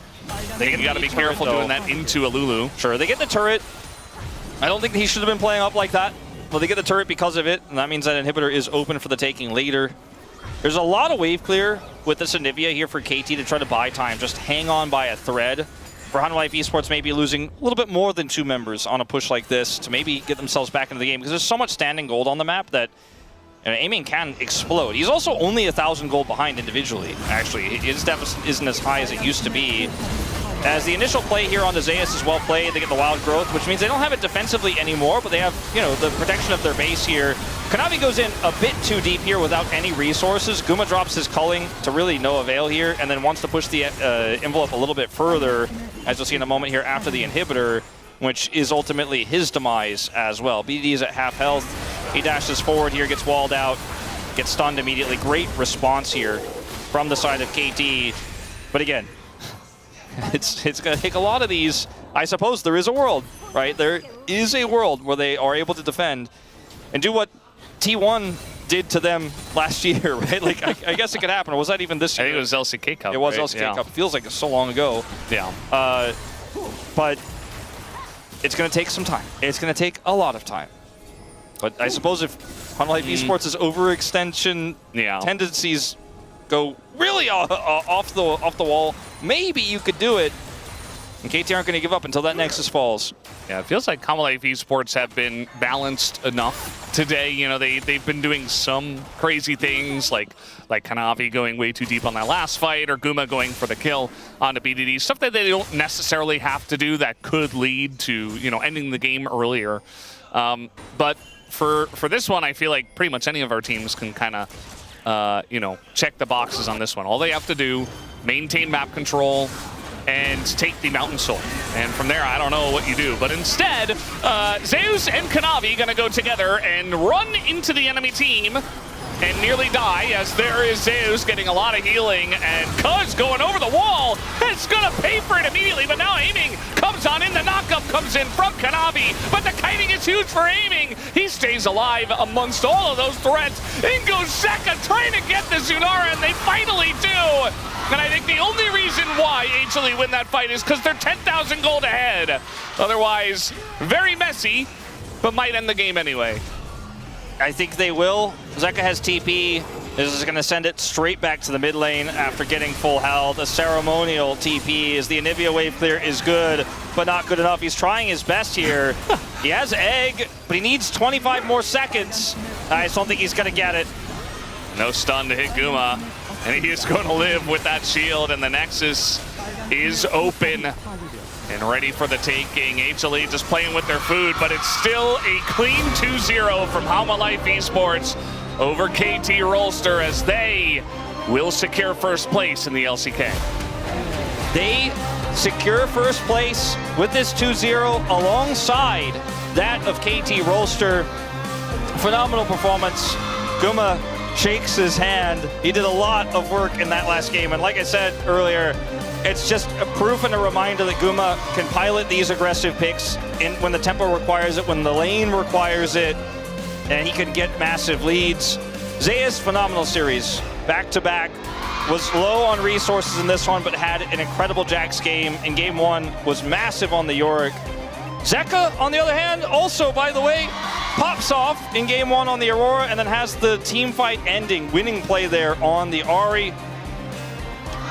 And Hana Life Esports fans are cheering for every player that comes up on screen, because this team had a day out.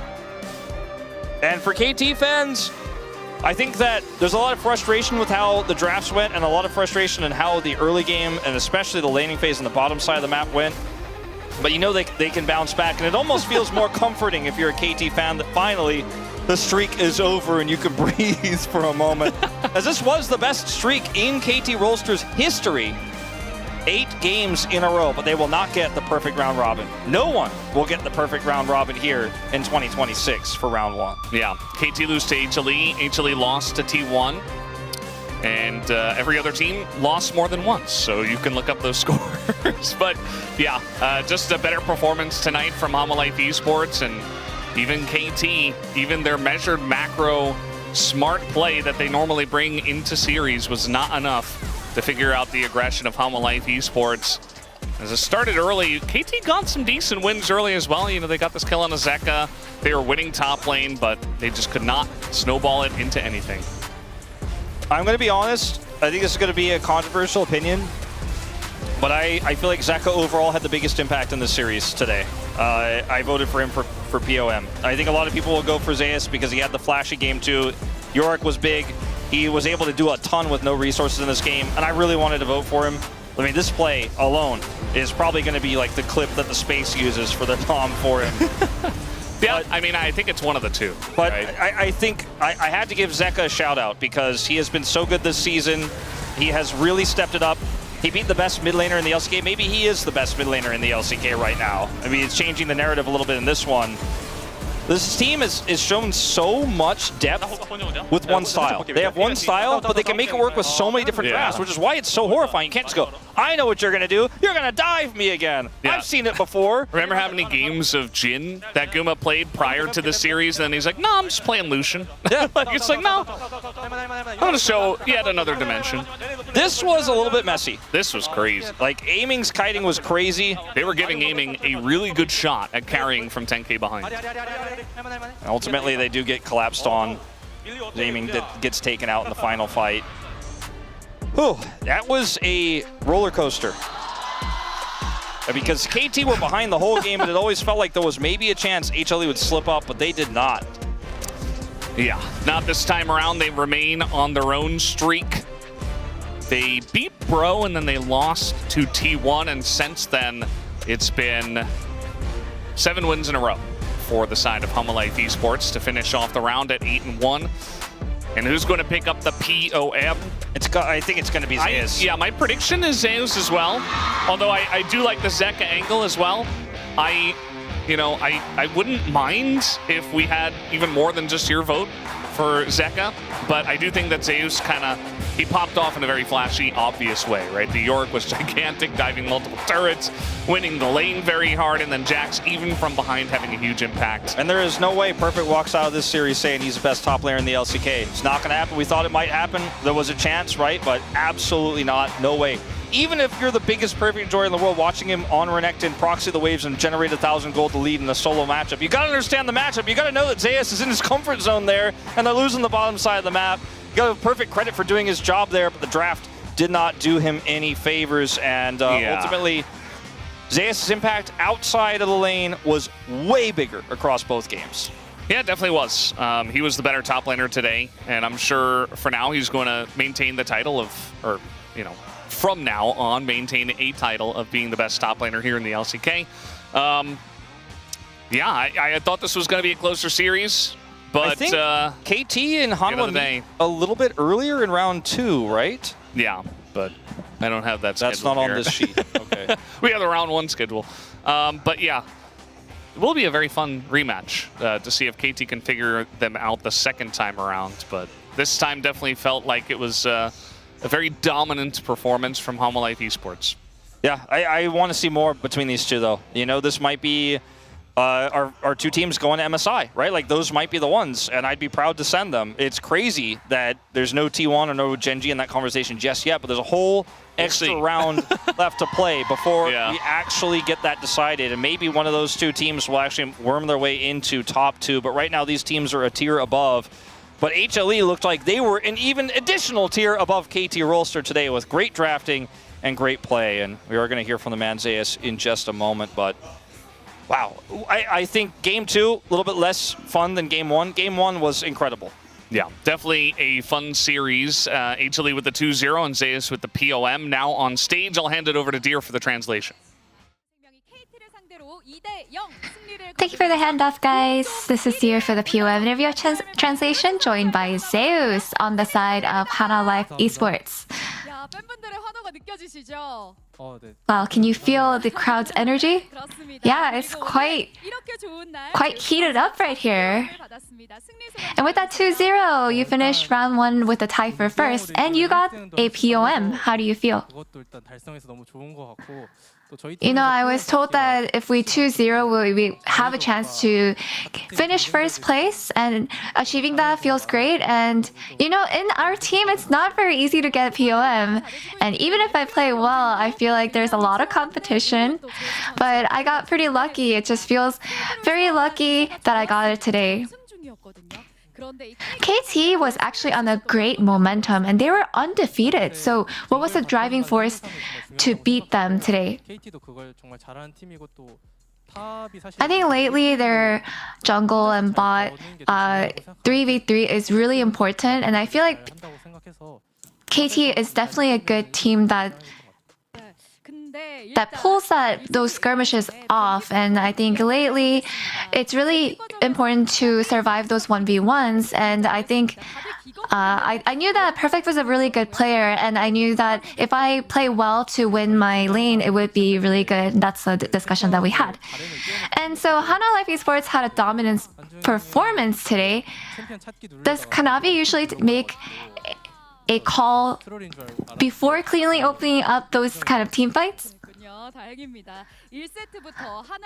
Yeah, I feel like whenever we do those team fights, actually no, for the Garen pick, we were just trying to look for the champion, but we accidentally clicked on the wrong one.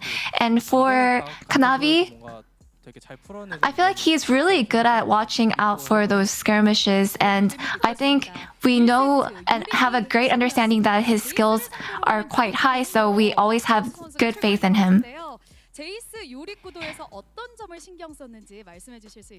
And in game 2, you last picked Jax, so in game 1, what was the matchup between Yorick and Jace like? I think Jace just has to hit his skill shots, and I think that's how you end up playing that matchup. And in the last voice comms, you were hyping yourself up, saying that Yorick was hella clean. Honors, please. So what was the standout moment here? It's really hard to pick out a special moment where I did particularly well, because I feel like I did really well all game. So I think every moment was a great moment for me. And in game 2, since the enemy top champion wasn't revealed, you seemed to take your time with your last pick. So what advantage were you looking for with Jax? Yeah, I was debating on my pick, but for me to go with another pick, it just felt like I was a little afraid that I would get countered. So I think as long as I get countered, I think I would just be able to play the Jax out pretty decently. And in the early laning phase, just to bully the enemy jungler, you suffered some gold and CS deficit. But you abandoned lane just to group up for those team fights. So how are you able to come out so positive? So in level 1, against that top lane, it's actually not a common strategy to try to bully out the enemy jungler. So I just knew that they wouldn't be expecting this kind of move. So I think as a Jax who failed lane, I have actually came back from that kind of matchup before, so I just knew what to do. And every time you went in and was on the verge of dying, Delight's Milio saved you. So any word of gratitude? Yeah, I just kept getting caught out really badly, and Delight, he made those plays. I'm really grateful for that. Thank you. And whenever you get an ace or blow up the enemy nexus, you guys all hit the same emote. So Whose idea was that? I think this is the idea that we have carried on since last year. I don't remember whose idea it was, but I think that emote in particular is kind of a taunting one. So I think this is just to really taunt our enemy. And your team is in great spirits. From 10th place to 1st, I'm sure a lot is going on in your mind. So what would you like to say to your teammates or coaching staff? On our pathway and journey from 10th to 1st place, there's a lot that happened, and I feel like everyone had gone through a lot. I feel like I'm just really grateful that we're able to climb up this far. And our next opponent is T1, so and they're actually the only ones that actually gave us that defeat. So I hope that we keep up with our winning streak.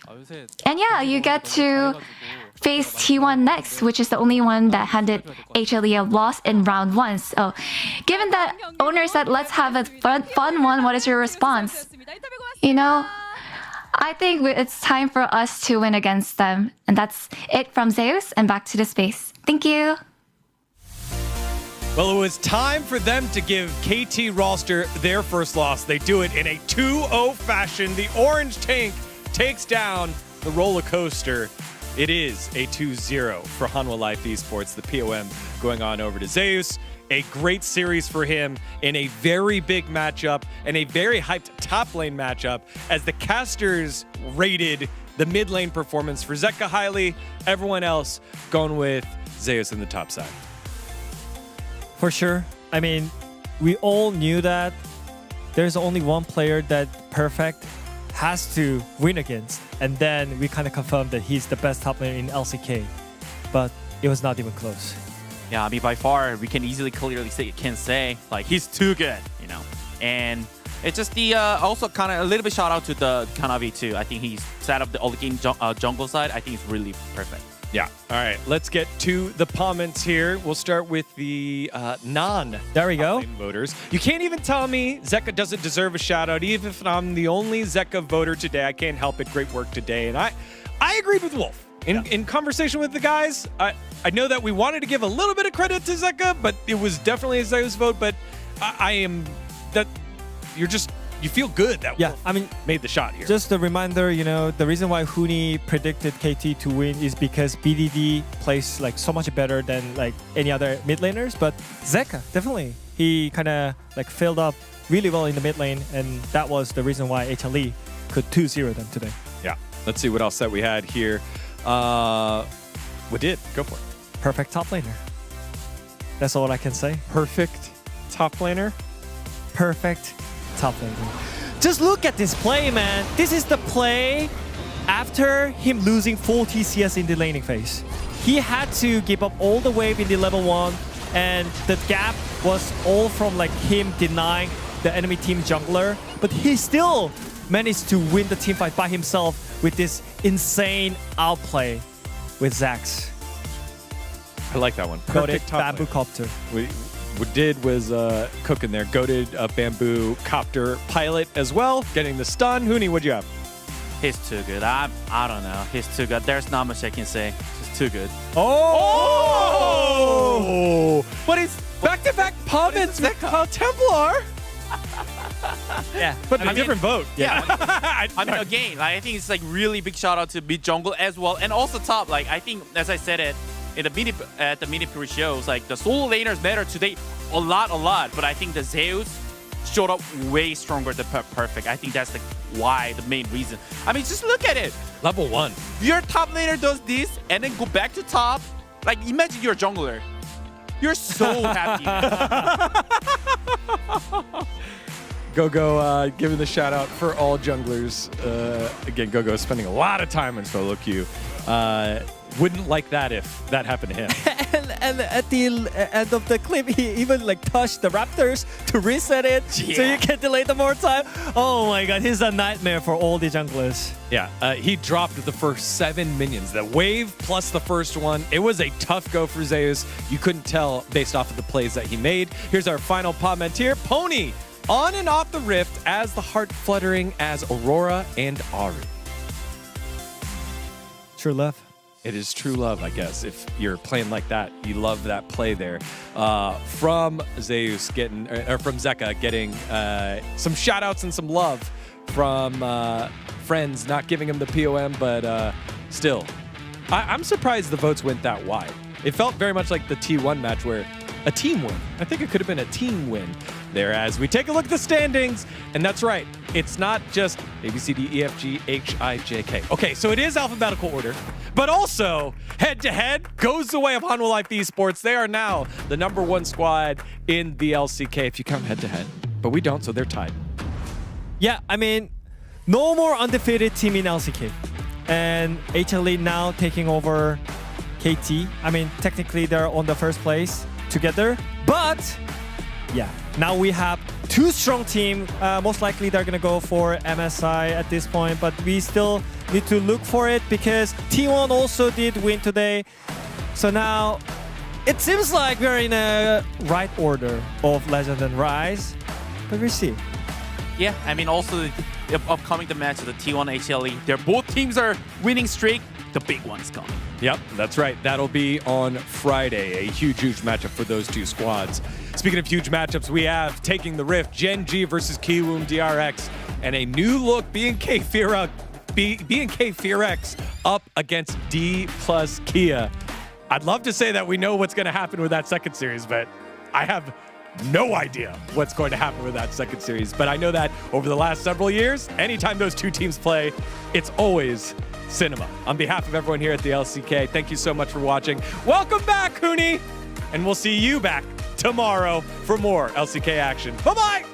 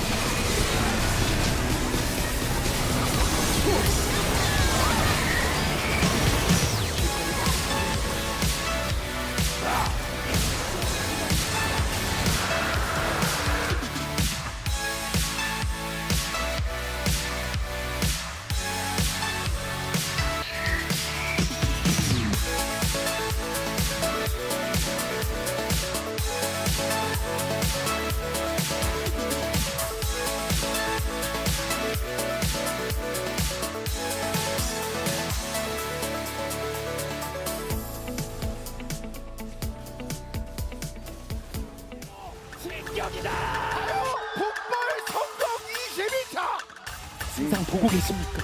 그 폭발의 의식이었습니다. 전술적으로 이길 수밖에 없는 구도를 계속 젠지가 가져오고 있어요. 자, 그래서 오늘 준비된 경기의 주인공들을 만나보겠습니다. 디플러스 기아와 젠지 e스포츠입니다. Every sky is a line I've drawn. Every wall is a sign I've worn. I don't just win, I carve my name into the stone against a